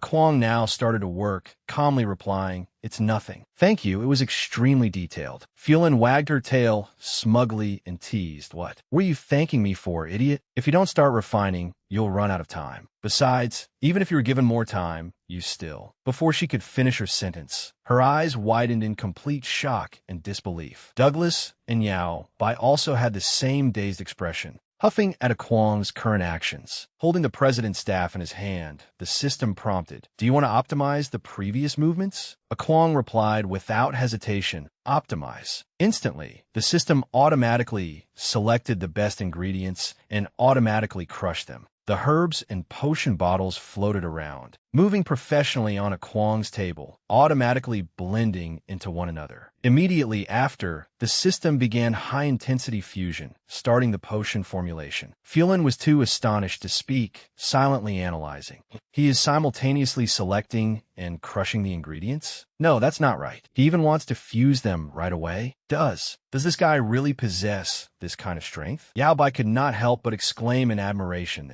this kid is hiding his true colors, completing both ingredient selection and crushing at the same time. He is going straight to fusion. I remember Kevin, that shaman genius, also pulled off this move when he took the shaman assessment in his youth. I recall he called it simplifying steps, something only someone with extraordinary control over magic power can do. The two examiners now just stared blankly at the strange human gracefully amplifying his magic power in front of them, unable to help but speculate. Could he be a genius, just like Kevin? At the entrance of the Shaman Guild, An clutched her chest and thought, phew, I wonder how Master is doing in there. Even though I trust Master, I can't help but worry. I wonder if Master will suffer any disadvantage while refining this potion. An sighed, looking worried for her master. Kwang was enveloped in a blue light. He focused all his power to refine the potion. The system reminded him that the optimization steps were complete, consisting of 4 optimization steps. With a confident look, he thought, although I only read it once, it feels like I've simulated it thousands of times in my mind. I'm even familiar with it and have optimized the process to the greatest extent. This feeling is truly amazing. Refining potions and even crafting items can be quite interesting for a shaman.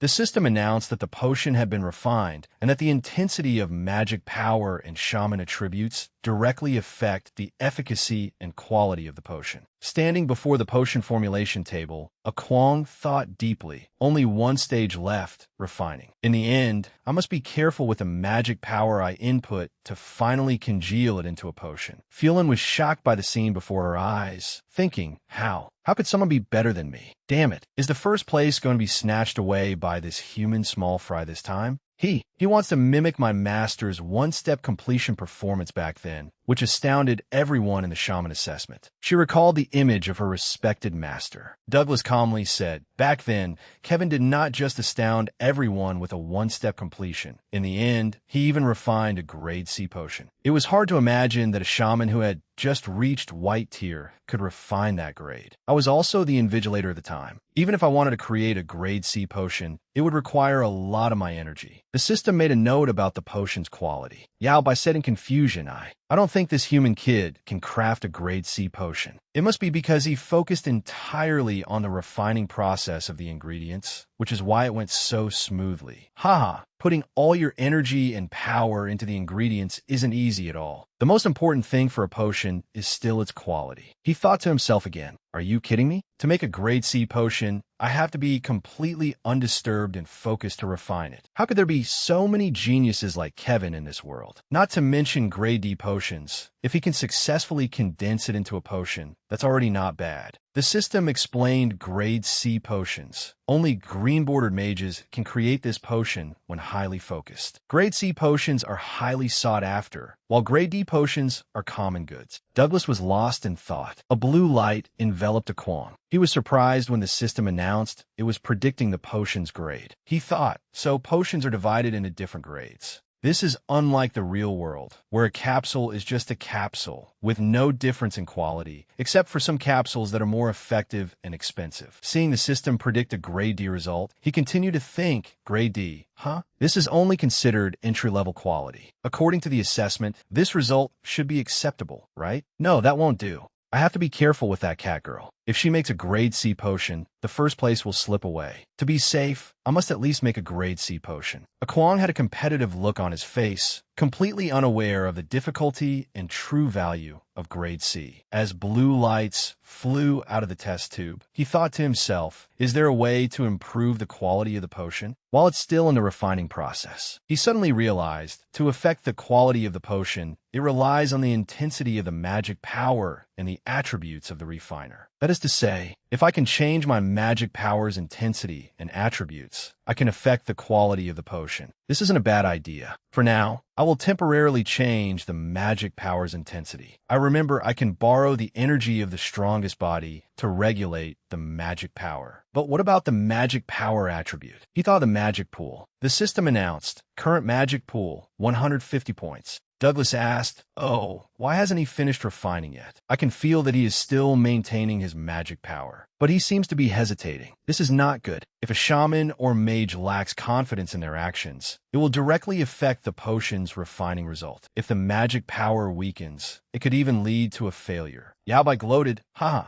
I told you. How could there be so many geniuses? This human kid must have focused all his energy on the ingredient refining process, just as I predicted. I didn't expect him to reach the most crucial refining step, only to have no experience at all." Haha. Phelan watched with a suspicious look, wondering, what is he doing? Obviously, he just needs to complete the refining process to successfully congeal it. So why is he still hesitating? Kwong focused until he was almost motionless. A candidate was about to touch him and ask, "Hey, human kid, I'm talking to you. Why haven't you finished refining yet?" As he got closer to touching him, he said, "It's not good to keep going. Your magic power will dissipate." Phelan hastily slapped his hand away and said, "Don't touch him. You'll disrupt his state. You don't even know this basic shaman knowledge? Trash." Kwong was still focusing and thinking, changing the magic power attribute. "My current magic power is normal, not any special attribute. How can I change the magic power attribute?" The system noted the current magic power attribute. No attributes. Ordinary magic power. Wait a minute, attributes? I recall that every time I use the God King hammer, that always comes with a lightning attribute effect, right? If I borrow the power of the God King hammer, would I be able to change my magic power? Well, there's no other way anyway. Let's give it a try. He suddenly remembered his God King hammer. Douglas shook his head and said, "Oh, his magic power is fluctuating wildly. It seems his magic power is about to dissipate." Sigh. Yao Bai burst into laughter, speaking mockingly, "Oh my, what a pity. I also feel that his magic power is unstable. Dissipating magic power signifies a failed refinement. Haha, what a pity indeed." With a serious face, Kwong began to summon the God King hammer. "Hear my summon. Grant me strength." Sparks of lightning began to emit from his body, and his muscles tensed up. Everyone was surprised. Phelan thought to herself, how did his magic power fluctuation suddenly expand so massively? He thought, very good, my guess was right. It indeed carries a lightning attribute. Although it can only be maintained for a few seconds, that's enough. Now is the time to temporarily raise the intensity of the magic pool. He summoned it with an extremely serious expression as the system notifications popped up one after another. Holding the magic pool staff tightly and raising it high, a beam of light shone all around the scene. He shouted, "Refine, final condensation." When everything was done, he spoke, "The basic energy potion has finished refining." Kwong raised his hand to wipe the sweat from his forehead and continued, "Phew, I didn't expect that changing the magic power attribute and guiding the magic power would be this tiring. I wonder if this can surpass that cat girl." Yao Bai exclaimed in surprise, "What?" The magic power was clearly unstable just now. How did he successfully congeal and refine it? How strange. Could it be that his magic power wasn't unstable? Just now, I seem to feel the fluctuation of another element. What on earth did that kid do just now? Everyone looked at him, and he asked in a daze,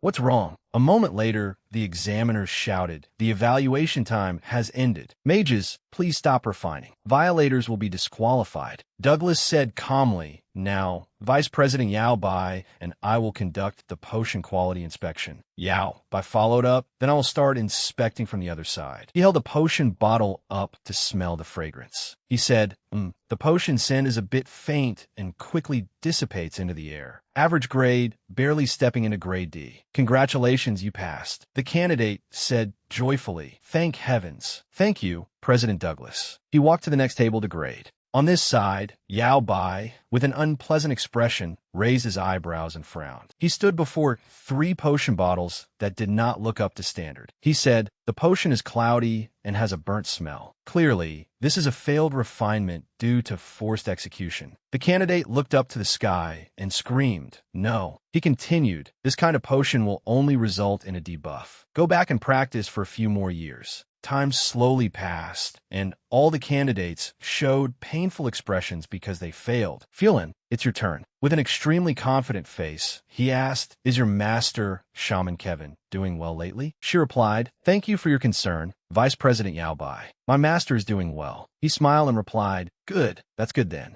Opening the potion bottle's lid, a vast amount of fragrance floated up. He said, "The scent of the potion drifts everywhere. Truly not bad. This quality is absolutely not lacking." Phelan slowly nodded in agreement. As the scent entered his nose, it made him very excited, and he said, "The scent is very strong and doesn't dissipate for a long time. The potion is pure and refined. This is indeed a rare grade C basic energy potion." She thought, "Phew, fortunately I didn't disgrace Master. Grade C, I succeeded." All the candidates cried out in surprise, "Oh my God, Grade C? This is just like the genius Kevin back then, and Fulin is his disciple. To think she could actually refine a Grade C potion. She truly deserves to be Shaman Kevin's student. Her talent and strength are completely matchless. First place this time must belong to her." She thought proudly, During this time, thanks to the intensive tutoring sessions Master gave me, it has finally paid off. My refining speed was also the fastest, and with this Grade C potion, I don't believe any small fry can snatch the #1 spot for me." A Kwong turned around and exclaimed, "Oh, Grade C? Impressive.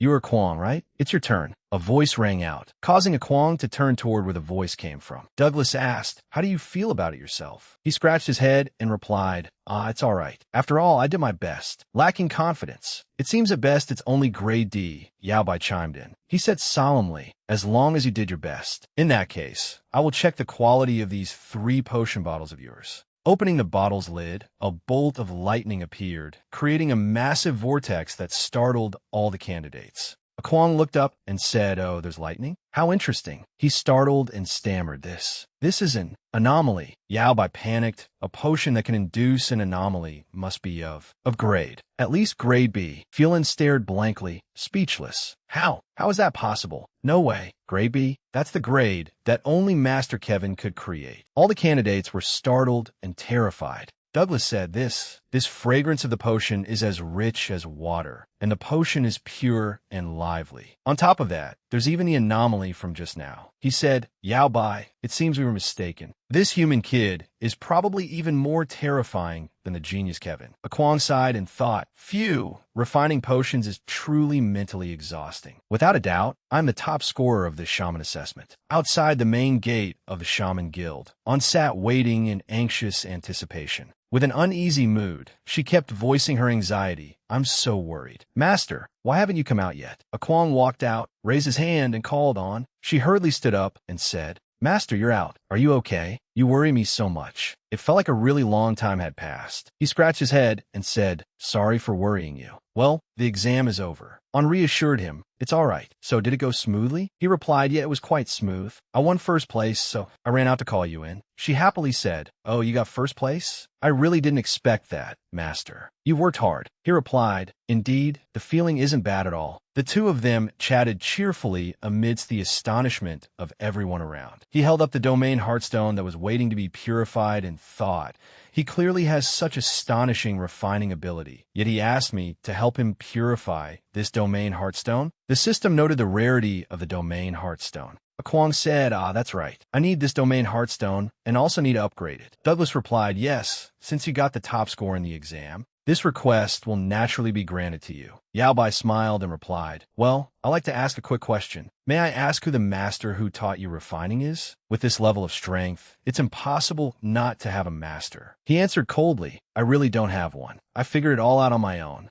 The two old men said helplessly, "Oh, is that so? A super self-taught genius. How heartbreaking." Yao Bai gloated, "Haha, I told you. How could there be so many geniuses? This human kid must have focused all his energy on the ingredient refining process, just as I predicted." Douglas continued, "All right, follow me. First, I will help you purify this heartstone, and then I will present you with a white mage robe." As a Kwong walked past Fulin, she angrily muttered, "I'm sorry, Master Kevin. I lost to a human small fry." An turned her head to look, thinking with a gloomy expression, Kevin. Is she Shaman Kevin's disciple? A Kwong turned around and asked in confusion, An, what's wrong with you? She calmly replied, it's nothing, just a bit distracted. He cheerfully said, follow me. After purifying the domain Heartstone, we'll have a new goal. Fuelin's face darkened with anger upon hearing them talk. An said, In the ritual room, Douglas was chanting an incantation, bringing up symbols for summoning. Yao Bai said, this domain Heartstone is inherently filled with dark demon energy, so it indeed requires a special purification ceremony. President Douglas is an expert in this field. Being able to have him help with the purification means you're quite lucky, kid.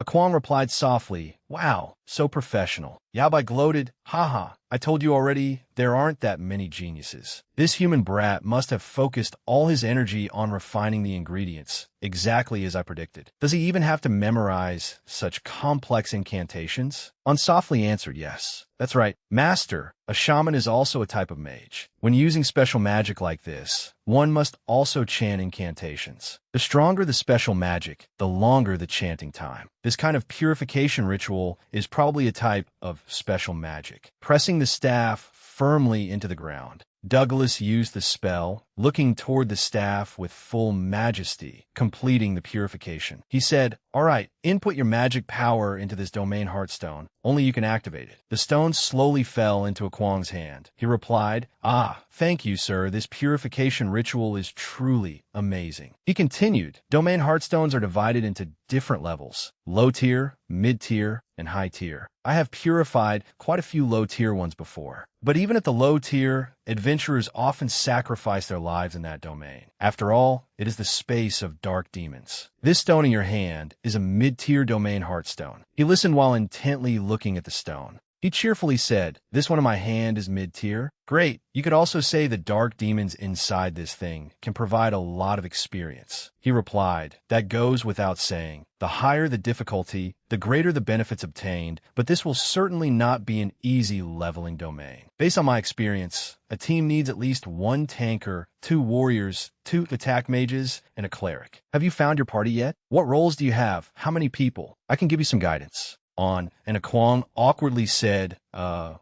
party? No, I'm just by myself. I didn't join a party either, so there's no experience sharing. The 2 men yelled in astonishment. You want to challenge the dark domain alone? The stone revealed a portal. This was the portal leading to the domain, opened by the domain Heartstone. After entering, it could be refreshed twice. Each time, the dark demon monsters would be refreshed inside. In other words, you can summon dark demons 3 times in there. After 3 times, you will be sent out, and this Heartstone will then turn into dust. He continued, once you enter, you must skewer all the monsters inside or wait until the domain's time ends. Otherwise, there will be no way to get out. He said, Sai, if you're not careful and sacrifice your life, your body will be rejected by the domain and then spat out. This is also considered a way to escape. A Kwong cheerfully replied, I see, Vice Captain Piker sure knows a joke. I won't let myself get out that way. An said, that's right. She lowered her voice. You jinx. An held out a pouch of potions and said, Master, here are supplementary potions earned from the Dark Demon Flesh Eater's commission we completed earlier. I've added a lot. You must definitely use them inside. Please make sure to take them with you.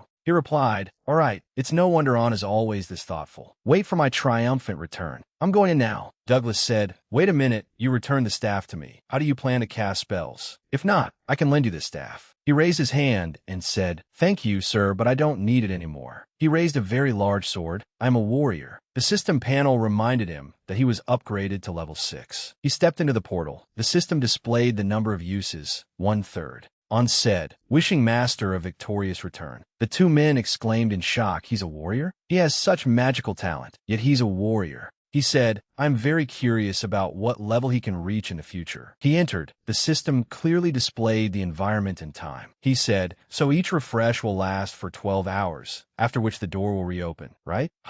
There's no need to wait for this door to reopen. I will use the speed of light to eradicate all the dark demons here, and then go out. Dark demon wolves appeared. He hid behind a bush and thought, these dark demon wolves won't act alone, so I must be careful and not underestimate their attack speed. However, I have no intention of slowly fighting and eliminating them in this dark demon domain. I have to use the fastest speed to finish them off. That's the most correct approach. He jumped out, using the strongest body to increase his attack power. He dashed out and shouted loudly, "Stop baring your fangs and brandishing your claws." And then he used chain lightning. A bolt of lightning struck down on them. He finished them all off. He said, a single dark demon gives 500 experience points. It's unimaginable. In the real world, this kind of experience is equivalent to a mini-boss. The experience points the monsters here provide are much higher than outside. No wonder this stone is so valuable. I've decided I will complete all 3 chances in one go before leaving. I might even be able to upgrade straight to level 2. He dashed toward them. The paralyzing effect ended. They slowly charged forward, bearing their sharp fangs. He thought, the paralysis wore off so quickly. No wonder these are dark demons. He hurriedly charged at them. Compared to ordinary monsters, their resistance was much higher. They lunged at him. He attacked with his sword. The attack speed was truly very fast. If I had been a little slower just now, it would have bitten my throat apart. He was surprised to see something. Sharp fangs and claws rushed forward, just as I thought.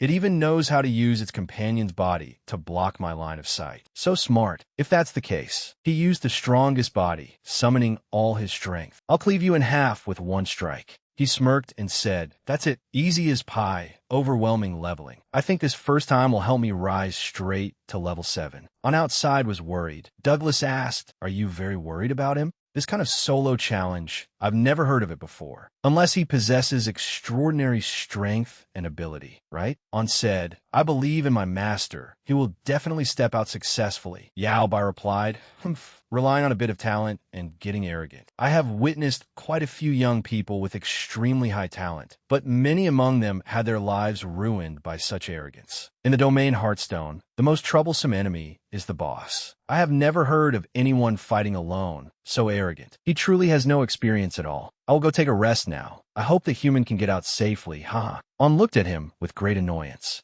He panted and said, thrusting all the way here. It really consumed quite a lot of stamina and mental energy, huh? After continuously using the abilities of the strongest body, my body indeed can't bear it anymore. My strength and spirit have severely declined. Fortunately, he had prepared enough restorative potions. He took a potion out of his pouch. He picked it up and took a large gulp. Puffed. I forgot that all the potions in here taste terrible. Puffed. Drinking them all at once is a sure way to die. Puffed. He spat a big mouthful. His body gradually recovered. Outside, Ann and Douglas were standing, waiting for him. She asked, President Douglas, aren't you going to rest? He replied, I'm just a little worried whether this human boy can get out safely or not. He thought of the scene where he shouldered his sword. A warrior? Participating in a shaman exam just to purify the stone. He didn't even have a staff, yet he could refine a grade, be anomaly potion. Oh, there seems to be some sound coming from inside, very heavy. On said,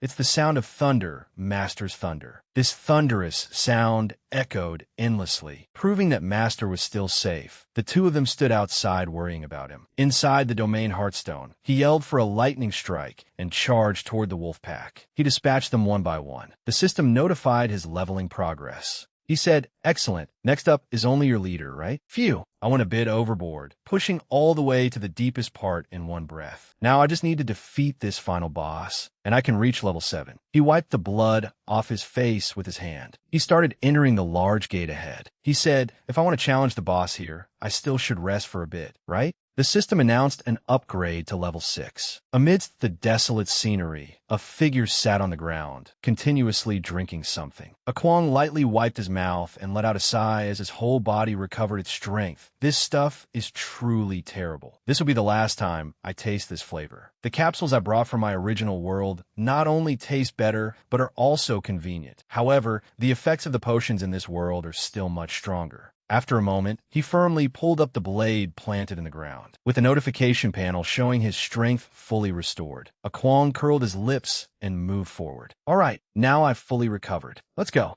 On the ruined wall appeared an incredibly large, blood-red eye staring downward. Right in the middle of the entrance, a Kwong arrogantly rested the blade on his shoulder. He slowly walked inside, striding straight toward his enemy. A monster with a tall, muscular body, holding a sharp weapon, looked incredibly intimidating. Its cloudy eyes flashed with a sharp red light. He gripped his blade tightly and began using the strongest body to increase the muscles in his arms. Ah, this stance is exactly like the dark demon I defeated before, but the level of threat is different. This is exactly what a boss from the Darkland should have. Dark Asia boss with a pig head was emitting a terrifying murderous aura, its whole body glowing a bizarre purple. Suddenly, its massive shadow disappeared right in front of Kwong. His pupils widened at its unexpected agility. In an instant, the massive blade of the Dark Asia boss slashed down, forcing him to struggle to raise his own blade to block. Sweat poured down his forehead, while his eyes remained constantly locked on it. Too fast, and its strength is truly unbelievable. The Dark Asia boss poured in more power. A rumbling sound emanating from its throat started spreading out to attack a Kwong. He gritted his teeth tightly, veins bulging on his hands, proving that he was resiliently holding his ground. Is my whole body trembling? Could this be a skill meant to instill fear in opponents?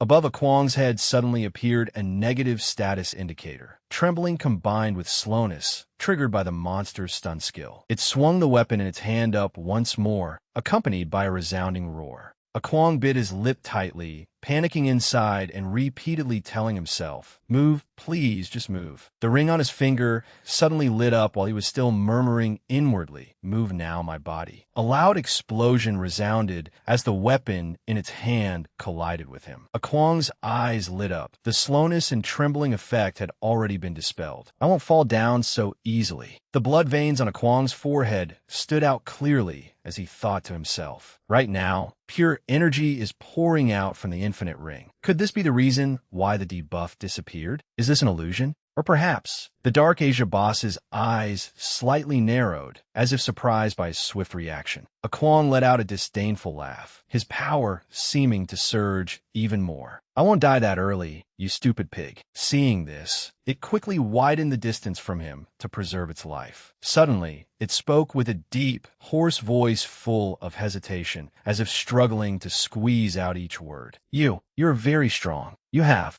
something containing immense power. My trembling and slowing effect was broken, which makes me very surprised." A Kwong stopped his hand movements and couldn't help but ask it back in surprise. "You can speak?" A Kwong gritted his teeth, his eyes shining with determination. "I thought the darkness was just a bunch of monsters incapable of speech." The Dark Asia boss remained silent for a long time, finally answering hoarsely, "Human, we are the darkness, an entity of a higher tier than anything else." Its massive body once again disappeared before Kwong's bewildered eyes. This spine-chilling sensation reminded him of the initial attack that the Dark Asia boss unleashed, once again with that weapon. A Kwong's arms tensed up as his status panel appeared with all the necessary details. "If only I had the Dark Demon Goblin set, I could have used chain weakness exploitation to strike its vital points, but I left that in the original world." The Dark Asia boss suddenly appeared and unleashed a blood slash attack, causing the ground to quickly shatter.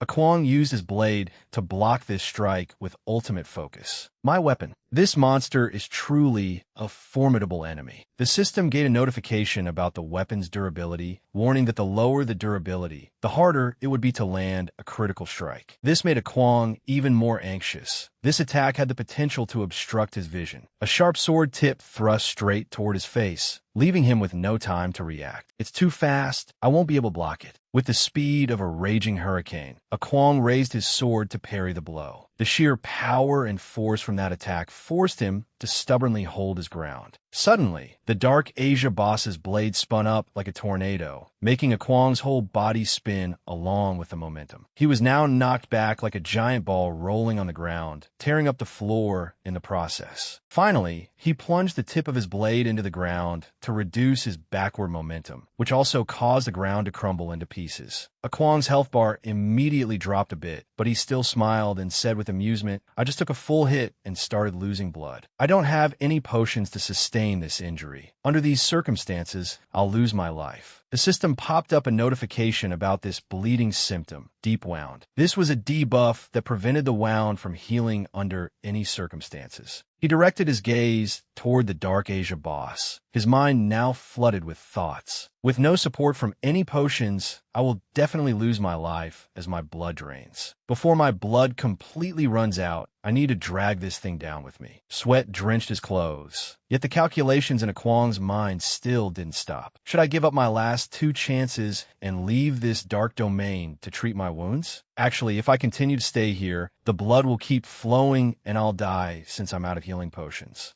Kwang tightened his grip on his blade's hilt and finally made up his mind. Whatever it takes. He leaped high into the air, swinging his blade and charging straight at the Dark Asia boss, yelling, "I will just take your life." It glanced at Kwang, slightly surprised by his frenzy. Kwang was seen flashing like lightning before decisively bringing his blade down on the ground. "Eat the full force of my tracking chain lightning." He jumped 2 steps backward, carefully observing the ground he had just smashed to pieces, thinking to himself, "Did I do it? Why didn't it dodge?" From within the thick cloud of dust, the Dark Asia boss emerged, its huge hand tightly gripping the hilt of its blade. Kwang's previous attack had been completely absorbed by its weapon, accompanied by a notification that the attack had been driven into the ground and could hardly inflict any damage. The Dark Asia boss narrowed its blood-red eyes and rasped, "How ridiculous." Kwang could not hide his shock and disbelief. Thoughts poured through his mind like a waterfall. The lightning strike from before had failed? This was troublesome. The boss's massive body suddenly turned pitch black as it threatened, "I will take your life. I need no more sacrifices."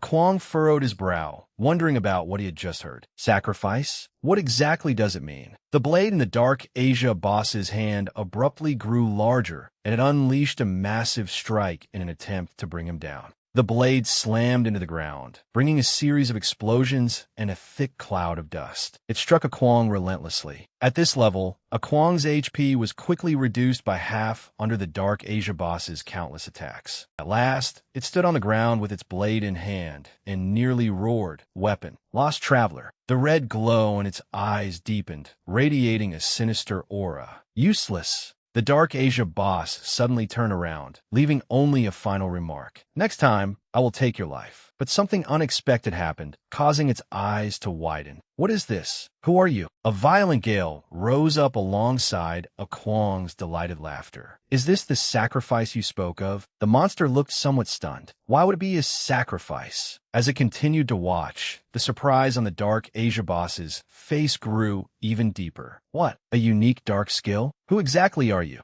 The crimson wind gradually spiraled around a figure as Kwang continued speaking. "Thank you for attacking me at such close range." The wind slowly dispersed, revealing sharp red claws on his arm. "I can now reproduce the sacrifice you mentioned with a perfect copy rate." The system displayed 3 consecutive notifications for the skill Kwang had just acquired, filling him with joy. This was an utterly bold move. The one thought to surpass all others was the one with the strongest body. "Now that I have achieved it, I'll crush you into minced meat with these bare hands of mine." At last, the values on his status panel changed in preparation for the battle. The system's strength enhancement notifications kept appearing, making the atmosphere even more tense. The Dark Asia boss let its arms hang limply, stunned by Kwang's transformation. "Human, why can you use a dark skill?" Kwang chuckled softly as a notification displayed the details of the chosen skill. "This is as easy as pie for me." The ground beneath him cracked apart, and his body completely vanished.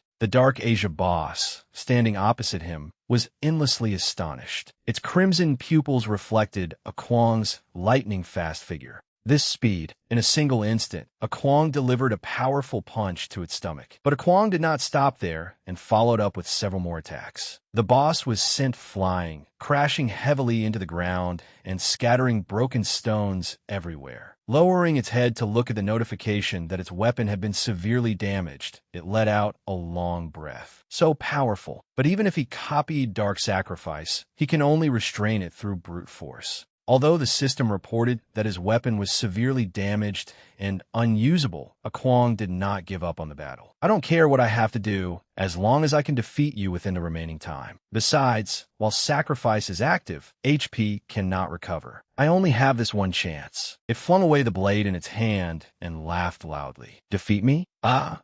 Crimson black lightning suddenly appeared, enveloping its enormous body. Have you forgotten? A powerful whirlwind formed around it, accompanied by its contemptuous voice. I can use sacrifice too. The muscles in its arms swelled, bulging with murderous intent. Foolish human. The Dark Asia boss's entire body became even larger than before. It roared with delight under the effects of sacrifice. Your sacrifice is merely a copy. Its eyes suddenly widened, as though something unexpected had occurred. A Kwong raised his hand high and summoned a barrage of lightning. Of course I didn't forget. A terrifying scarlet light flashed through the slit in his helmet. And I didn't forget that you could force my lightning attack into the ground with your weapon. The Dark Asia boss quickly glanced at the blade it had discarded behind it. Impossible. Did he deliberately make me throw away my weapon? A Kwong took a small step back, lowering his arm as though preparing to unleash a move. What I'm aiming for now, he roared, and his entire body swiftly turned pitch black. This is for you. Sacrifice half of my HP. The Dark Asia boss's entire face twisted in astonishment. What the hell? It was only a copy. You are merely a human. Why are you so terrifying? A Kwong's clawed hand lunged at it without mercy. You no longer have a weapon. Let's see how you survive this fallen chain lightning. A Kwong's hand pierced straight through the Dark Asia boss's abdomen as he let out a powerful roar. Sacrifice half your HP, and this unique, powerful skill will become my weapon. The Dark Asia boss's HP rapidly dropped to 0, its face contorted in agony. Yet it still refused to submit, stretching out its hand to seize a Kwong by the throat. Why, human? A Kwong forcefully tore the Dark Asia boss's arm apart with his bare hands. I'll show you who the greater fool is.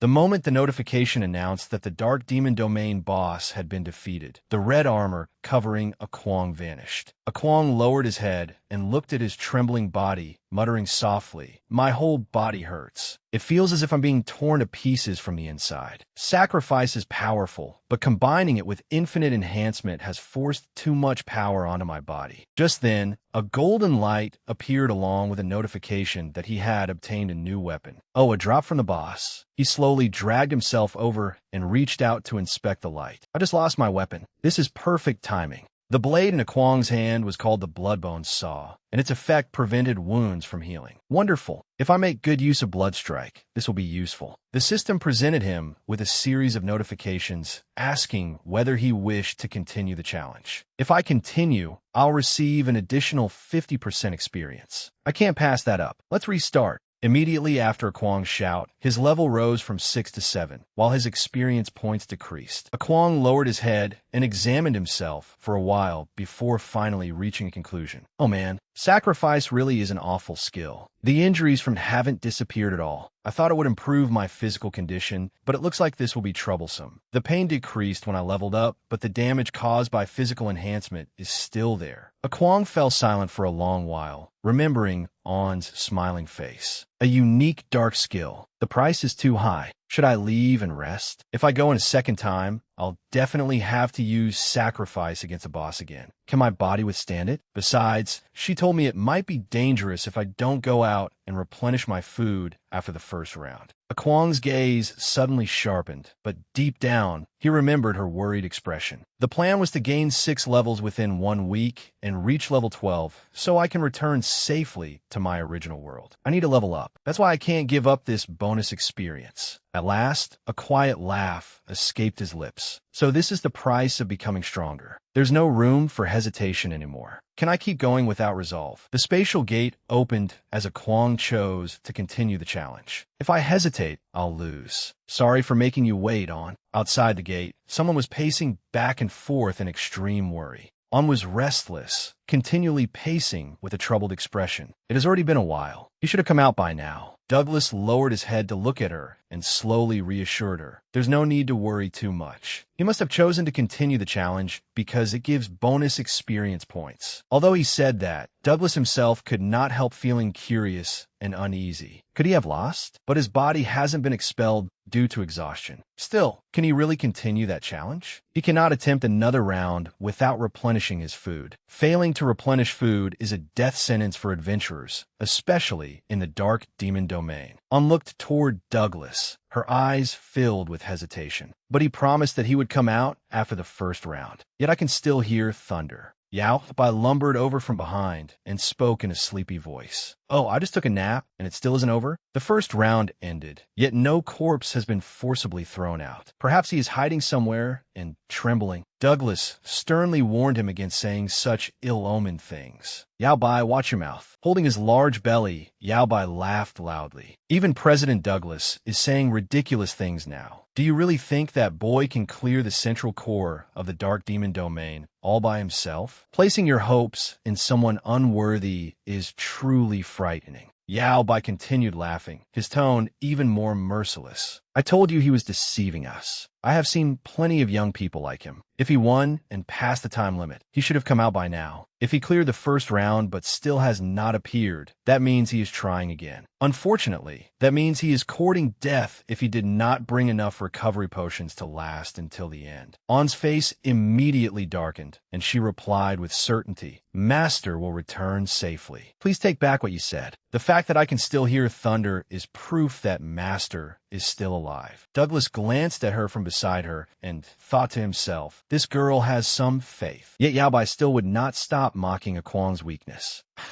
Wadajuka, what is that thunder supposed to prove? If he dies, you will be more responsible than anyone else for giving him such unnecessary confidence. On turn around, her expression turning colder as her hand was already resting on the hilt of her sword. Hey, if you say that one more time. Both Yao Bai and Douglas were startled when they saw it. Bloodlust. Douglas could no longer tolerate it and immediately struck his staff heavily against the ground. Silence. Do not make things more complicated. His voice was authoritative and stern, leaving no room for negotiation. No one is allowed to speak until he comes out. Yao Bai, you may leave now. Immediately, Yao Bai turned to look at him and replied indifferently, I am merely stating the truth. It is time to face reality. I cannot wait to see your expression when you see that boy utterly exhausted. Douglas raised his voice again. Yao Bai, get out. He could not help feeling irritated. What an idiot. He has lived so comfortably and stupidly that he cannot even recognize bloodlust. Douglas then turned toward An, silently assessing her. This young girl's potential is limitless. Suddenly, An's body trembled slightly, drawing his attention. What is it? Her face was filled with panic and blank shock. Master's thunder has stopped. Yao Bai, standing not far away, began mocking them again. Look, look, the thunder we heard has stopped. What else is there to say? Letting a tiny human enter the Dark Demon domain alone was a laughable attempt, but the spatial gate before them suddenly lit up. Douglas trembled and shouted at the change within the gate. What? What is that sound? An extremely powerful gust of wind surged out from inside the gate, making him cry out in surprise. What is this familiar feeling? He gripped his staff tightly, straining his eyes to see. Could it be that the darkness has broken through the seal? This is ridiculous. The moment he saw a blurry figure appear at the gate, Douglas quickly shouted, Put all your strength into it. The darkness is about to break the seal. Panicking, Yao Bai threw away the cup in his hand and moved to reinforce the gate. Impossible. The darkness cannot possibly break the seal of the Dark Demon domain. Suddenly, An's eyes widened as she shouted, Wait. Kwang emerged from the gate, the lower half of his body still covered in crimson armor. An, sorry for making you wait. I challenged it 3 times. I obtained the bonus experience every time and gained 3 levels. He let out a breath, speaking in a whisper while tried to smile. I'm level 9 now. An hurried forward to support Kwang's collapsing body. Master! Yao Bai stood behind them with his mouth agape in shock. 3 times in one trip? Seriously? Even Douglas had to widen his eyes as he looked at Kwang. 3 levels in a row? Just how much of his strength has he been hiding? He quickly urged them on, flustered. Hurry, take care of him. Kwang sat firmly on the ground and allowed them to treat his injuries. Douglas and Yao Bai simultaneously used recovery reflection to restore his strength. Douglas looked at him kindly and spoke gently. Both your muscles and nerves have suffered severe damage. Yao Bai could not help adding, It is miraculous that you are still alive. Kwang comfortably rolled his shoulders and replied with a smile, Thank you for healing me. I feel much better now. An, sitting beside him, puffed out her cheeks in displeasure. You are always like this, master. You always break your own promises and do reckless things. Kwang looked at her and lightly scratched his head in guilt. I am sorry. From now on, I'll be more careful. I simply couldn't resist the temptation of the experience reward. This time, I reached level 9 and received an excellent reward. And you know that I need those experience points more than anything, right? She still had not calmed down, and her voice remained somewhat upset. To me, master safety is more important. You cannot keep breaking your promises. Douglas suddenly asked in a deep voice, Hey, human, you said you completed it 3 times, right? Kwang glanced toward him and answered lightly, Huh?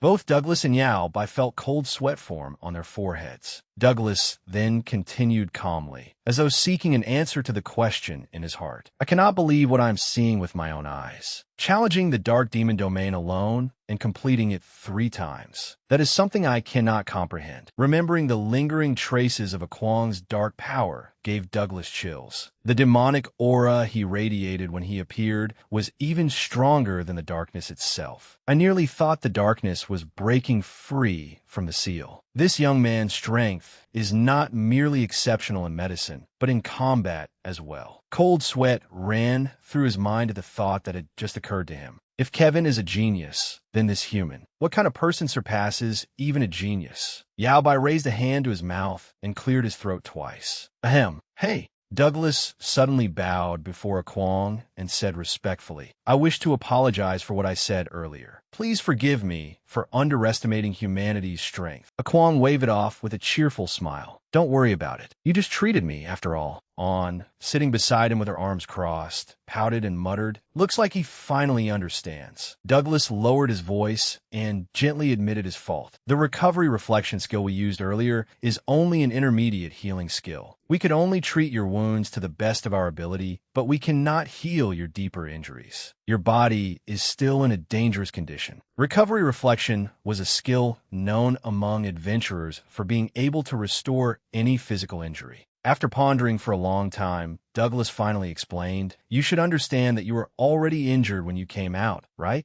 You had internal bleeding, and the nerves throughout your body were damaged. If we had delayed your treatment even slightly, you might have died. It seems you used some kind of secret technique or magic, but do not use it again. The lingering damage in your body could prevent you from leveling up in the future. Kwang's face turned pale. He could scarcely believe what he had heard. Internal bleeding? I only wanted to level up. Remembering the power he had copied earlier made him break out in even more sweat. It seemed sacrifice could gradually distort his mind. Healing had become the only thing on his mind, and he had begun to lose himself. The price was too great. What should I do? Suddenly, a pair of red and blue eyes appeared in Kwang's mind. His eyes widened in alarm as fear rose within him. What? Right now, a monster? Seeing him gasp continuously, On curiously asked, Master, what's wrong? Kwang wiped the sweat from his forehead and softly replied, Nothing. I'm just a little tired. Yet his heart was filled with fear. Sacrifice. The darkness. That special skill. It does not just destroy my body, it destroys my mind too. I'd better never use it again. Douglas glanced at the bag full of medicine bottles and kindly instructed him.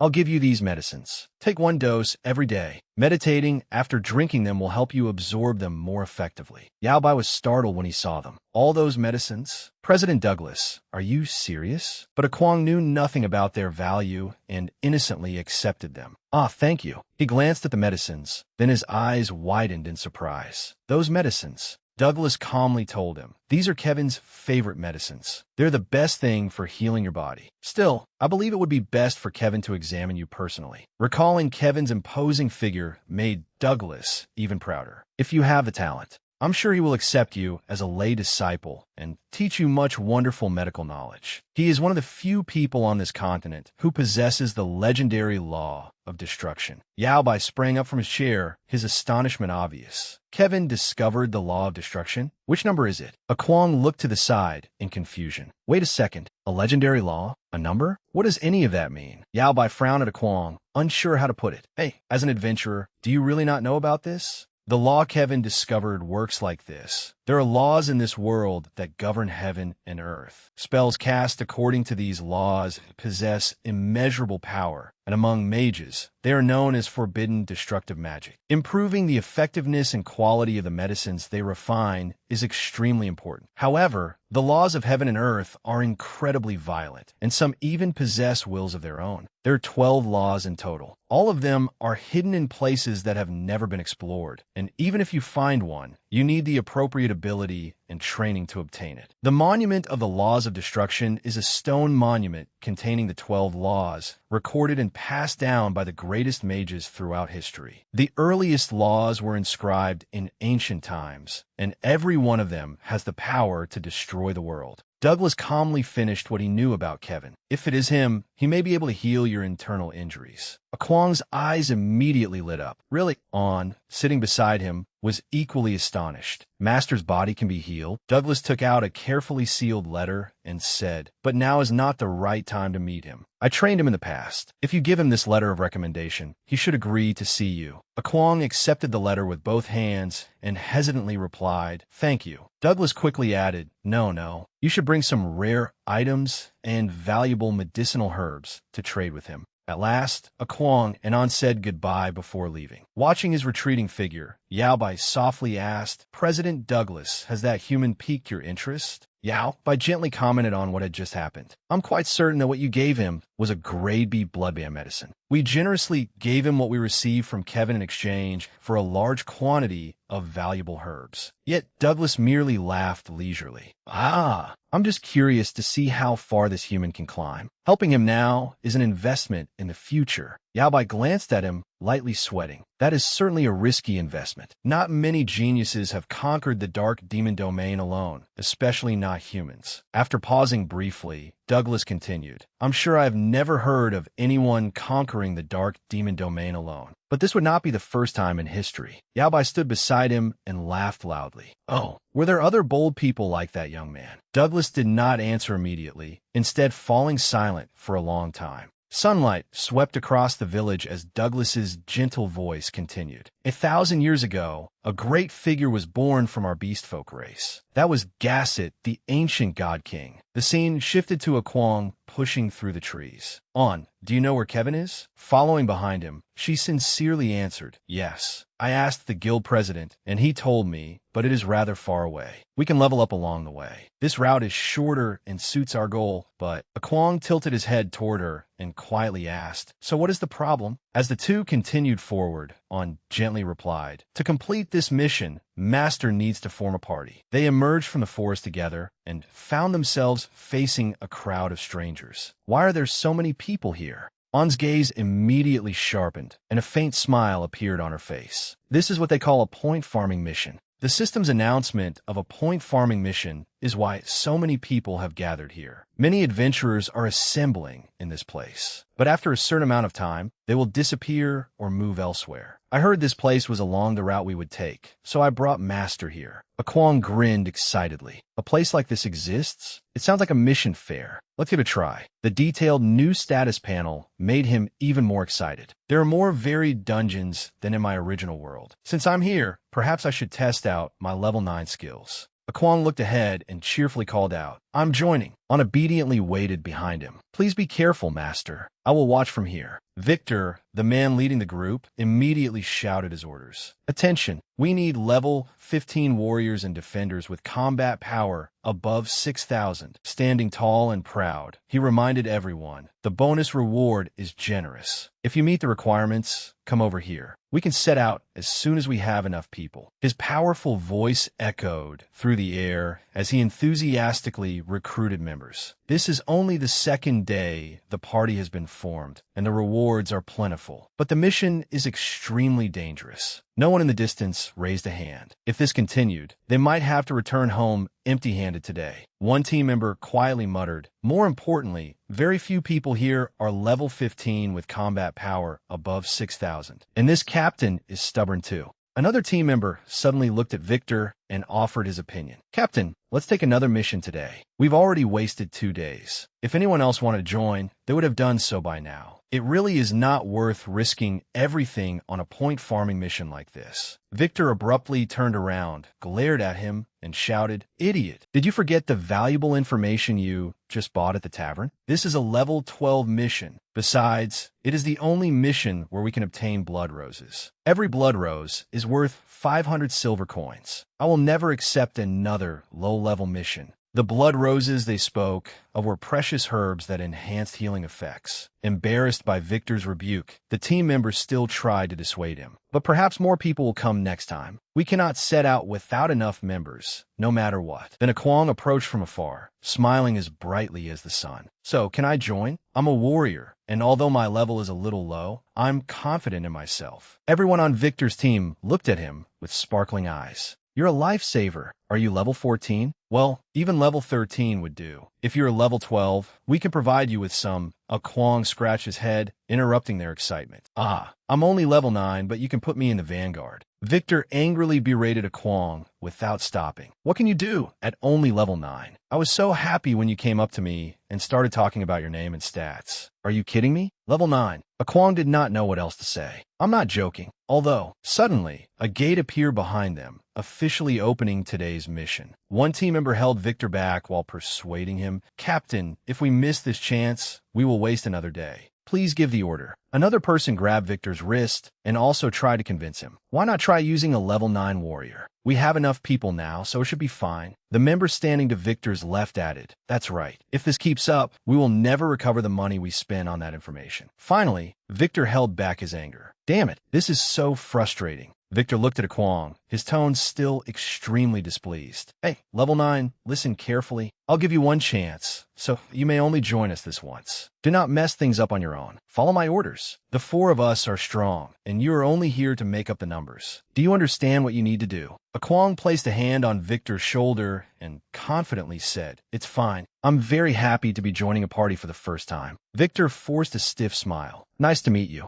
A Kwong turned and headed excitedly toward the gate. "Let's go." Victor remained behind, stunned. His first time joining a party. The moment everyone entered, the system activated a level 16 mission. Right at the start, a Forzit Xeno emerged from the bushes. "Is this really a level 16 mission?" Victor gritted his teeth, veins already bulging on his forehead. "That information of yours is useless. If you dare show your face outside right now, I'll beat you up." The team member panicked and clutched his head. "Captain, with this level of difficulty, I don't know how we can survive. I never imagined the first vicious monster we encountered would be a Forzit Xeno." The entire group quickly dropped to the ground while Victor muttered, "It's all right. We are level 15, and we have completed many difficult missions together. Just do what you should do. We will definitely overcome this obstacle. If it does not work, then humiliating as it may be, we will escape with a return horn." The return horn he mentioned was an extremely expensive item that could allow its user to escape a mission with a single blast. Suddenly, Victor turned toward his teammates. "Wait, I think we forgot the level 9 guy. Where is he now?" The long-haired member quietly answered, "He entered as soon as I did." Could he have done something? Before he could finish, a blinding light flashed, followed by a barrage of lightning strikes. Victor's entire team stared in astonishment. They saw a Kwong, weapon in hand, defeating the monster in a single blow. "This feels great. These things are easier than eating cake compared to the ones in the Dark Demon domain." They all shouted in surprise at his strength. He defeated it by himself. A Kwong then turned around, gave him a thumbs up, and smiled brightly. "Hurry and follow me. I've recently gotten used to speed runs. I can't wait another second to see the rewards." Victor's whole team rushed forward with a Kwong. Holding his staff tightly, Victor continuously gave orders. "There's another one here. One behind that tree, too. There's a weak monster over there. Take it out." The long-haired member drew his bow and repeatedly took down monsters. That level 9 warrior is unbelievably strong. Isn't he completing this mission by himself? He could not believe what was happening before his eyes. He charged in alone and is completing this mission by cutting down all these minor monsters. He even knows the monster's weaknesses. It's hard to believe he is only level 9. The party member who was a mage was also amazed by a Kwong's ability, and he does not even need recovery potions. That makes everything much easier. The beast folk member standing on a tree called down, "Captain, you have a lot of connections, right? Who is that person? With skills like those, he must be famous." Victor looked back toward the battle and replied, "Not necessarily. I know too many people to remember them all. Even the people introduced by the tavern's information broker, I know all of them. You know, that warrior must be an elite from some major guild. He looks familiar, but perhaps I've forgotten." Kwang happily focused on cutting down the tangled vines. Ordinary missions are nothing compared to the difficulty of the Dark Demon domain. The experience points here are much more plentiful than in my original world, but they still cannot compare to the Dark Demon domain. Even these level 16 minions are far weaker than the level 11 monsters in the Dark Demon domain. They do not even seem to possess half the strength of those dark monsters. A level 16 monster appeared, using all its vines to attack. Kwang tilted his head and dodged its sudden attack, thinking to himself, as long as I watch out for the poisonous thorns, they are not much of a threat. The divine eye lets me see all of a monster's weaknesses, but can I do more with it? With a swing of his hand, he shattered the monster's body and continued thinking. This mission seems to involve collecting blood roses. Could I give them to Kevin as a gift? Then he swung his sword to shake off the mud and turned to announce, "Everyone, the battle with the boss is about to begin. The smaller monsters are increasing in number, and they are all weak to fire. Can the mage use fire magic to attack?" Victor shouted back at Kwang, "All right, listen up." Upon receiving the command, the mage thought, "Finally, it is my time to shine." He spoke in a firm voice, warning everyone to watch their surroundings. "Be careful of the vines. They have poisonous thorns, and if you get hit, you'll be poisoned." His team had been cornered by the monsters and were too afraid to move. How did he know so much about monsters? Victor recalled how Kwang had acted earlier and began to wonder. At level 9, he couldn't possibly have that much experience. I saw his level before, but he must be hiding his true strength. Then the red orb atop Victor's staff lit up as he cast a fire spell, Fire Tornado. A blazing inferno quickly engulfed Victor's entire team. The scene shifted to flames crackling across the ground. The archer lightly poked the firewood to make the flames burn brighter. Everything is going smoothly. Sir Warrior is so strong. This mission will probably end without any trouble. The beast folk member glanced at him. "You've already started addressing him respectfully as Sir Warrior." The mage's cheeks flushed slightly, and she spoke in a gentle voice. "He feels different from everyone else in this world. He must be someone very special." Meanwhile, Victor and Kwang extended their hands and exchanged friendly introductions. "Victor, Kwang." Victor looked at him admiringly and kept praising him. "To think there is someone as talented as you. I truly want to know your real identity." Kwang tried to conceal it. No, I'm only a rookie adventurer." However, Victor looked at him skeptically. "A rookie? Let's just say that's true." He felt deeply frustrated. But it is true." Suddenly, Victor hesitated before asking Kwang, "By the way, do you know about the mission rankings for each region?" Kwang accepted the water bottle from him and took a large gulp. "Mission rankings? Not really. Why do you ask?" Victor narrowed his eyes suspiciously. He doesn't know. He must be pretending, right? After a moment, he folded his arms and explained. "These point farming missions are different from missions that disappear after a while. Every region has a fixed set of missions, though their difficulty may vary. The mission rankings record the completion data of teams. They also record the first completion and best performance for each mission. In other words, they award not only extra money, but reputation as well. The rankings are shared through the regional branches of the Adventurers Guild, and anyone can access them. You can bring great fame to your guild or party." Kwang looked at him calmly, his tone entirely composed. "I see. I understand completely. So what are you getting at?" He had already begun thinking differently. "This is similar to the system from my original world, so it exists here too." Victor folded his arms proudly and boasted. "Our group of four may look like a random combination, but in reality, I'm a member of the Kaiser Guild. I belong to a 15-man vanguard team known as the Big Goat Party. Our captain is one of the guild's founders, a Great Shield warrior nicknamed Big Goat Heavy." Yet Kwang responded with the same stiff, mechanical question. "I understand completely. So what are you getting at?" Victor cleared his throat and regained his serious expression. "Well, recently, a new level 18 mission appeared. It involves small dark goblin monsters hiding in the swamp. Those monsters are extremely troublesome because we lack sufficient information about them. You seem knowledgeable about monsters, and having you help clear them out could be very beneficial. Kwong clapped his hands together, his whole body seeming to light up. Ah, so at a mission involving dark goblins, and the reward must be quite generous, right? As though he had realized something, Victor gave a soft exclamation. That's right. If we clear it, both the first completion and the highest performance will be recorded and will receive a substantial reward. That's why parties are always competing to be the first to complete fixed missions. If you're truly interested, why not meet our captain?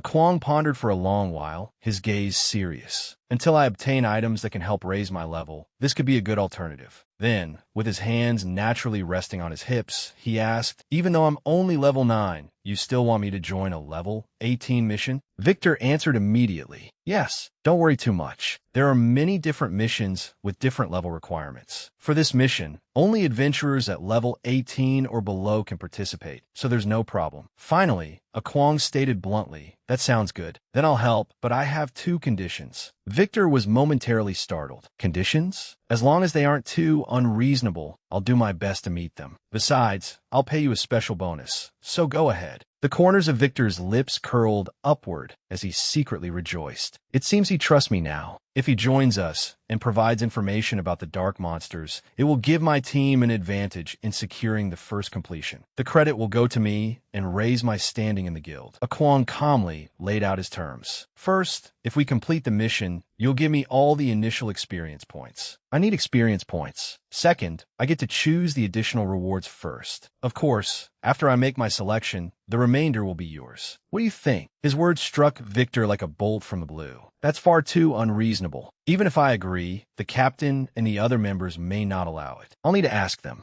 Kwong suddenly hoisted his weapon onto his shoulder and led the party onward. Then let's discuss it again after this mission is finished. We've rested long enough. Let's move. The entire team slowly passed through a large purple gate. The members of Victor's team were overjoyed when they saw the result. Everything has been cleared out. The captain's fire tornado hit the boss's weakness perfectly. Its weakness was fire, so everything went smoothly. However, Victor did not think the credit belonged to him. Without a Kwong, I wouldn't have been able to time my attack properly. It took me more than 10 seconds just to line up the target's weak point. He scratched his head, trying to flatter Kwong. Besides, Kwong told us everything. The boss's weakness, its vulnerable attribute, how to defeat it, and even what we needed to watch out for. You're incredible, Kwong. A blood rose appeared in Kwong's hand as he replied casually. I've taken my share of the blood roses. Divide the rest among yourselves. Victor turned to his team and announced clearly, all right, let's disband for now. I'll distribute the rewards and final loot later. Everyone in the team called out together, thank you. Then he looked warmly toward Kwong. Do you have time? I want to thank Captain Javi and introduce you to him. However,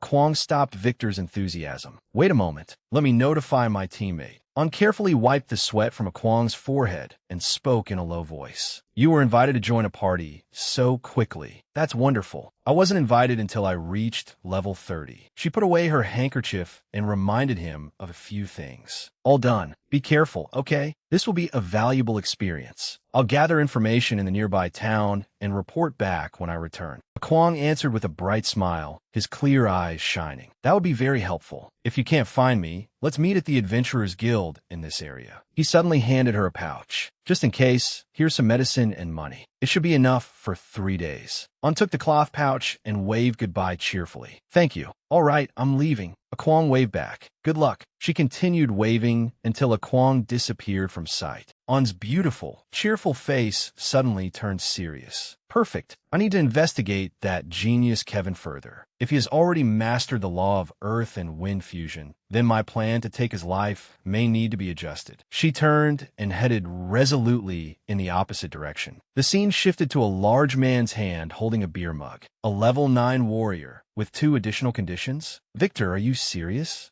Javi, a tall man with a stern face, asked in a deep voice. You want a level 9 warrior to lead my elite team, whose average level is 16. Don't joke around. Victor looked extremely awkward as he tried to explain Kwong's situation, but he truly is impressive. Thanks to him, we obtained the blood roses without encountering any obstacles. A man standing to one side, beer mug in hand, burst into loud laughter. Ah, a level 9 warrior isn't even worthy of carrying our shoes. Victor, You must have lost your mind after spending so much time with those fools outside. Does this mean you can no longer keep up with our big go party? Don't waste our time. Despite the mocking laughter around him, Victor remained firm. It's the truth. If you don't believe me, meet him yourself. Unexpectedly, Javi asked in a low voice, "Is he here?" Victor laughed delightedly and answered quickly, "Yes, I brought him. He's waiting outside the door." The man beside him folded his arms and laughed. "You must be fearless to bring someone like that in here." Victor angrily shouted, his face flushing red. Enough! Inwardly, he despised the man. He always mocks me. This time, I'll prove him wrong. Javi did not even turn around, merely giving an order. "Fine, let's meet him." Victor cried out happily, "Thank you, Captain." Then he hurriedly led a Kwong into the guild hall. "Follow me." Standing before everyone, a Kwong scratched his head and introduced himself in a clear voice. I'm a Kwong,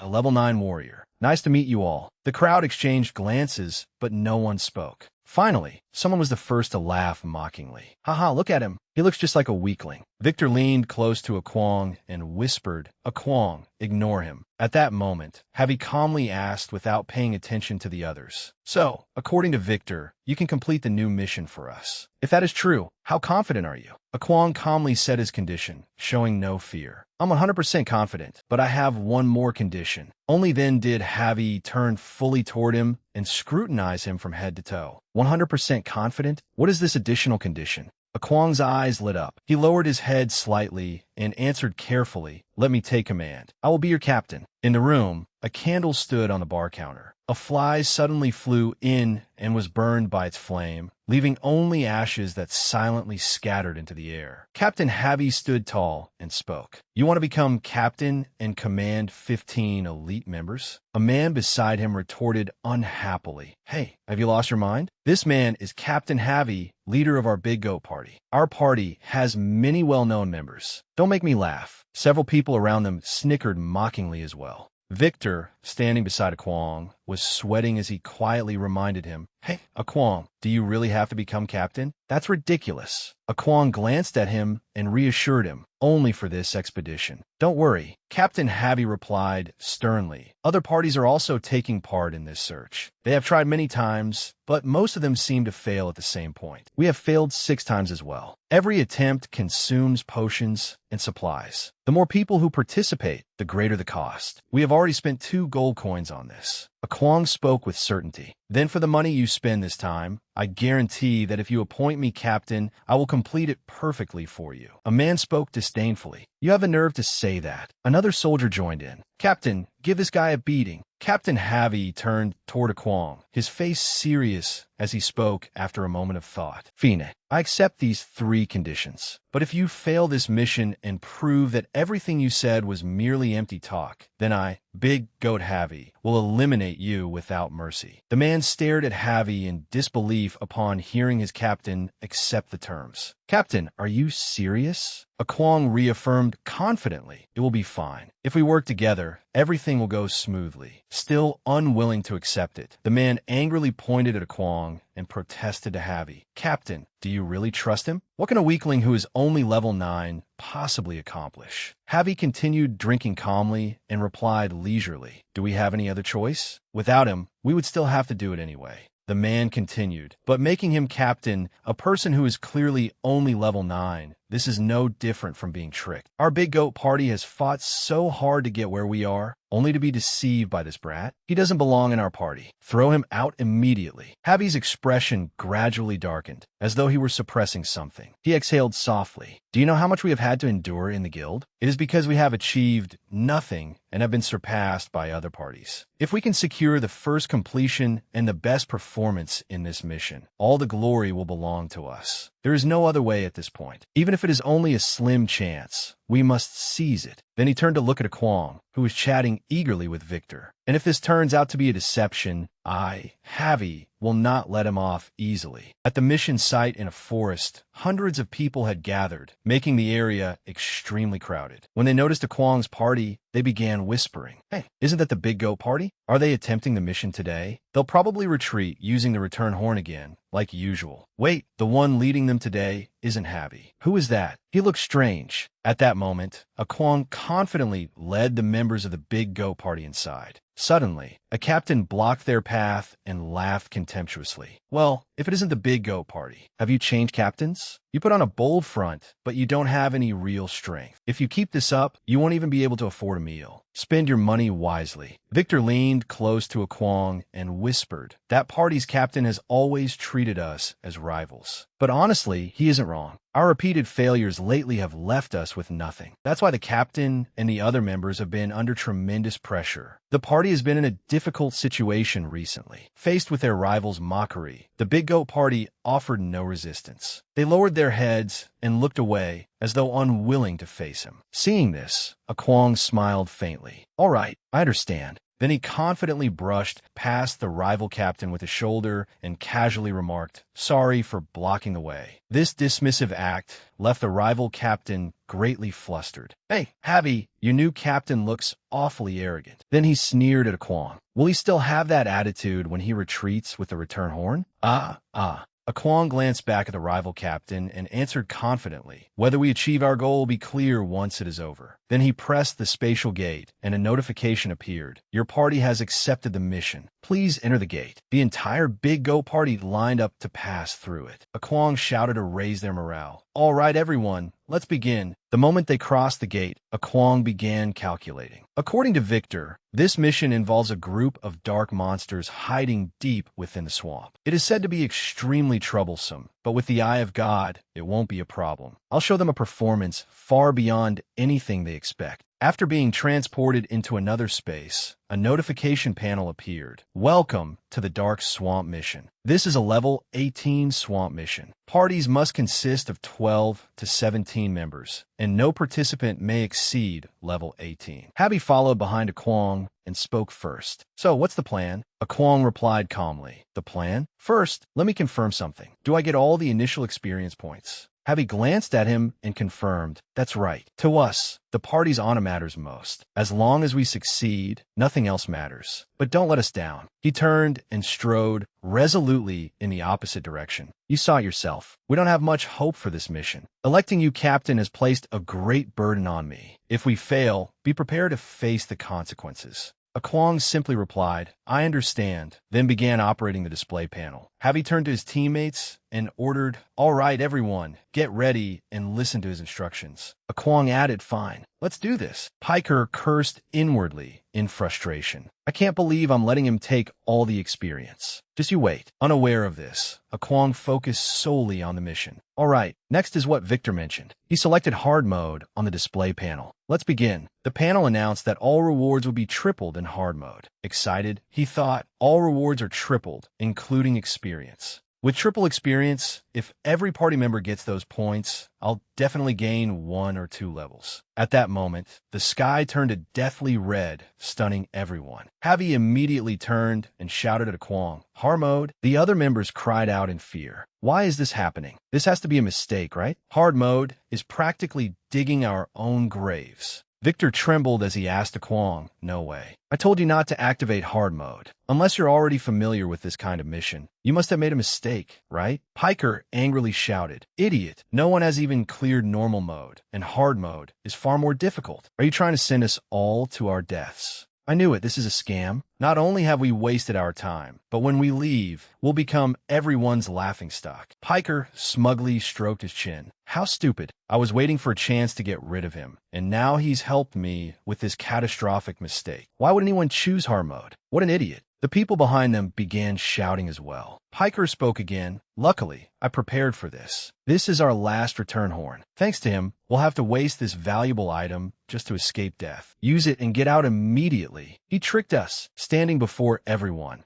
Kwong dashed forward at lightning speed. If I brought everyone here, then I already have a plan to get everyone out. Trust me, he thought, whether it's hard mode or not doesn't matter. With the eye of God and enough people, we can clear it without casualties. Piker angrily retorted, you really think we can clear this mode after failing normal mode? Stop spouting empty nonsense. You dragged everyone into this mess. Do you realize everyone could die? This isn't a game. If you want to die, then go alone. Kwong seemed unconcerned and continued rushing ahead like an arrow. The Eye of God activated. Delighted, he thought, just as I expected, if there's a swamp, then it's most likely wetland terrain. The small fry here are highly vulnerable to lightning. Through the Eye of God, Kwong saw all the monsters' information, while notification panels continuously appeared. They suggested skills that could exploit the monster's weaknesses. Kwong looked at them confidently. If I focus even harder, I may be able to enhance the Eye of God further. Seeing him charge and recklessly, someone cried out, "That idiot is rushing in. Those are Harmo Dark Goblins, and there are so many of them. We're finished." Javi raised a shield in front of the group and roared furiously. "So you deceived us after all?" Looking at the people huddled together in fear,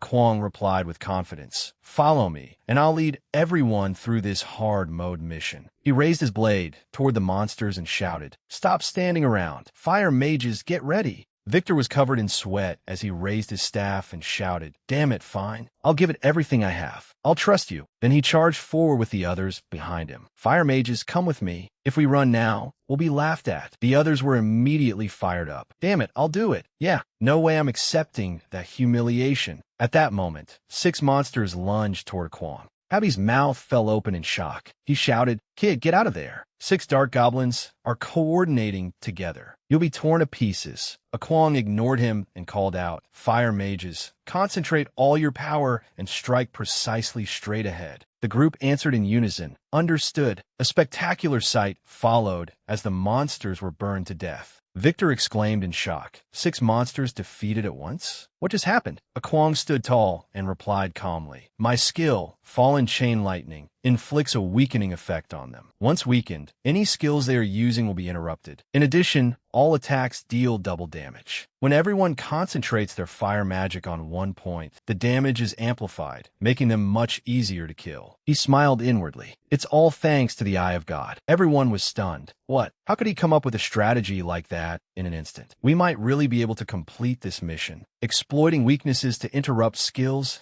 and deal massive damage. It's perfect, Victor excitedly said. He did it again, just like before. With that analysis, I knew you could do it. Javi stood to the side in shock. He's only level 9? Who is he to possess a skill like that? Piker collapsed onto the ground and shouted tremblingly, "Luck! It has to be luck. There's no way anyone could analyze the situation that thoroughly under these circumstances." Someone beside him spoke up. "Vice Captain, that's exactly why he's so impressive. Everyone saw it with their own eyes. Why are you being so narrow-minded?" Victor crossed his arms and added, "Why don't you just shut up? It's embarrassing how you keep dragging us down." Piker shouted angrily, "What did you say?" Kwong stood proudly before everyone and said gently, "Enough. We don't have time for people like him. Everyone, follow me. We're going to conquer this hard mode mission." Javi ran after him with his shield in hand, shouting to everyone, "Didn't you hear him?" As though suddenly awakened, everyone rushed after Kwong. From behind, Piker weakly called out, "Hey, wait for me." The entire party regrouped. Javi stood behind a Kwong and roared, "Follow Captain A. Kwong. Let's conquer hard mode." 30 minutes later, somewhere within the dark swamp, the silence was terrifying. The party hid in a corner as Victor spoke first. "It looks like every other party was defeated in the swamp ahead. What should we do now?"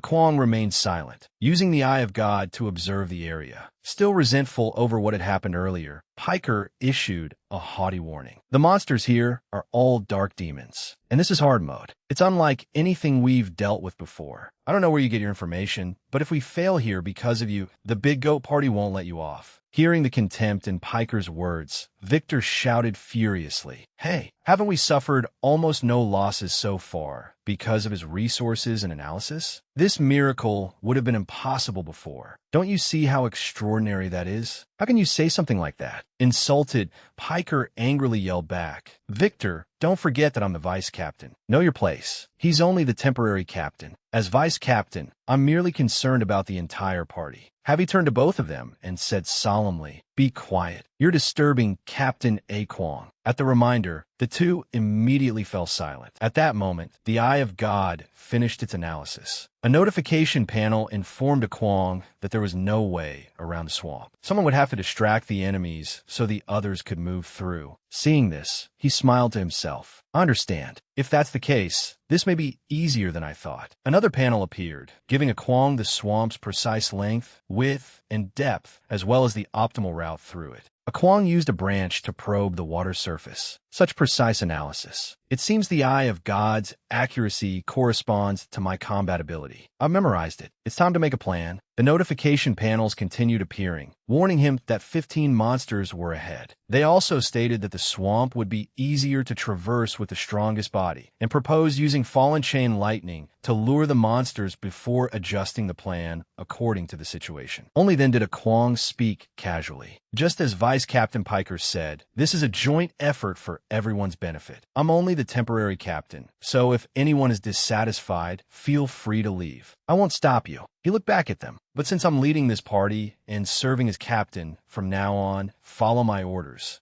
Still dissatisfied, Piker muttered, seriously, just because he knows about those monsters. Before he could finish, Javi interrupted him. Enough. Save it until after the mission. Everyone just wants to get this over with quickly. Piker snorted coldly. That damned level 9 rookie. A Kwang continued staring ahead, though he could still sense the hostile gaze. He thought, in the past, my spirit would probably have been crushed by an openly hostile enemy like this. No matter what world it is, there will always be people who bully those they see as weak or threatening. Such malice seems inborn and unavoidable. I used to be a victim of that, just like Chu Ham and many others. There's only one solution: become stronger. But I'm no longer the A Kwang I once was. A Kwang stood and said to everyone, enough empty talk. It seems we'll have to cross this swamp to reach the next area. Recalling their previous attempt, Javi continued, yes, we once made it halfway and saw the entrance to the next area. To reach it, we couldn't avoid attacks from the dark demons hiding in the swamp. Their attack patterns are unpredictable. If things go badly, we may have to use the return horn. In the worst case, we may not make it out alive. A Kwang calmly replied, this is a different situation. It's certainly dangerous, but there's no need to worry. Javi asked, you already have a plan? A Kwang looked at him resolutely. I'll stay behind and lure the monsters out while you lead everyone to the next area. I'll catch up afterward. Victor asked in alarm. You're planning to lure all of them alone? That's too dangerous. Javi agreed. I respect your strength, but we don't even know how many there are. I can't accept such a reckless plan. Upon hearing it, Piker burst into laughter. I thought you had some grand plan, but this is pathetic. Anyone could think of that. Fine, do it, but don't expect us to care if you die. A Kwang paid no attention to Piker's words. He simply ordered Victor, this is the optimal route. Memorize it and keep everyone away from the dangerous areas. Victor looked at the route in confusion. Huh, what? How do you even know this route? Holding his blade, a Kwang stepped forward with confidence. That's not all. This is only the first step. I'll defeat all these monsters by myself. You all go ahead. I'll catch up soon. He looked seriously at everyone. I don't want to waste any more time. Think about it. Have I ever done anything carelessly so far? He walked forward confidently. Stunned, no one said another word. They could only watch him leave. A Kwang waved to them. Get into formation and wait for my signal. He stepped into the swamp, first with his left foot, then his right. He thought, this is worse than I expected, but this terrain is perfect for my lightning attacks. Piker stared at Javi in shock and asked, Captain, do you really trust him? A level 9 rookie against an entire swarm of dark demons. Javi calmly replied, I don't know. I truly can't say that I trust him, but that determination. Victor interrupted, I trust him. His level doesn't matter. As long as we follow his plan. He even gave us an exact route. Down in the swamp, a Kwang radiated an astonishing power. Killing intent rose around him in streams of purple energy. 15 monsters. Normally, anyone surrounded by that many dark demons of a swamp would be terrified to death. At that moment, bubbles rose continuously from beneath the water. Then, without warning, a monster leaped toward him. It was a dark swamp demon. A status panel appeared, displaying its information and weaknesses. A Kwang raised his sword and growled, sorry to keep you waiting. Come out, all of you bastards. With a horizontal slash, he cleaved the monster in two. Black fluid splattered everywhere as its limbs and chunks of flesh fell into the water. A Kwang gave a sinister smile. So they have no fixed form. They're just masses of darkness that hide in the swamp after every attack. There's no way ordinary people could find their weaknesses. Then he unleashed fallen chain, lightning into the water. Electricity spread from his sword across the surface at incredible speed. Affected by it, the monsters rose from the water again, screaming. They pounced on him like starving tigers. A notification appeared, lure successful. A Kwang smiled in satisfaction. All the monsters are gathered now. For ordinary adventurers, Unstable footing like this would be fatal. But with the strongest body, it was no problem. In an instant, a Kwong sprinted rapidly in the opposite direction, the monsters chasing behind him. As he ran, he shouted, "Havi, lead the others along the route I showed you." The people on the shore were stunned. He really lured all the dark demons away. What incredible ability. How can he run without sinking into the swamp? With Captain A. Kwong in our party, it feels like we can clear any mission. He really isn't just a temporary leader. Victor said proudly, "See, I told you so. Do you believe me now?" Piker stared blankly. "I admit it, I underestimated him." Havi strode forward majestically, saying, "Don't just stand there. Move." Captain A. Kwong is still distracting them. "Follow me. Victor, lead us along that route." Victor immediately answered, "Yes, sir."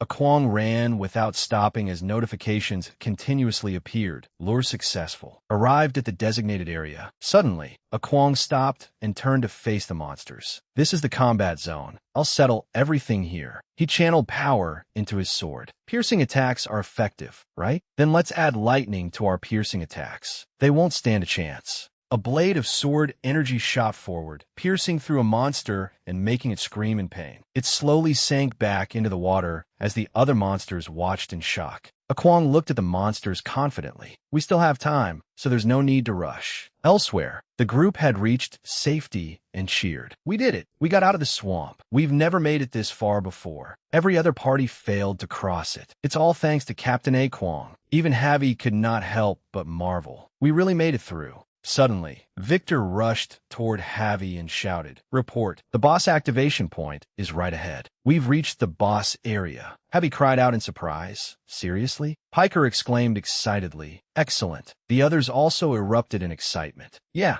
and it doesn't look like a particularly difficult boss. The swamp is probably the hardest part. Everyone is eager to go, right? Should we move in? Didn't Captain A. Kwong tell us to wait? Victory is right in front of us. We won't lose either. Let's show Captain A. Kwong what we can do. I want it, but this is hard mode." Piker immediately calmed everyone down. "Stay calm. We'll wait for Captain A. Kwong." Everyone around him froze. "Huh? Captain A. Kwong? What's going on?" Piker looked awkward. After coughing a few times, he admitted, I doubted his strength, but we only made it this far because of him. His power is truly impressive. Since we've reached the boss area, it would be better to wait for Captain A. Kwong and enter together." Havi and Victor exchanged glances, both utterly stunned. Then Havi suddenly slapped Piker hard on the back, nearly making him cough up blood, and laughed in praise. "Even you've been convinced now? Fine. Better safe than sorry. Let's wait for Captain A. Kwong." Piker awkwardly turned his face away. Victor spoke up with a hint of sarcasm. "Very good, Vice Captain. That is probably the safest choice." Just as the mood turned cheerful, a voice interrupted and drew everyone's attention. "Were you all waiting for me? I've taken care of all the dark swamp demons. The boss area is right ahead, so we can regroup here."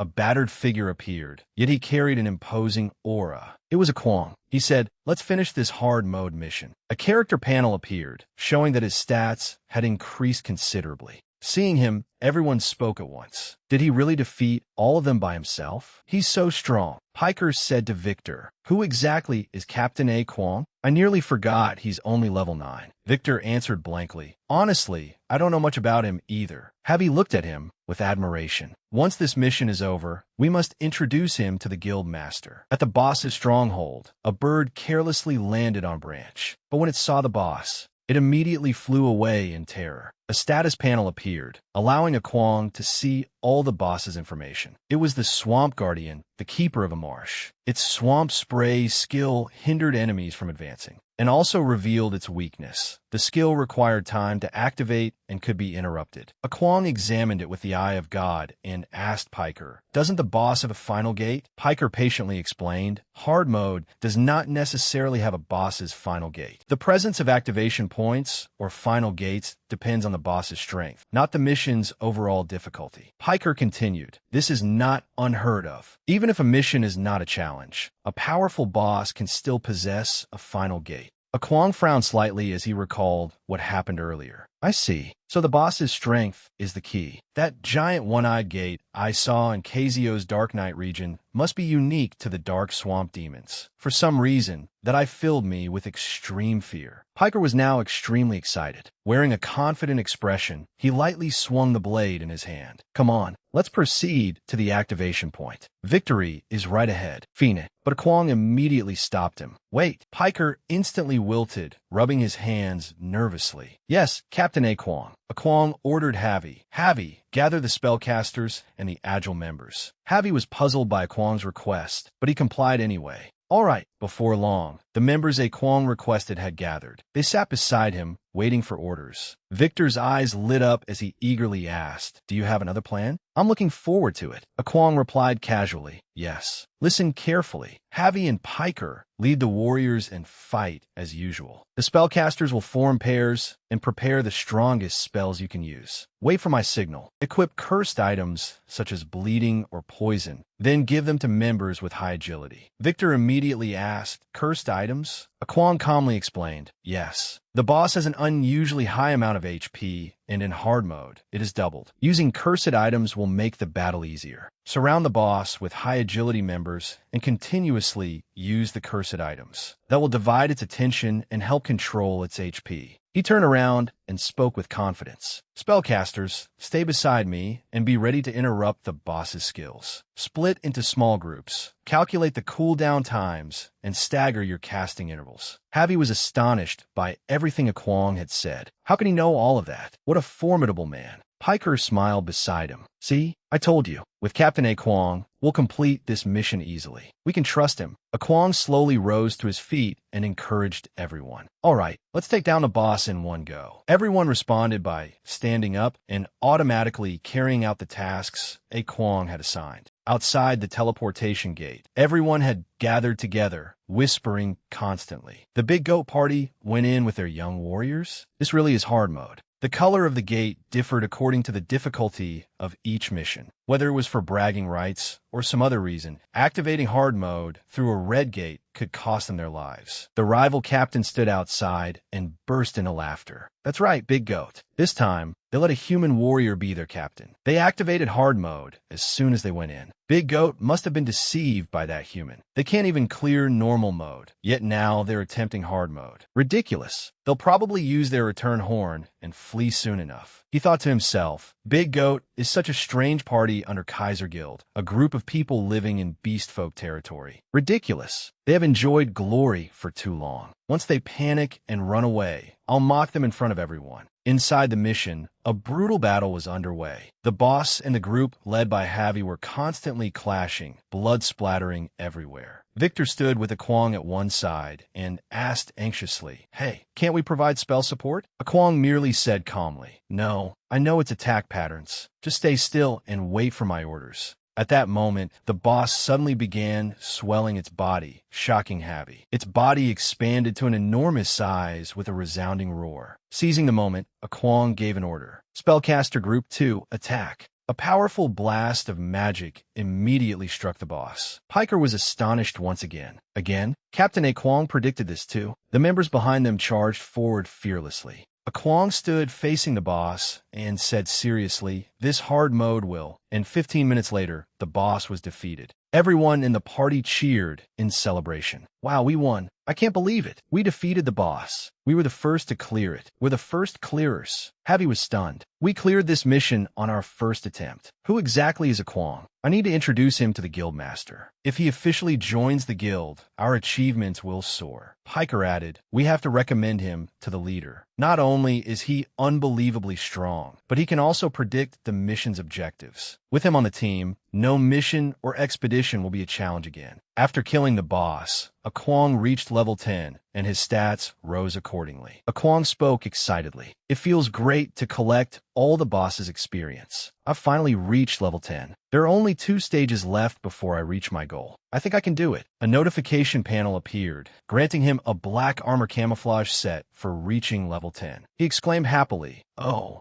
do I receive bonuses for reaching certain levels?" Let's see. He tapped the panel, and a set of armor immediately appeared and wrapped around his body. A status panel displayed the armor's details, as well as his stats after equipping it. Kwong thought to himself, when the Foxman outfit is hidden, this armor appears in its place. It seems my body has changed as well. Does it adapt to my needs? I'll test it next time. Victor called out from afar. Wow, is that handsome guy? Kwong replied awkwardly. I only changed my equipment. Piker chimed in. If you had appeared looking like that from the start, I wouldn't have called you weak. In contrast to everyone else's smiling faces, Heavy looked quite serious as he asked, Hey, Kwong, I need your help with something. Kwong immediately replied, What is it? Outside, a crowd had gathered, led by the rival captain, who sneered contemptuously. Look, they're coming out. Come see for yourselves. Big Goat was far too arrogant. Suddenly, an announcement rang out. The Big Goat Party has completed the mission. The rival captain cried out in shock. What? Is that true? They even cleared hard mode. A hand emerged from the teleportation gate, followed by the entire Big Goat Party. Dozens of cheers welcomed them outside. Did this human warrior in black armor accomplish all that? Yes. Big Goat made him the leader, and they cleared it immediately. He's so young. Which guild is he from? Javi and Piker were delighted to see everyone cheering. It has been a long time since we were surrounded like this. It's all thanks to Kwong. I promised I would bring you to the guild and recommend you to the leader. Victor looked at him and whispered, Everyone is talking about you now. Kwong replied casually, This is only the second time it has happened since I came to this world. It feels different.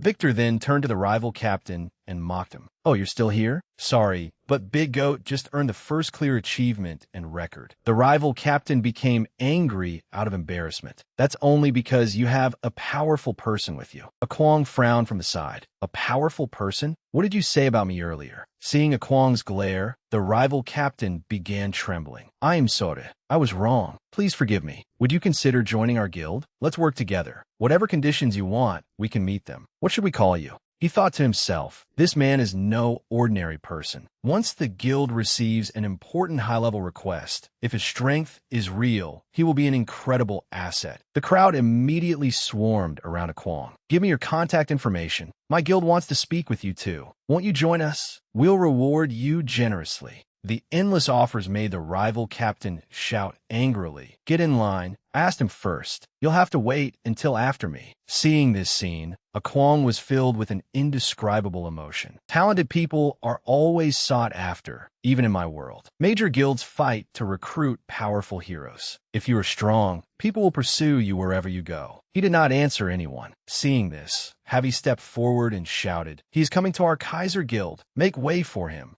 And so, he left amid the crowd. In the northern part of the Beast Folk city, golden sunlight spread gently over the land. The local residents, who had been going about their lives, were drawn to an unexpected sight. It was Kwong and the Big Goat Party, marching in with an imposing air. The crowd widened their eyes in surprise and began chattering incessantly. Is that the Big Goat Party from Kaiser Guild? Javi was supposed to be their captain, so when did a human take his place? Who is that man? I've never seen him before. I don't know, but he must be strong. Their levels are not public, but he is probably at least level 19. Are you kidding? Javi is already level 18. He must be at least level 20. Kwong stopped in front of a large building, turned around, and said, Wait here for a moment. Recalling her smiling figure, he thought to himself, I promised on that I would meet her at the Adventurers Guild. I'm not sure whether she is here now, but I'll soon become the leader of Kaiser Guild. It would be wonderful if we could go together. I really want to see her. Inside the Adventurers Guild, the guild manager sat before two veteran orcs and answered, I'm on a diet right now, so I'll pass on the food. The two orcs quickly said, If you won't eat, then how about a drink? Since you're already here, at least have a glass with us. That's right. We've invited you so many times. Do you really want to disappoint us? Kwong suddenly strode in confidently between the two large orcs. Let me through. One of them, his face flushed dark red, immediately shouted, Hey, brat, we're having a discussion here. Are you looking for a beating?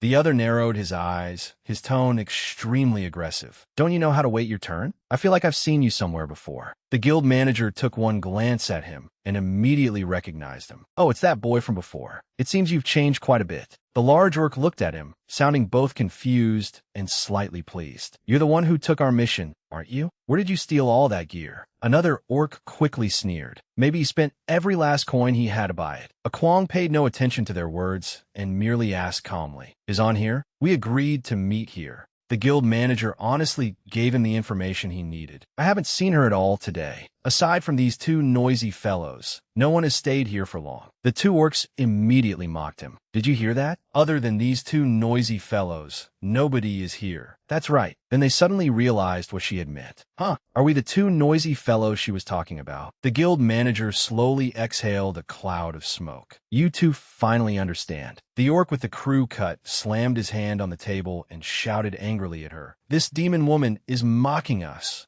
A Kwong extended his hand and silently activated Strongest Body. Can't you see that she's unhappy? The orc quickly drew back his hand, inwardly frightened by Kwong's power. So strong. Who is this brat? He stammered. You reckless brat. The ponytailed orc quickly stopped him. There are guards here. Fighting here is not a good idea. Let's go outside. The crew-cut orc roared beside a Kwong's ear. Come on, human. It's time to fight. Burning with rage, he continued insulting him. Don't think you can show off in front of us just because you spent money on equipment. I'll knock you down with a single blow. A Kwong followed them out, glancing back as he said, You may still be busy with On's matter. Sorry for interrupting you here. Suddenly, the guild manager reached out to stop him. Wait, if you go outside with them, you'll get beaten up. You should stay here, and the guards will protect you. Under the brilliant sunlight, he left behind only a confident sentence. I'll be fine. The two orcs quickly threatened him. If you don't want to be beaten here, then come outside and face us. A human causing trouble in beast folk territory. You've got some nerve. The moment Javi saw Kwong walk out, he asked, Captain A. Kwong, what happened? Hearing that, the two orcs froze like statues. Captain,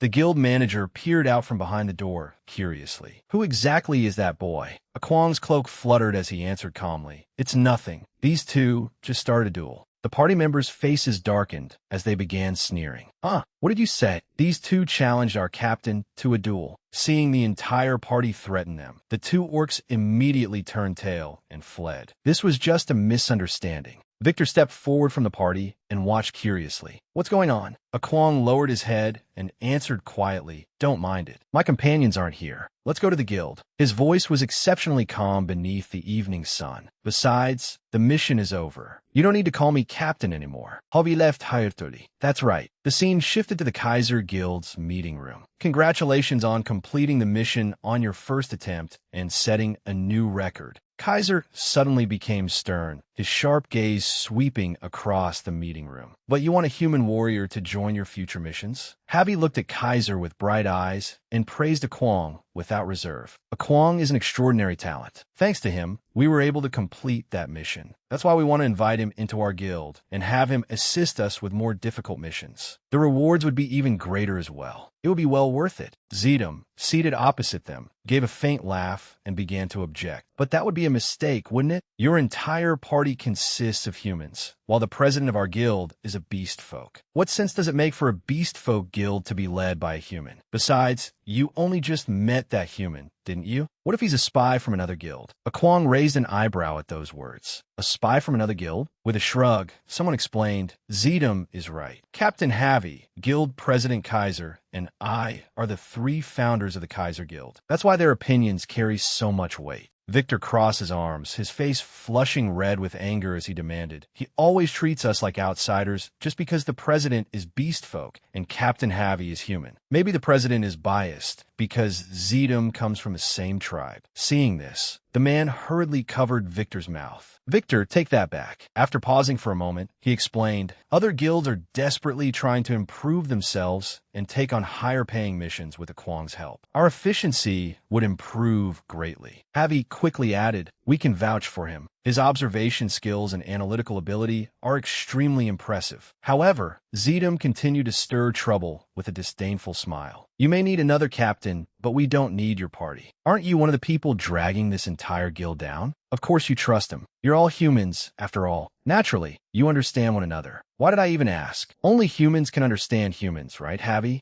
Javi angrily slammed his hand onto the table and shouted, What are you trying to say? Are you questioning my loyalty to the guild and my party? Our party has worked hard to achieve the best possible results for this guild. Our efficiency may not be as high as yours, but we have fought for this guild for a long time. Zedam was briefly flustered by the rebuttal, but quickly found an excuse. Our Beastfolk guild has already become controversial because of Javi's human party. If other guilds find out we chose a human to be our leader, we'll be ridiculed and the guild may collapse. Guild president, you understand that, don't you? Think about the future of the entire guild. Javi turned to Kaiser and asked, "What do you think, guild president?" Kaiser wore a conflicted expression before finally trying to evade the issue. "Perhaps we should follow Zedam's suggestion. I understand Javi's feelings, but we need to resolve our own difficulties ourselves." Then he looked toward the far end of the room, his tone composed. "We will send our human friend off with proper hospitality." Javi stood frozen in the middle of the room, his mouth hanging open. "President." In the end,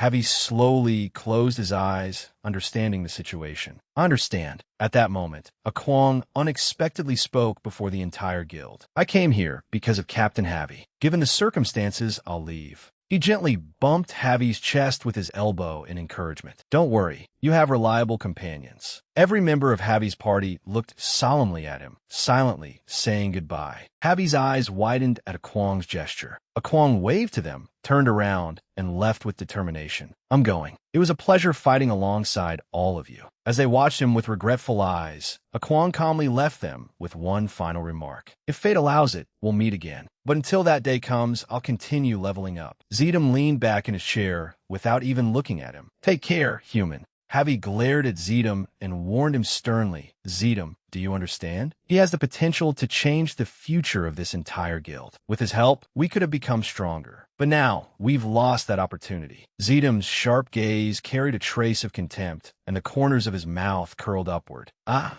oh ridiculos. What could that human warrior possibly do?" The mission was completed through nothing more than luck. Javi led his party out of the room without looking back. "Enough. Let's go. Don't regret this later." Outside the guild, new thoughts gradually formed in a Kwong's mind. Where should I go to level up next? Where should I go find on first? I need to apologize to her for ruining the clothes she worked so hard to make for me. Suddenly, a high-pitched voice rang out through the air. "I finally found you." A Kwong quickly recognized the person before him. "You've been following me this whole time, but why?" The Beastfolk man, who had once mocked a Kwong now, wore an unusually welcoming expression. "Please help me. Our guild has just accepted a difficult mission. Our guild president told me to find someone strong, and you are perfect for it. Our guild will welcome you with open arms. I can't forget you after witnessing your strength. The rewards and terms will be favorable to you. Please, we're waiting for you." A Kwong lightly rubbed his chin, and his eyes brightened slightly. "The reward and terms are favorable to me? Then what's the mission?" A Kwong thought to himself, "I'm very interested under these circumstances. If I can complete the mission exclusively and earn more money, that would be a huge win." The man bowed and led the way, speaking respectfully. "That's wonderful. It's rather urgent. The mission is to rescue the kidnapped daughter of a wealthy merchant. Please follow me. The guild president is waiting."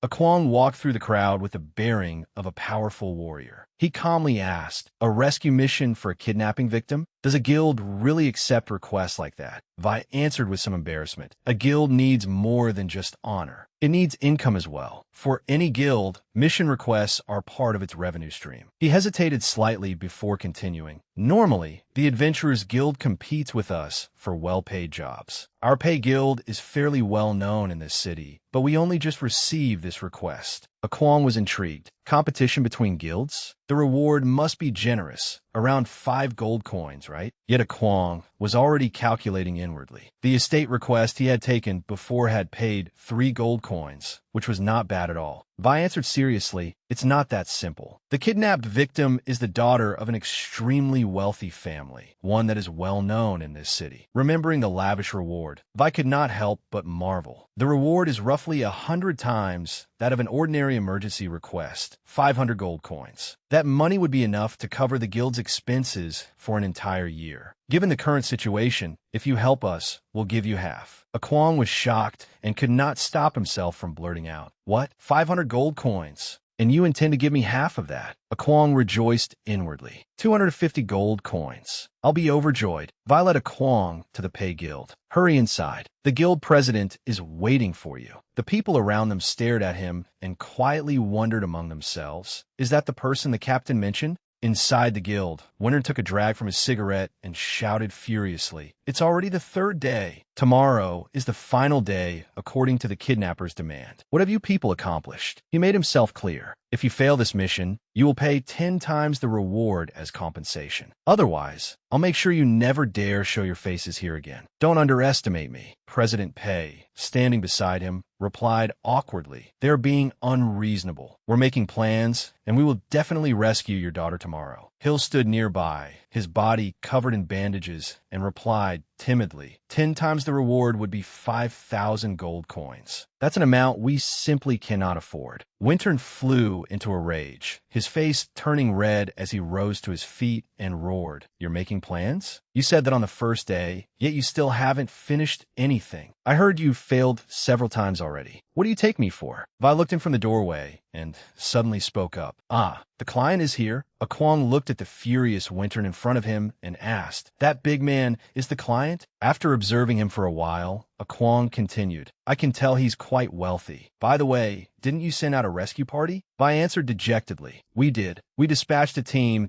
as soon as we received the request," but he hesitated, then continued, "The location is in the mountains, so we couldn't move indiscreetly. At first, we sent a team of 15 people with an average level of 20. The vice president joined them too, and we were very confident. Remembering the incident, Vi looked frightened. But we couldn't even get close to the enemy base, let alone rescue anyone. We encountered countless traps and ambushes in unfamiliar terrain. There were around 20 enemies, with an average level of 19. Their leader was a level 25 berserker. If it had been a direct battle, we would have been confident, but it ended in a disastrous defeat. Vi sighed and continued. After that, we sent 3 more rescue parties made up of those capable of fighting, but every attempt ended in complete failure. Akwang did not answer immediately after hearing this. He slowly analyzed the situation. Even approaching their base puts us at a disadvantage. With more than 10 people, we would be far too conspicuous. On top of that, after the first failure, the enemy has likely reinforced their defenses and may already be waiting for us. Vi scratched his head and said helplessly, "We realized we needed to stop relying on brute force and start thinking more rationally. But after so many failures, we wasted too much precious time. That's why, considering how little time remains, the guild president urgently summoned you. The situation is extremely critical." Vayuhidli grabid Akwang shoder. Speaking of time, we only have one final chance. If we fail this time, the hostage will die. His face was covered in tears and mucus as he pleaded. The Pay Guild's reputation will be destroyed and will be buried under enormous compensation fees. Please, we need your help. Akwang found it somewhat amusing and remained calm. "Calm down." He slowly recalled and analyzed every clue. The target is in the mountains, with numerous traps along the way. The enemy's average level is 19, and the strongest one is a level 25 berserker. I'm level 10 now, so there's no need to worry too much. With my Eye of God and copying abilities, it should be manageable. Sacrifice consumes too much, though. I may need to switch to another skill.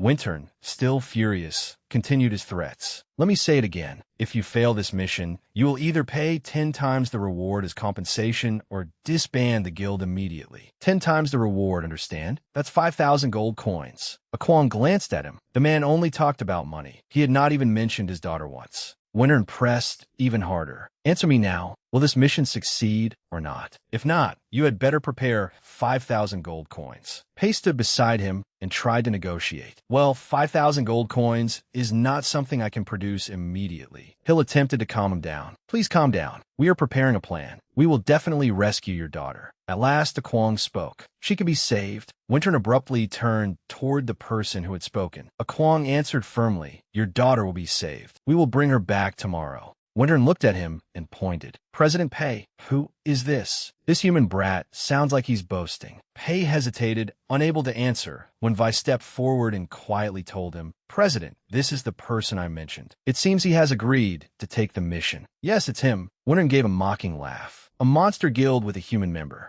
Fine. You say you can do it, so we'll see what happens tomorrow." Wintern took another drag from his cigarette and emphasized, "Don't forget, if you fail, it will be 50,000 gold coins." Kwong was completely unafraid. "Then let's make a bet, Wintern. If I rescue your daughter, you will double the reward to 1,000 gold coins." Wintern glanced at him and said, "Are you an idiot? Do you think you can fool me?" Kwong calmly replied, "Wait, if I fail, I'll pay you 50,000 gold coins, 10 times the amount you demanded." "What do you think?" Kwong's words left everyone stunned. Wintern had not expected him to gamble so heavily. 50,000? You were the one who proposed this. He replied excitedly, "Fine, I accept. If you rescue the girl, the reward will be doubled. But if you fail, you will owe me 50,000 gold coins." After drawing up the contract, Wintern brought it before Pei and shouted, "Sign this immediately." Holding the pen with trembling hands, Pei said, 5,000 gold coins or 50,000 gold coins. "We shouldn't choose either." After President Pei signed the contract, Wintern left in satisfaction. "Very well. Let's wait for tomorrow's results." Once Wintern was gone, Hill anxiously asked the president, "Why did you sign that?" When Pei did not answer, Hill turned and blamed Kwong. "Hey, human brat, you've really pushed our Pei guild to the brink." Hill continued reproachfully, "I've been there before, and this is no simple request. Where does your confidence come from?"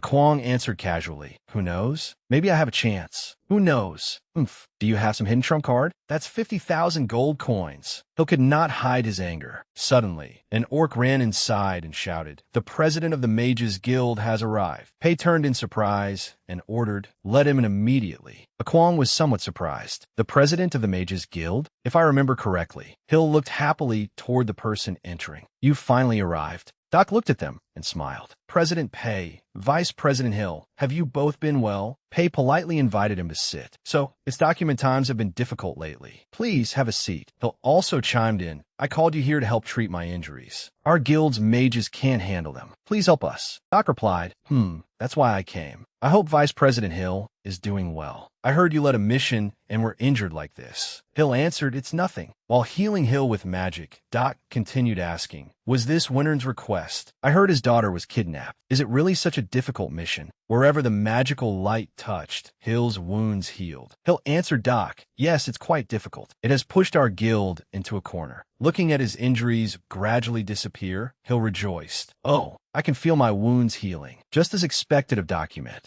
Kwong stood nearby, watching with a faint smile. "Although it's difficult, I believe we can succeed." He looked at Doc and said, "Doc, we meet again." Only then did Doc notice Kwong. He replied in surprise, "Oh, Kwong, what are you doing here?" Hill stared blankly and asked in astonishment, "Oh, you two know each other?" After hearing the explanation, Doc understood everything. "I see. You were asked to come here and help with a difficult mission." He took a sip of tea and assessed Kwong. I think you can do it." Kwong replied modestly, "Thank you. I'll do my best." Pei turned to Vi and quietly asked, "You two seem close." Doc isn't someone just anyone can approach easily. He looked at Kwong and continued, "I had to use quite a bit of influence to invite Doc here." "Just who is Kwong?" Vi answered blankly, "I don't know, but he seems much stronger than we thought." Hill, who was examining the wound on his arm, looked at them and said, "If that's the case, good. Kwong, let's do this mission together. My experience may be helpful to you." Still not fully trusting Kwong, he offered, "As the vice president, it's also my responsibility to keep an eye on you." Kwong smiled. "I don't mind." He rose and headed for the main door. "Your wound should be almost healed by now, right? Let's go." Doc watched Kwong's departing back and gently warned, "Be careful." Hill looked at him in surprise.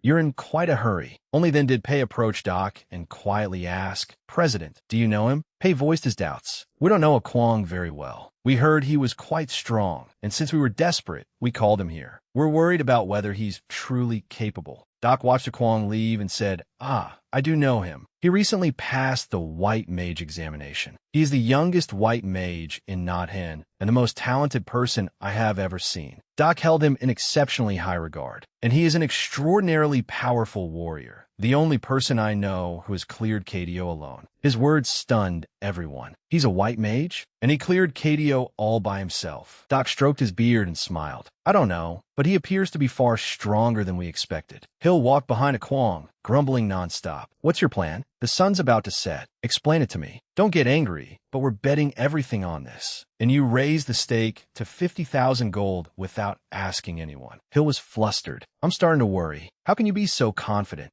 Kwang calmly reassured Hill. Don't worry about me. I understand how you feel. Proper preparation is essential. You know this place well, don't you? Take me there. Hearing that, Hill asked, where are we going to restock our supplies? He lightly patted the large bag. We already have 2 sets of medicine and ordinary supplies here. We probably don't need to buy anything else. But let me make this clear. The guild won't reimburse us. Got it. Kwang smiled with interest. No, I want to go to the arena. Hill was stunned. The arena? You want to watch a match? There must be some misunderstanding, right? Seeing Hill's dejection, Kwang thought that perhaps a warrior like him was not suited for this mission. Hill grew a little angry and muttered, we're here. Let me remind you, tomorrow is the deadline. If we fail, there will be no turning back. Hill approached the arena gatekeeper and asked, what elimination matches are being held today? Kwang suddenly spoke up. I don't want to watch any matches. I want to enter one. Register me. Hill turned in shock. Wait, what? You want to participate in a match? What are you talking about? This is ridiculous. The gatekeeper did not ask many questions and simply gestured for him to enter. If you're serious, go inside, fill out the form, and pay the entry fee yourself.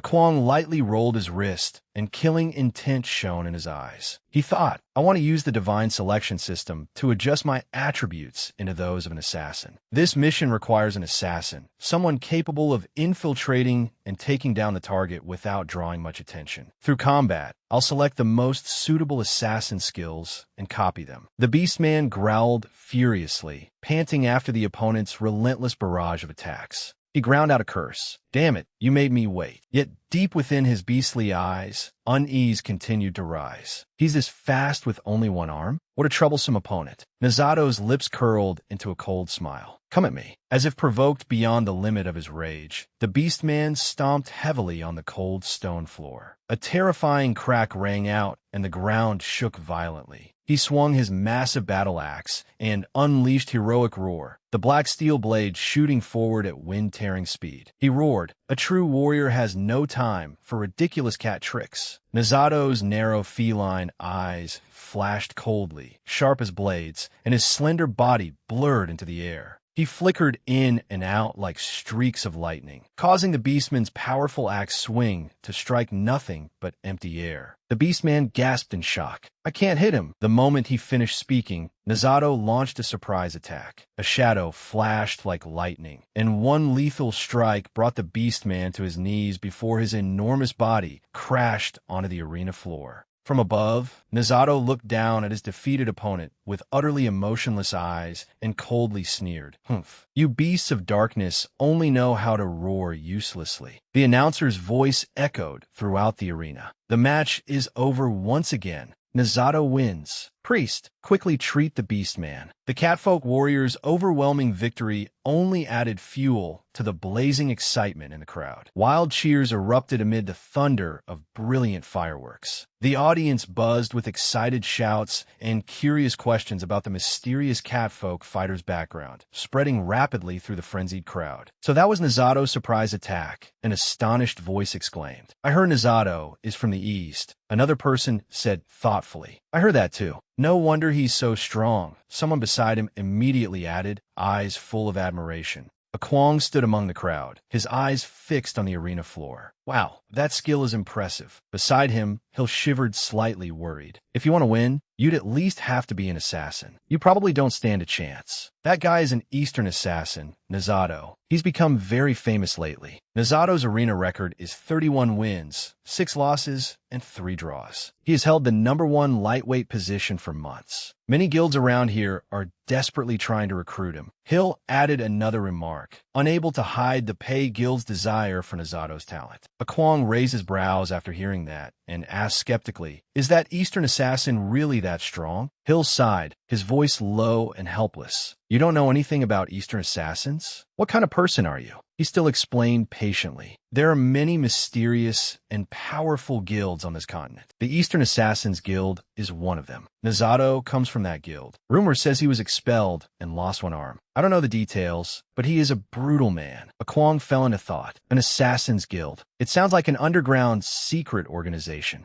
Hill nodded. That's right. You can't learn anything about it unless you become one of its members. As soon as he finished speaking, the announcer's voice rang out again, and drew the crowd's attention. Next up is a new fighter. Well, this person has absolutely no arena experience. The announcer excitedly called out an unfamiliar name. A Kwong. He has requested a match against an assassin, but unfortunately, he will be facing Nizato. This should be a very interesting fight. After hearing A. Kwong's introduction, Nizato could not hide his surprise. Confusion flickered in his feline eyes. No experience? Is he insane? A Kwong gave Hill a faint smile. I'm going. Wearing an unusually calm smile, he quickly stepped onto the blood-stained arena floor, while Hill became frantic with worry and tried to stop him. I can't believe you dare fight Nizato. You're just an amateur. There's no way you can win. He could not help warning him. You saw the previous match, right? As the arena priest, I can heal you. You won't die, but it will hurt a lot. A Kwong kept the gentle smile on his face, light as a passing breeze. No experience? That doesn't matter. It won't change the outcome anyway. Hill could only shake his head helplessly as he watched a Kwong's back. It's useless. Why pretend to be so cool? What good is that confidence?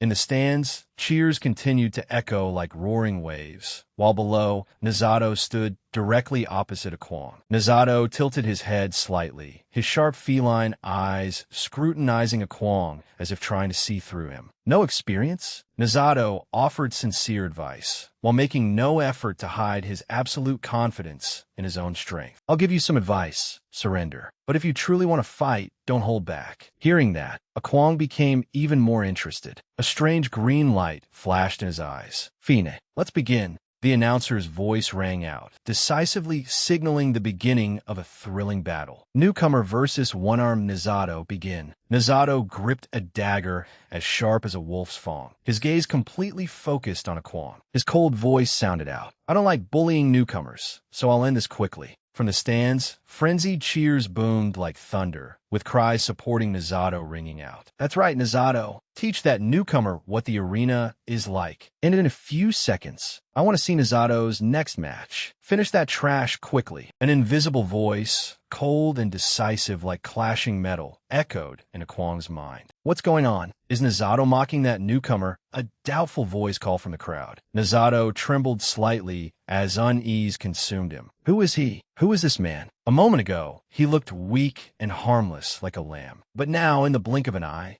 Nizato carefully observed a Kwong. His feline eyes narrowed in vigilance. He suddenly felt an overwhelming, suffocating aura coming from a Kwong, and that terrifying gaze. It was not the gaze of an amateur. A Kwong smiled faintly. What's wrong? Giving up already? He gently rolled his neck, and a soft crack sounded amid the tension. Then I'll make the first move. Nizato cautiously stepped back. He could not read a Kwong's thoughts, but he could sense extraordinary power hidden deep within that man, a power he had never encountered before. Nizato firmly concluded, this newcomer is no ordinary person. Definitely not. On a Kwong's system screen, a cold message appeared. He charged toward Nizato, who was still stunned by the shock, a sinister smile on his lips. Let's see, Nizato. I'll show you what I'm made of. Nizato jolted, cold sweat pouring down him like rain. Why is he so excited? I have to be careful. A Kwong activated Lightning Step, an excellent skill for thieves and assassins that allowed him to evade any attack in an instant. He could not help exclaiming in delight. This skill is incredible. At that moment, Nizato had already closed in on a Kwong, his cold dagger pressed against a Kwong's throat. Nizato shouted confidently, looks like this was just a cheap trick. It's over. A Kwong smiled faintly, and a strange green gleam flashed in his eyes. Oh, here it is. He immediately activated Strongest Body. An invisible energy wrapped around him and effortlessly stopped Nizato's sharp blade. Nizato felt as if he had stabbed an invisible wall of steel. Cold, hard, and impossible to penetrate. Impossible. How are you completely unharmed? Nizato was not the only one utterly shocked. The entire arena fell into terrifying silence, followed by frightened murmurs. What was that?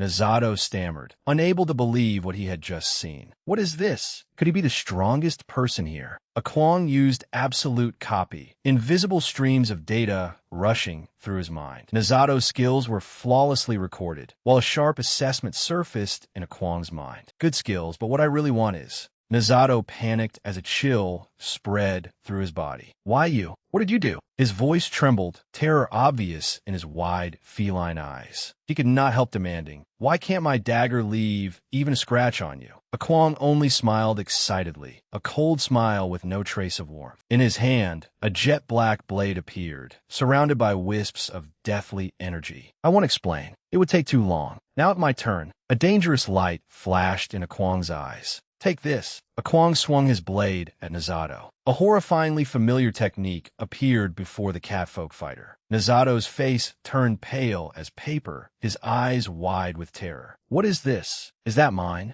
With one merciless, lethal slash, Nizato fell to the ground like a puppet with its strings cut. With the blade resting on his shoulder, Akwang casually walked out of the arena. The smile still lingered on his lips. "Not bad. With this, I can save that man's daughter." Only after a moment did the announcer's voice ring out, cracking from overwhelming disbelief. The winner is Akwang. The entire arena erupted with explosive shock and excitement. Outside the arena, Hill looked at Akwang with stunned admiration. "I can't believe it," he exclaimed excitedly. "Your equipment must be top tier." Akwang did not answer Hill. Thanks to those adjustments, his body had become more agile, like an assassin granted divine speed. A cold system screen appeared before Kwang's eyes. Pale blue words flashed like silent lightning. His attributes and skills had now reached perfection, enough to deal with any challenge that lay ahead. The flapping wings of two birds echoed through the moonlit forest. Hill walked ahead of Kwang, speaking cautiously. "The fortress where Wintern's daughter is being held is right ahead." After cautiously looking around, Hill replied, "It's been several days already. I can't help wondering whether Wintern's daughter is all right. Given the terrain around this fortress, it's no surprise every previous attempt has ended in failure." Looking at the silent, imposing fortress before them, he explained quietly, "No matter how many times we try to rescue her, we always failed. This terrain makes the fortress easy to defend and difficult to attack, and whoever set these traps must know this area extremely well. Getting inside is a nightmare. No local guild has ever stood a chance against them." Tilting his head toward the rear, he added, "I saw your skills in the arena, but even taking on this mission has been a burden for our guild. How are you planning to attack with just the two of us?" Then he froze when he noticed Akwang was no longer where he had been. He's already gone ahead. Inside the fortress, several beast folk guards stood together chatting. "The Pei Guild is trying to rescue that little girl again. They never learn. Even if tomorrow comes, they'll just try again. Even we have trouble remembering the exact locations of all the traps. For outsiders, getting through here is basically a suicide mission. It's hard to imagine anyone getting past the traps in this fortress." Meanwhile, Akwang was surveying the entire area with the Eye of God. The skills detection effect appeared, marking trap locations on the ground with red traces. Looking down, he decided to deal with the three guards first. The Eye of God finally has a chance to shine. Now I can clearly see every explosion point. In an instant, he leaped down at incredible speed. "Let's go." Akwang silently activated the camouflage function of his armor to make moving easier. The moment he landed, the cloak behind him vanished. His pupils glowed faintly blue. Impressive. This divine selection system really is amazing. Akwang dashed through the trees like a flash of lightning. He flawlessly passed over the traps marked by the system. Concealed behind a large tree, he studied the area ahead. "Now, I need to take them down one at a time."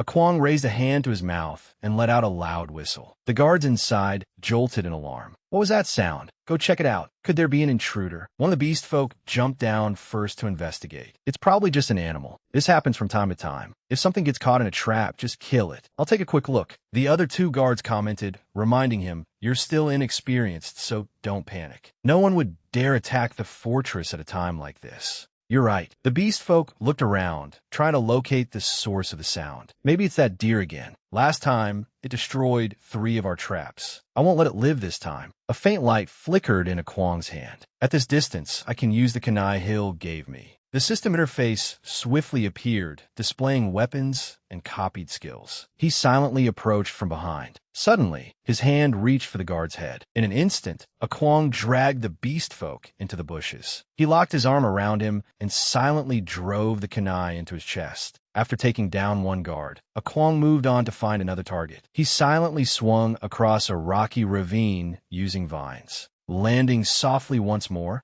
Kwang carefully assessed the situation. When the remaining two guards saw that their companion had not returned, they became uneasy. He still isn't back. Did he get distracted again? The goblin moved forward and told the other, I'll go bring him back. That guy's really slow. The beast folk hesitated, still wary. If the captain finds out, he'll be furious. But in the next moment, he could no longer see the companion who had just been there. It feels like I imagined seeing you on a quiet night. A faint sound made him alert. He glanced over, but the area was completely quiet. There's no one there. Meanwhile, the goblin had already been taken down by a Kwang. That's another one. Panicking, the beast folk cast a light spell and shouted, Hey, you two get back here. Are you trying to scare me? He reached for a lever and shoved it hard. Answer me, or I'll activate the traps. The silence made his voice tremble. What is this terrifying feeling? Is there really an intruder? Like a ghost, a Kwang suddenly appeared before him. I won't let you activate those traps. He swung his kunai and unleashed fallen chain lightning. He drove the kunai hard into the beast folk's back, taking him down in one fatal strike. Then he looked at the lever. The entrance is clear now, so that's the manual control for the traps. From afar, Hill cried out when he saw what had happened. That was incredible. A Kwang calmly warned him, I'm coming to get you. Wait for me, and be careful of the remaining traps on the way here. He calmly lifted a rope and stepped inside. Don't step there. Duck under the tripwire. Hill startled and froze. How do you know where all the traps are? And you took out all the guards too?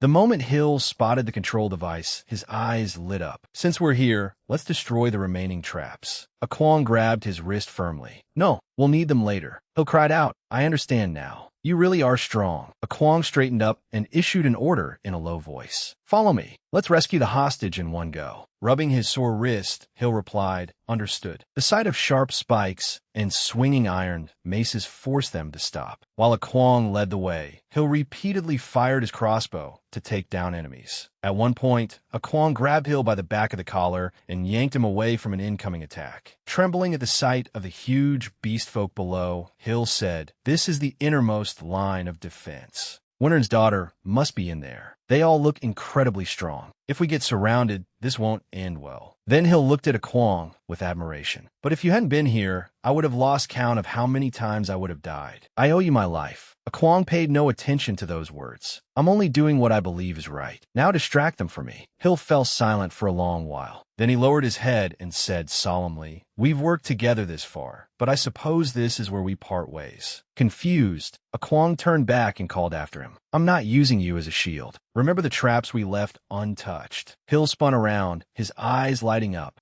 But you're going to use them against those monsters? You marked all of them. A Kwang calmly confirmed it in a firm voice. That's right. A fortress like this always has an important defense system. Otherwise, they would never have built a base here. He quietly activated the Eye of God to scan the enemy formation. Good. The Eye of God has gathered data throughout the entire exploration. Then he explained, those traps will work on them. Lure them into the marked areas, and they'll suffer considerable damage. Leave their captain to me. Dawn is approaching. We don't have much time. Hiding carefully behind cover, Hill replied, Understood. Thank you for thinking of our guild's well-being. As President Pei's representative, I'm truly grateful. The beast folk had begun to grow suspicious. Tonight is unusually quiet. Those people are normally so noisy around here. 2 arrows tore through the air from above. In an instant, they lodged deeply in the beast folk's back. Standing in the bushes, Hill raised his bow and shouted, You vile monsters! Today, I'll destroy this fortress. Come over here, you cowardly chickens. The beast folk snapped the arrows off as if they were nothing. So,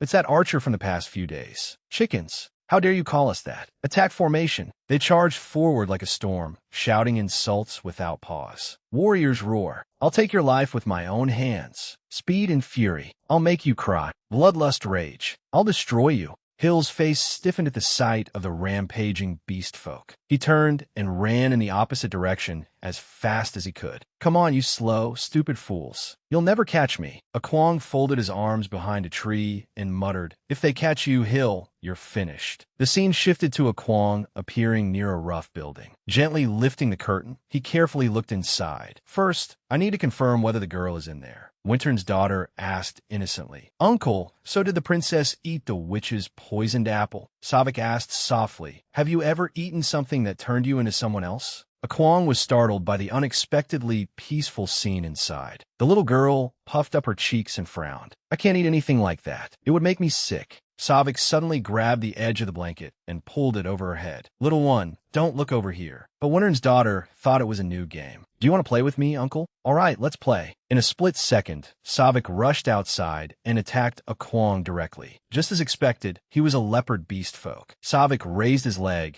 and launched a powerful strike toward Kwang's stomach. His eyes flashed with savage crimson light. You don't look like someone from the Pei Guild. Who are you? Answer me before you leave this world. Kwang glared at him and shouted angrily. What kind of kidnapper reads fairy tales to a little girl? I thought you had kidnapped her. Didn't you take her? In the darkness, Kwang and Savik faced each other. Neither of them spoke. Kwang thought to himself, for someone who kidnapped a child, thought his expression earlier was far too gentle. What is going on? Savik looked at him and spoke. An assassin? You got through the traps and silently eliminated the guards. Impressive. Kwang replied casually, I'm here on behalf of the Pei Guild to rescue Wintern's daughter, whom your group kidnapped. Hand the girl over. I'm only here to complete a mission, so let's keep this professional. All right, Savik shouted. I refuse. Then he kicked at Kwang. Kwang swiftly evaded the attack, just as expected of a beast folk. There's no pointless chatter in battle. This guy fights recklessly and becomes more ferocious the longer the battle goes on. I can't waste too much time. If his companions return, it will become a problem. Suddenly, a lethal strike came down upon him. The kick slammed into the ground, shattering it. A shadow swiftly appeared behind Savik. He was startled. Incredible speed. Kwang slashed hard across his back. Savik was sent flying dozens of meters away. Kwang thought, even with the perfect timing analyzed by the eye of God, he evaded every attack. That sharpness truly suits a leopard. Savik exclaimed, that relentless attack from behind tore up my hand. This human assassin has perfect speed, strength, and timing. He's definitely not below my level. He must be an experienced assassin. But it's strange. Why is he using a broadsword? Kwang said, let's end this quickly. Savich roared fiercely. Fine. Come on then. Suddenly, Wintern's daughter appeared. She asked softly, Uncle, what are you doing? Savik was alarmed. He immediately regained his composed demeanor and replied, I told you not to come outside. Go back in now. Seeing this, Kwang was even more stunned. Again, he didn't kidnap her? Why is he so gentle with her? No, why does he treat her as if she is so important? The girl took Savik's hand with concern. Uncle, you're hurt. He replied gently, Oh, it's nothing. I was just accidentally cut by a blade. Then she turned to Kwang and shouted, Hey, Uncle is a good person, so don't bully him. Savik hurriedly intervened. It's a somewhat complicated situation, you see. Kwang quickly denied it as well. No, I came here to rescue you. I'm not a bad person. Looking at her expression, he remembered Xiaohan. Xiaohan used to look at me just like that whenever she was angry with me. The girl cried out indignantly, I don't want to be rescued. It's fun here and Uncle is kind, so I don't want to go back. Savik immediately agreed. That's right. I won't let you go anywhere. Kwang looked at them in confusion. Hey, what is going on here? Explain it. I know you have a reason you can't reveal, but are we going to keep fighting? Holding the girl in his arms, Savik replied casually, Let's go inside and talk. I'll put her to sleep first. She gets scared if I don't tell her a bedtime story. After some time, Savik finally spoke. She's finally asleep. Kwang commented, She's truly attached to you. This isn't a simple kidnapping, is it? Savik tucked the blanket around the girl and replied softly, I work for Wintern. You could call us a secret gang. Kwang exclaimed in surprise. You work for Wintern? Then why did you kidnap his daughter? Savik answered honestly, for money. To extort a large sum from the other guilds. Kwang contemplated this. Extortion. I see. Then he thought, that explains why it all felt strange. This is all an act. Savik continued. Wintern secretly hired us as low-level thugs to carry out his plan. We kidnapped the girl, and Winter demanded an exorbitant ransom. No ordinary adventurer would accept a mission involving warriors like us. Clearly, the local guilds are not strong enough even to enter this fortress. Winter himself set up every trap and mechanism here. Kwang replied calmly, I understand. Wintern strengthened the defenses to the point that no local guild could complete the mission. That bought him time until he could secure the reward money. Interesting. But once he has collected the compensation, isn't it risky to let the girl return safely to her parents? If anyone discovers that she was unharmed and returned to her family, Savik said solemnly, Wintern stole her as an infant and raised her as his own daughter. It was all for this plan. To him, a child he has already used has no value left. There is no reason for him to keep her alive. Kwong stared at him. So in other words, he intends to dispose of her. That's not merely despicable, it's worse. But why is she so attached to you? Savik replied, because I was the one who secretly took her away from him and cared for her in secret. As she grew older, my guilt only became stronger. Kwong continued, so now that Wintern has achieved his goal, is there still any hope for her future? You could easily take her and escape, couldn't you? Savik replied gloomily, I was a homeless man. I was starving to death before Wintern took me in. He gave me food, clothes, and training. He turned me into a capable warrior. I can't betray him. Kwong answered seriously. So there is no such thing as freedom in this world, is there? Everyone lives for some purpose. Wintern, the man she calls father, seems completely indifferent to her. To her, you may be her real father. You should cut ties with Wintern and run away with her. That would be best for both of you. Savik sat there dejectedly. If Wintern hadn't taken me in, I might have died long ago. But as for the girl, Kwong did not want to hear anymore. He turned to leave. You've repaid Wintern for his kindness over the years, haven't you? Take the girl and run. Give her a new life, and give yourself another chance. Savik looked at him helplessly. You know that if I go against Wintern, he'll never forgive us. He'll hire assassins to hunt us down if he has to. Do you really think we can live a new life in peace? Kwong fell silent for a moment. Don't worry. I understand your pain. It's hard to survive by helping each other, but good things can still happen. Savik stared blankly. If that's the case, then Wintern. Kwong cut him off. If you can't do it, I'll help you. I won't let scum like Wintern hurt either of you. Just then, Javi hurried over from outside. Oh, there you are. I've been running circles around them this whole time. Just like you said, they couldn't even handle their own traps. Thanks to your markings, I avoided every kind of trap perfectly. You should have seen the stupid looks on their faces. Kwong gave a casual laugh. Huh, sounds good. Suddenly, Javi asked, Wait, why did you come out alone? Weren't you supposed to rescue Wintern's daughter? Did you fail? Kwong calmly replied, No, we succeeded. The girl has been taken somewhere safe. Let's return to the guild and report our success to the president. I'll join you after I collect the reward from Wintern. Javi was surprised. Really? That's great. My brother will be thrilled to hear it. I'll go tell him right away. I'll wait for you at the guild. Good work. Watching Javi leave, Kwong resolved, Yes, it's time to have a talk with Wintern. Inside a luxurious building, Wintern sat alone when a voice suddenly sounded. My income has been dropping lately. Perhaps I should expand my fake kidnapping and rescue schemes. Wintern jolted in alarm and shouted, Who's there? Kwong appeared as silently as a ghost. Someone who has come to take your life. Wintern screamed, Guards, save me. Kwong stood before him calmly. Calling for them is useless. While you were busy counting your money, I dealt with your men at Wintern's luxurious mansion. The guards' bodies lay scattered across the floor. Trembling with fear, Wintern asked, Are you from the Pay Guild? What does this mean? Have all my guard been taken down? His face had gone pale, and he shook violently. They were all elite warriors, above level 15, and you defeated them all by yourself. Kwong answered indifferently. This house has been peaceful for so long that none of them could sense danger. I simply approached quietly and slit their throats before they could react. Seeing how effortlessly Kwong had eliminated his guards, Wintern became even more wary. He cursed them. Useless trash. I pay them generously every day, and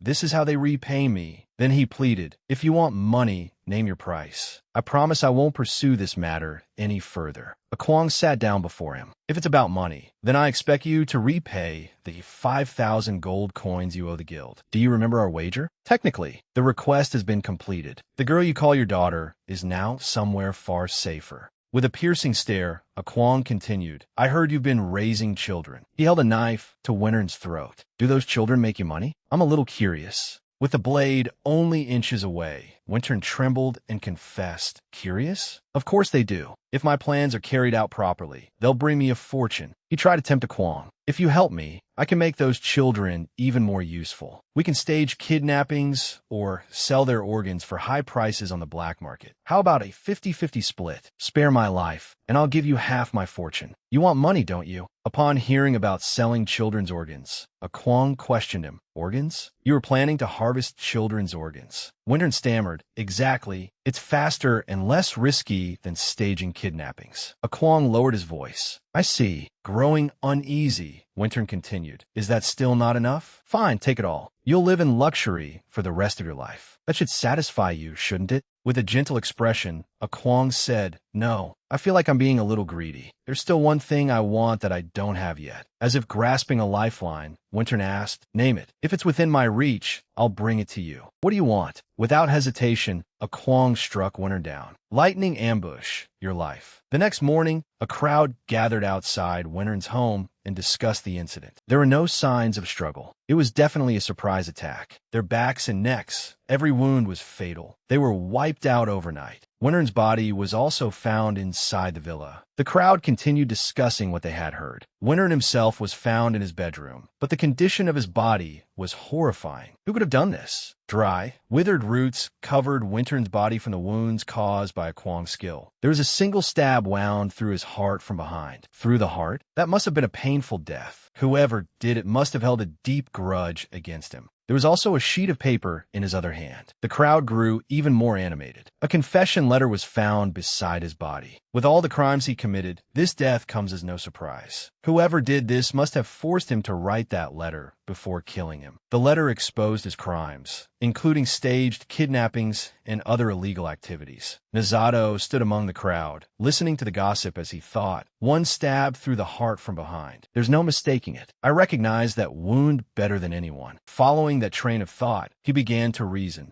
All the fatal wounds bear the marks of an ambush, especially Wintern's. Ambush is a unique skill of the Assassin's Guild I once belonged to, but Wintern was never one of the guild's targets. So who could have done this? Then Nizato remembered something. Could it have been that human warrior? I clearly remember his final move in the arena. It was almost identical to my ambush skill, but he isn't from the Assassin's Guild. A Kwong's image appeared in his mind. He's definitely a warrior. So why? Who is he? A thought flashed through Nizato's head. Unless he somehow stole that skill. If I report this to the branch chief of the Assassin's Guild, perhaps I'll have a chance to return to the guild. Nizato quietly left the crowd. I need to report this to the guild chief immediately. The scene shifted to the Pei Guild's meeting room. Pei shouted in surprise, "You really recovered 5,000 gold?" A Kwong was showing off a chest containing 5,000 gold coins. Javi and Vi were also in the room. With pride written all over his face and eyes shining brightly, Vi said, "I knew it. From the moment I saw you, I was certain you would succeed." Pei added, "I just heard Wintern was assassinated. It happened right after you left. If you hadn't recovered that gold, we wouldn't have received any reward." Javi chimed in, "Even so, with all the scandals about Wintern being exposed, his death still wasn't enough." A Kwong said indifferently, "I don't care. The request was completed, and I even leveled up." At the same time, he thought, after dealing with Wintern and his men, the system even gave me an additional reward. Defeating enemies seems to grant more experience points and increases my potential to level up. After eliminating Wintern's guards and his accomplices, a Kwong had reached level 11, and his combat power had risen to 15,500. Hearing that he had leveled up, Pei applauded. "You leveled up? Congratulations. Not only did you defend the guild's honor, you also brought us a large sum of money. Let's split the 5,000 gold evenly between you and the guild." A Kwong scratched his head and smiled. "I don't need 2,500 gold coins. I was originally only meant to receive 250, so donate the rest to homeless children or families in need." The other three stared at him in shock. "Donate it." He took 250 gold coins. "Yeah, there are many people who need this money more than I do."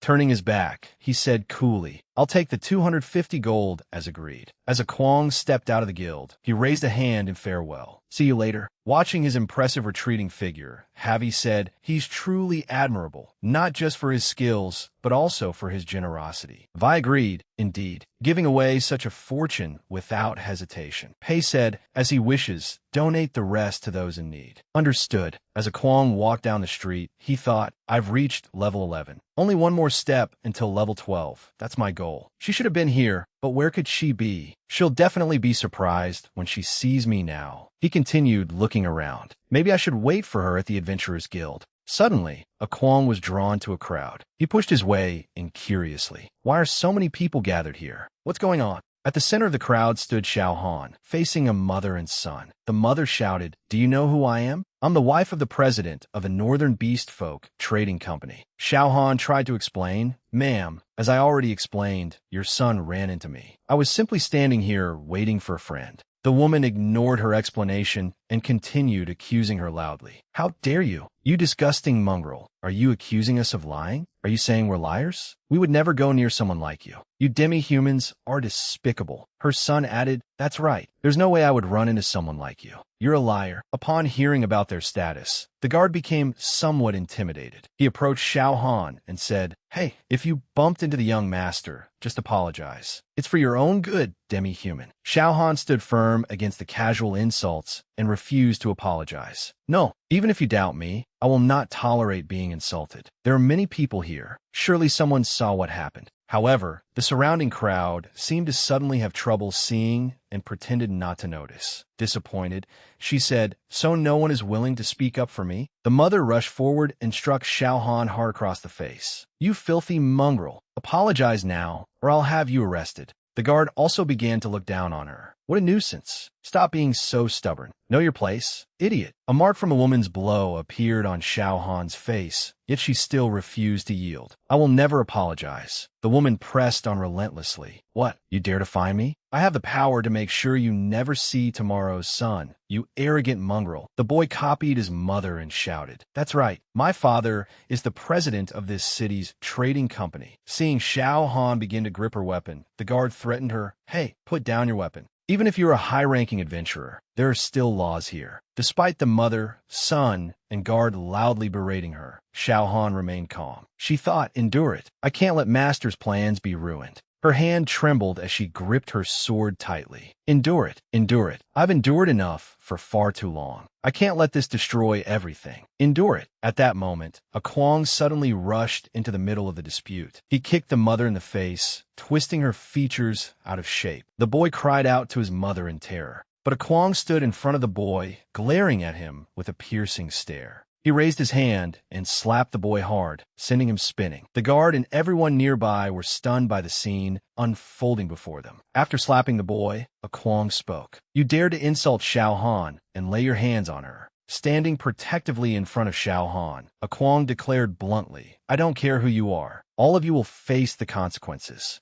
Nazato stood somewhere that looked like a prison. In the darkness, he thought, even though it's daytime, this place is as dark and damp as ever. Suddenly, two sharp blades emerged from the shadows and pressed against his neck and head. A cold voice rang out from the darkness. "Take one more step, and you'll never see the sun again." Another voice from the shadows asked, "What do you want?" With both blades held against his neck, Nazato could only tremble as he explained, "It's me. I am Nazato. I used to be part of the Assassin's Guild. I came to provide information." A man then stepped out of the darkness. He was the Northern Branch Chief of the Assassin's Guild, level 30. He said, "Nazato, you are no longer a member of the Assassin's Guild. Unless it concerns a mission, you should not be here." The other person emerged as well. He was a young man hanging from the ceiling, wearing a savage smile that revealed sharp teeth. He was the Northern Branch Captain, level 27. He said, "So it's you. You're the one who embezzled the target's money, got caught by the guild, had your hand cut off, and was expelled. If you came here hoping for a reunion, give up." Nazato's face was filled with anxiety, sweat pouring down as he replied, "It's not that. I found a warrior in the city who has stolen a skill from the Assassin's Guild. I thought you would be interested." The man immediately became interested. "He stole a guild skill? That cannot be ignored. Are you certain? Tell me the details." The young man also interrupted with interest. "I can't believe someone like that has been in the north without us knowing." Recalling a Kwong's battle, Nazato tried to persuade the two men. "Believe me, at the very least, I'm certain about the ambush skill. After all, I fought him myself. I want to provide this information, but if it is correct and I help eliminate that skill thief, I want a chance to return to the guild." The man was somewhat surprised. "Another condition, then? Still, your proposal is reasonable. If this information proves true, I will submit your request to our superiors." Then he ordered Nazato to describe the alleged skill thief. "Now, tell us what you know." Back in the city, Xiao Han was stunned by a Kwong's sudden appearance. "Master!" A Kwong stood before her in an imposing pose. Seeing what a Kwong had just done, the guard panicked and shouted, "Are you insane? Do you know who they are? You just hit the trading company president's wife and son. You won't get away with this." The mother, who had just been kicked in the face, became even more furious. While comforting her son, who had been sent spinning by the slap, she shouted a threat. "I'll kill both of you. This is the first time anyone has dared to strike us. Prepare yourselves." The boy clung to his mother and cried loudly. "It hurts so much." She shouted, "Guards, gather the troops and arrest these two immediately. Otherwise, I'll have my husband cut off all funding to this city." The guard replied, "Understood." Then he turned to a Kwong and shouted, "Arrest both of them. Come with me peacefully, and I won't make things difficult for you." A Kwong seemed unconcerned by his words. He stepped closer and asked calmly, "They started it, didn't they? Wasn't this self-defense?" The guard was left speechless. Well, without any regard for right or wrong, the woman continued, screaming madly. "When did I ever hit that filthy beast folk? There isn't anyone here who can testify anyway. I would never dirty my hands by touching a creature like that." A Kwong glared at her, his eyes filled with murderous intent. "Keep talking, and I'll knock every tooth out of your mouth. There are plenty of witnesses here." Xiao Han grabbed a Kwong's hand from behind and said, "Master, no one here will testify for us. I'm sorry for causing you trouble." A Kwong turned to her with a calm look. "Don't give up, Xiao Han."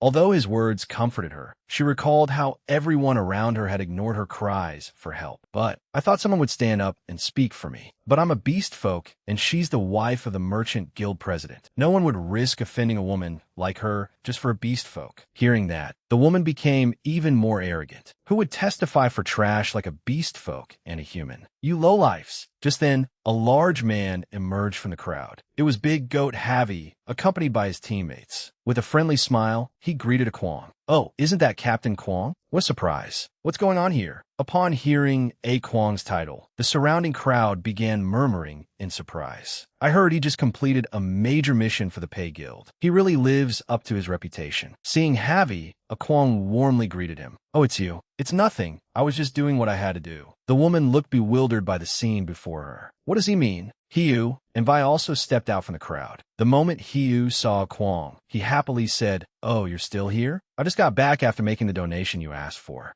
A Kwong replied, "I was about to leave with my companion, but we ran into a little trouble." Seeing how many people A. Kwong knew, Xiao Han looked confused. "Master, do you know them? They seem to respect you greatly." Hearing that a Kwong was in trouble, Havi asked, "What problem is there here?" He also spoke up to help him. "Who caused trouble here?" "Causing trouble for you means causing trouble for the Pay Guild." Seeing the situation, the brat clung to his mother and began crying loudly. The woman's face turned pale as she wondered, "Who is that man?" The guard stepped forward to explain. "Actually, these two are in a dispute with the merchant guild president's wife and need someone to testify for them. If no one can prove that the guild president's wife attacked first, the law requires us to detain both of them." The crowd began speaking up. "Arrest Captain Kwong? Do you know how much money he donated to the poor people of this city? He deserves an award, not an arrest warrant." "I'll testify." "Me too. I'll testify as well." "Count me in." Someone in the crowd called out, "Isn't that enough? If necessary, our entire party is willing to testify." The manager of the Adventurers Guild also stepped forward from the crowd. "I will testify as well. I saw this lady attack first. She is a gold rank adventurer, and I can confirm her innocence." Standing amid the crowd's accusations, the woman began to tremble. She tried to argue, "You fools. I'm the wife of the merchant guild president. I will." Even the people who had initially ignored Xiao Han's cries for help now stepped forward to testify. I saw her attack first too. If so many people are speaking up, I'll testify as well." "Me too." Seeing the situation take a complete turn, the guard said, "That's enough." "Haha, madam, I'm sorry, but you'll have to come with us." A Kwong was not about to let the matter end so easily. "But first, how about an apology to my companion? Otherwise, you won't be leaving here anytime soon." The crowd behind him demanded an apology as well. "Apologize now. Can't you speak? Even if you're the wife of the merchant guild president, our party won't go easy on you." Did you hear that? He wants an apology. Under the pressure of public opinion, the woman finally lowered her head. "Fine, I am sorry. We were wrong. Please forgive us." The brat bowed as well. "I am truly sorry."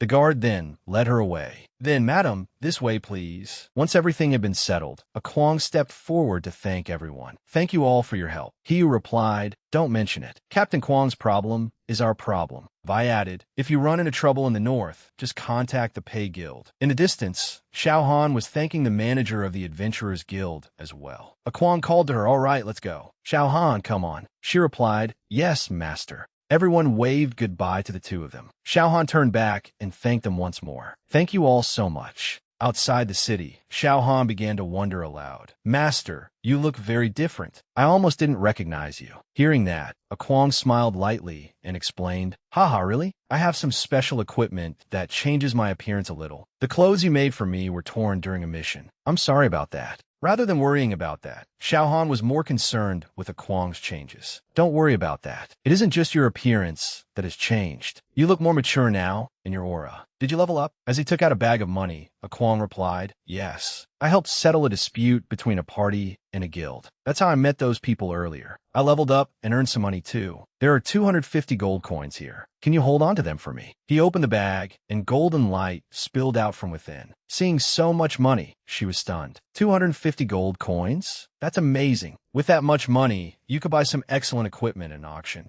Kwang became interested. I was already planning to buy you some new equipment, but an auction? That sounds interesting. Let's stop by the next town and take a look. With an innocent smile, Xiaohan said, You don't need to spend money on me, master. But if you're interested in an auction, we should definitely go. The next town has a medium-sized auction house, and it's also where the genius mage, Kevin, lives. Kwang suddenly remembered his purpose. Oh, I almost forgot that I need to see him. He thought to himself, I have to meet him. After these recent battles, I can feel a stagnant energy weighing me down, like a stone buried deep inside me. It must be a side effect of sacrifice. I need Kevin to treat me. The two continued their journey, chatting and laughing as they walked. Suddenly, a gust of wind sliced through the air. A cut appeared on Kwang's cheek, and he immediately became alert. Then a barrage of leaves came raining down from above. Kwang shouted in surprise, What is this? Leaves? Xiaohan drew her sword. She immediately slashed apart the incoming leaves. After successfully defending against the attack, she shouted, Show yourselves. A voice came from the shadows. So there's another one hiding here.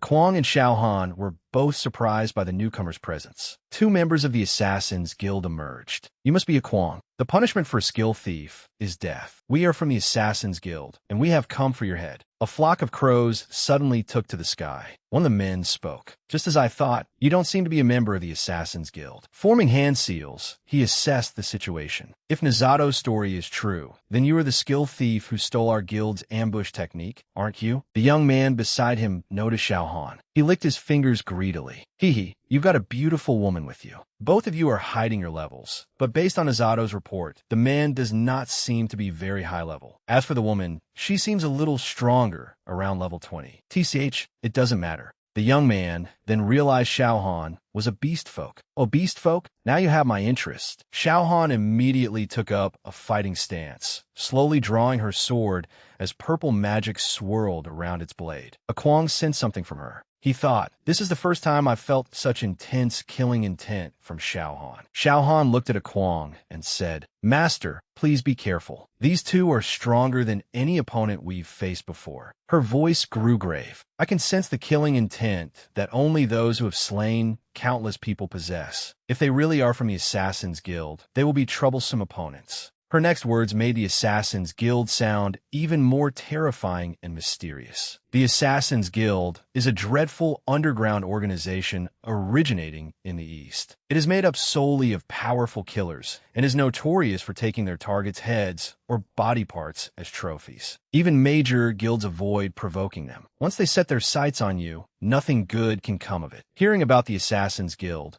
Kwang recalled something. The Assassin's Guild? I met a beastfolk warrior who said he had been expelled from there. But I have no connection to that guild, and I've never met these people. Then he realized something. Wait a minute. Kwang finally understood what was happening. They call me a skill thief. Now I get it. The ambush skill I copied is unique to the Assassin's Guild. That's why they targeted me. Xiaohan looked at Kwang curiously. The older man, standing above them, continued, I know your taste. I'll let you have that half-beast woman, but be careful. She seems rather strong. He formed hand seals in rapid succession. I'll capture the skill thief. If I bring back his head and hands, the guild won't question it. Delighted, the young man began forming seals for an attack. Oh, I like women with spirit. No matter how strong she is, she can't possibly be a match for me. This is settled. Both men completed their hand seals, and violent purple energy surged around them. Now, witness the power of the Assassin's Guild's unique chain technique, Absolute Darkness. Absolute Darkness Chain Skill, a unique capture technique of the Assassin's Guild. It blankets targets in darkness, narrowing their field of vision and making them easier to trap and attack. As the technique spread toward them, Xiao Han warned, "This is one of their unique skills. Stay close so we don't get separated." Kwang was slightly surprised. Separated? But he immediately calmed down and said, "It would be better if we split up. That way, we can fight them one-on-one more effectively. Besides, I want to see just how strong they really are." The skill enveloped them overhead. The two assassins immediately charged like starving tigers, taunting them as they attacked. "Oh, neither of you is going to run or hide." They rushed straight at them, only to vanish instantly. Xiao Han shouted, "Watch out!" The older man reappeared, his eyes glowing red with killing intent. "Oomph, how arrogant. Do you really think you can steal our guild skill and live to tell the tale? Nazato told us you stole the ambush technique. I'll show you what a real ambush attack looks like." He circled behind Kwang and struck at the back of his neck. Thunder ambush. Contrary to his expectations, Kwang's sharp reflexes allowed him to block the attack without a scratch. A level 30 assassin, Kwang mocked him with a fierce stare. "You need to gain a few more levels if you want to kill me." His ambush technique had been blocked, and the older man grew uneasy. He thought, "He blocked my ambush? How did he see through my attack? And how does he know my level?" The man retreated several steps. Fear flickered in his eyes as he asked, "What level are you?" Holding his greatsword in a cool stance, Kwang calmly answered, "Level 11. Feeling as though he were being mocked, the man snapped, "Level 11? Impossible. Are you making fun of me? Unless you were a genius. There's no way someone at level 11 could react like that." Kwang replied nonchalantly, "Believe it or not, that's up to you." Taking advantage of the moment, the man charged again. "Idiot." He activated another skill. "Let's see if you can handle my next move." The skill sent him slithering toward Kwang like dozens of great serpents. Serpentine movement. Serpentine movement, a movement skill that confuses opponents. It involves weaving in a zigzag pattern to approach and attack from difficult angles. While weaving, the user's speed increases by 30%. Seeing the assassin's skill, Kwang was impressed. "That footwork is impressive. Without my eye of God, I would have been completely fooled." Footwork refers to techniques involving agility, bodily movement, and the combat tactics that utilize them. The man had already closed in. "Let's see how you deal with this. Even my teammates can't withstand it." He continued with another skill. Multilayer encirclement assassination. Multi-layer encirclement assassination, a unique capture skill of the Assassin's Guild. It summons multiple shadow clones to surround an enemy and attack simultaneously. The clones vanish after attacking. Though the attack was already upon him, Kwang remained calm and drove his greatsword into the ground. Kwang activated a skill. The veins across his face bulged as strongest body was activated. All power was concentrated in his upper body, greatly reinforcing his defense for a limited time. The man's skill struck. His many clones lunged forward, yet they could not leave so much as a scratch on Kwang. Witnessing this absurd sight, the assassin began to panic. What kind of monstrous defense is that? Is it because of his equipment? What level are you? Who are you? Kwang revealed his level. The number level 11 appeared above his head. With a sharp gaze, he said, "I already told you. My level is 11. Kwang immediately counterattacked, swinging his greatsword and cutting through the man's technique. The blade came to rest against the man's throat. Is he really only level 11? The man immediately leapt backward. However, he had already received a wound across his chest. "Wait." With an anxious expression, the man said, "If you truly are this strong at level 11, then you must be a prodigy every major guild would want to recruit." He tried to reconcile with Kwang and recruit him. "I'm the Northern Branch Chief of the Assassin's Guild. Let me recommend you. Do you want to join our guild? With my recommendation, the guild's higher-ups will take notice of you and train you with the utmost care. With your talent, you could stand among the guild's geniuses. This is a rare opportunity to join the Assassin's Guild." Uninterested in his proposal, Kwang replied, "I have no interest in that, and it doesn't suit me. Besides, why should I trust someone who came to kill me, only to try recruiting me afterward?" The man stood up as a strange blue energy appeared around him. "Understand. Ha ha ha. He immediately formed hand seals. Veins bulged around his left eye as it turned a ghastly red. The man said, "But I won't be defeated so easily." His aura changed completely. His clothes were shredded by the force of his own energy. As he charged forward, he said plainly, "Be honored. It has been a long time since I last used this technique. Now, be on your way." Kwang was immediately stunned by the assassin's overwhelming increase in power. The man was pouring killing intent and aura into his weapon. What incredible power. He swung his blade and unleashed a technique. Killing Intent Crystal. Take this. Killing Intent Crystal was an advanced capture technique of the Assassin's Guild. It condensed all killing intent and aura into a sharp weapon, forming a powerful attack that could neither be blocked nor deflected. Kwang immediately activated Strongest Body, but the assassin's attack easily pierced through his shoulder. A wound had been punched through Kwang's shoulder by the man's technique. He thought to himself, "Damn it, my right arm." Even Strongest Body couldn't withstand that attack. What terrifying power. If that strike had gone through my heart, I would have been dead. Seeing that his technique had pierced Kwang's defenses, the man said, "Don't underestimate me, boy. This is my ultimate technique. I'm level 30. No matter how talented you are, you're only level 11. Your skills cannot compare to mine. Against this technique, anyone below level 30 is no match for me." His left eye became increasingly filled with a crimson killing aura. The moment you refused to join the Assassin's Guild, your death was already decided. The assassin charged forward while swinging his blade and shouting, "You won't escape this time. I'll destroy you and crush your skull." Seeing that things were going badly,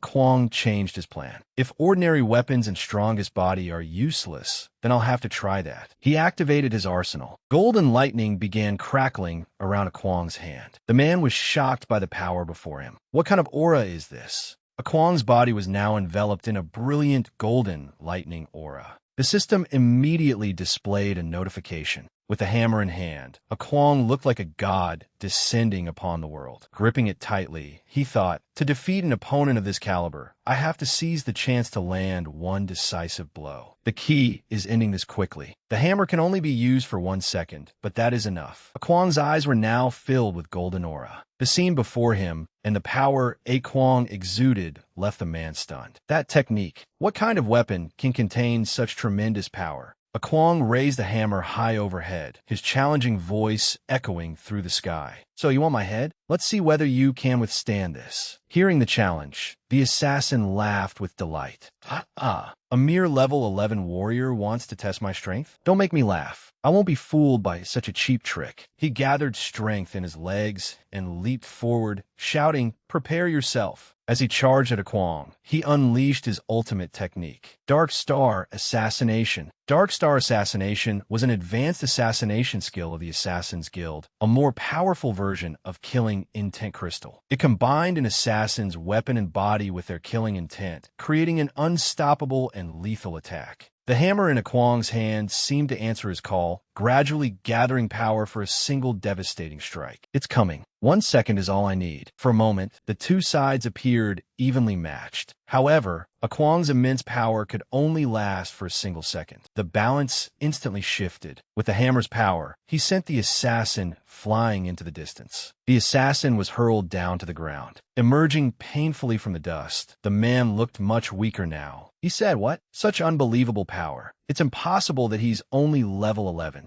Yet he formed hand seals once more and muttered, "Damn it, at this rate." The man summoned a purple death puppet. Death puppet summoning. Then he turned to Kwang and threatened, "If you kill me, you will become prey to the Assassin's Guild as well." Kwang landed on the ground just as the hammer's effect expired. His face looked no less strained than the assassin's. He thought, "The hammer's power seems greater than before. Could it grow in proportion to my own strength?" At the same time, the system displayed another notification. Just then, a hand supported his body, accompanied by a gentle voice. "Master, are you all right? Leave the rest to me." It was Xiao Han. She held a Kwang in her arms and took out a recovery potion. Defeating that one-eyed assassin in a single strike has taken a tremendous toll on your body. As a Kwang drank the recovery potion, he grimaced at its taste. "This potion still tastes as awful as ever." Xiao Han sympathetically replied, "That's why I do not drink it often either." As she laid Kwang's body across her lap, she reminded him, "That attack was unbelievably powerful, but please do not use it too often. I will be very worried if you end up in such a state when I am not there."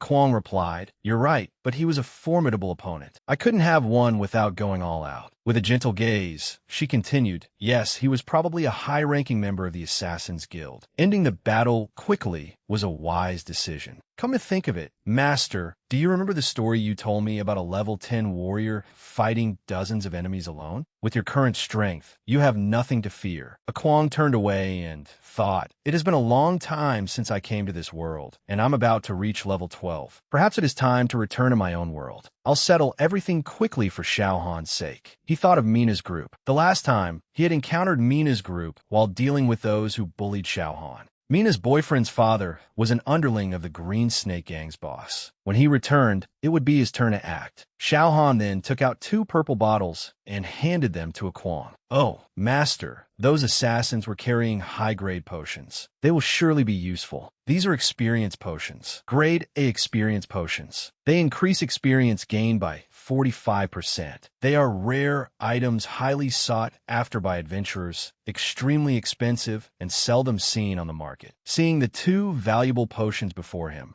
Kwong was delighted. "Experience potions? Wonderful. I might even reach level 12 before we get to Kevin's town." Kwong made up his mind. "All right, I'll return as soon as I reach level 12. I want to see Xiao Han." Rising to his feet joyfully, he said, "I've fully recovered. Let's continue our journey." Along the way, the 2 encountered a pack of low-level monsters. They also entered a boss area and came across a party that had failed mission. Kwong joined the party and practically completed the mission by himself. At last, he reached level 12. His status panel was upgraded. Kwong was now level 12, and his strength had risen to 16,000.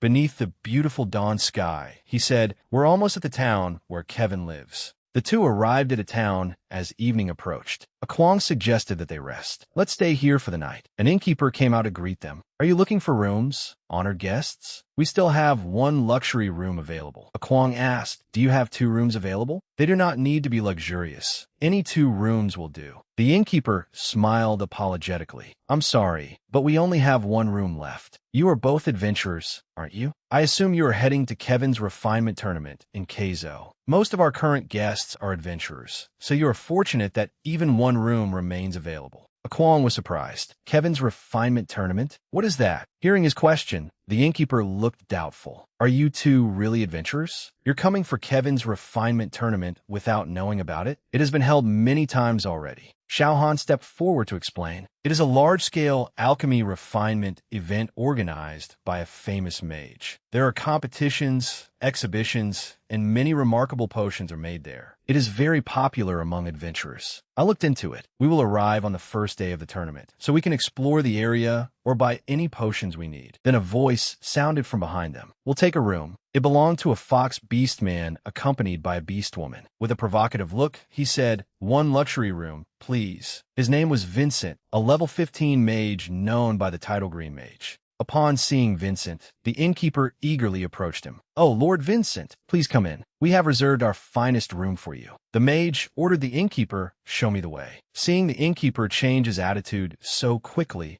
Kwong became somewhat annoyed, his brow furrowing. Kwong grabbed Vincent by the shoulder and said, "Hey, is there no order here?" Vincent turned to him with a mocking expression. "Order? Do you not know who I am? Don't make me laugh. That last luxury room will be mine, right, innkeeper?" The innkeeper stammered, "Of course. Certainly." Xiao Han spoke up, "But we arrived first, and we want that room. Shouldn't you reconsider?" He replied helplessly, "Do you truly not know who he is? That is Vincent, one of Kevin's genius disciples. He is not only talented at refinement, but his master is Kevin the Red Mage. Even level 30 adventurers show him respect. It would be best not to cause any trouble." The beast woman beside Vincent asked, "You do not know Vincent? Where are you people from?" However, Vincent did not seem to care about their answer and interrupted, "Forget them. They'll understand as soon as they hear my master's name." Both the innkeeper and Vincent were surprised by Kwong's response. Vincent began to get angry. "Ah, how amusing. Do you know who I am? Didn't I already tell you? I am Vincent, a green mage and the disciple of the genius Kevin. Are you seriously trying to take my room? After this, do not expect to be welcomed in Keizo." Kwong grabbed his shoulder once more. "Already told you." He gave Vincent a hard pull, sending him tumbling backward. "So what? The innkeeper panicked. What? The beast woman hurried forward to help Vincent up. Vincent, he was furious enough to spit blood. You will regret this. I'll make sure you are not welcome in Keizo. Show me the way. The two went upstairs. Xiao Han approached Kwang and asked, Are you sure about this? He is Kevin's disciple. Hearing Kwang say this, Xiao Han wondered to herself. Like he used to, the scene shifted to nighttime, with the two lying in their separate beds. A golden light glowed in Kwang's hand. He murmured to himself, Xiao Han, I'll be back soon. That is the end of my video. The above was the story's summary. If you have any thoughts, please leave them in the comments below. Do not forget to leave a like, subscribe, and turn on notifications for more interesting videos. For now, goodbye, and see you next time. Bye-bye.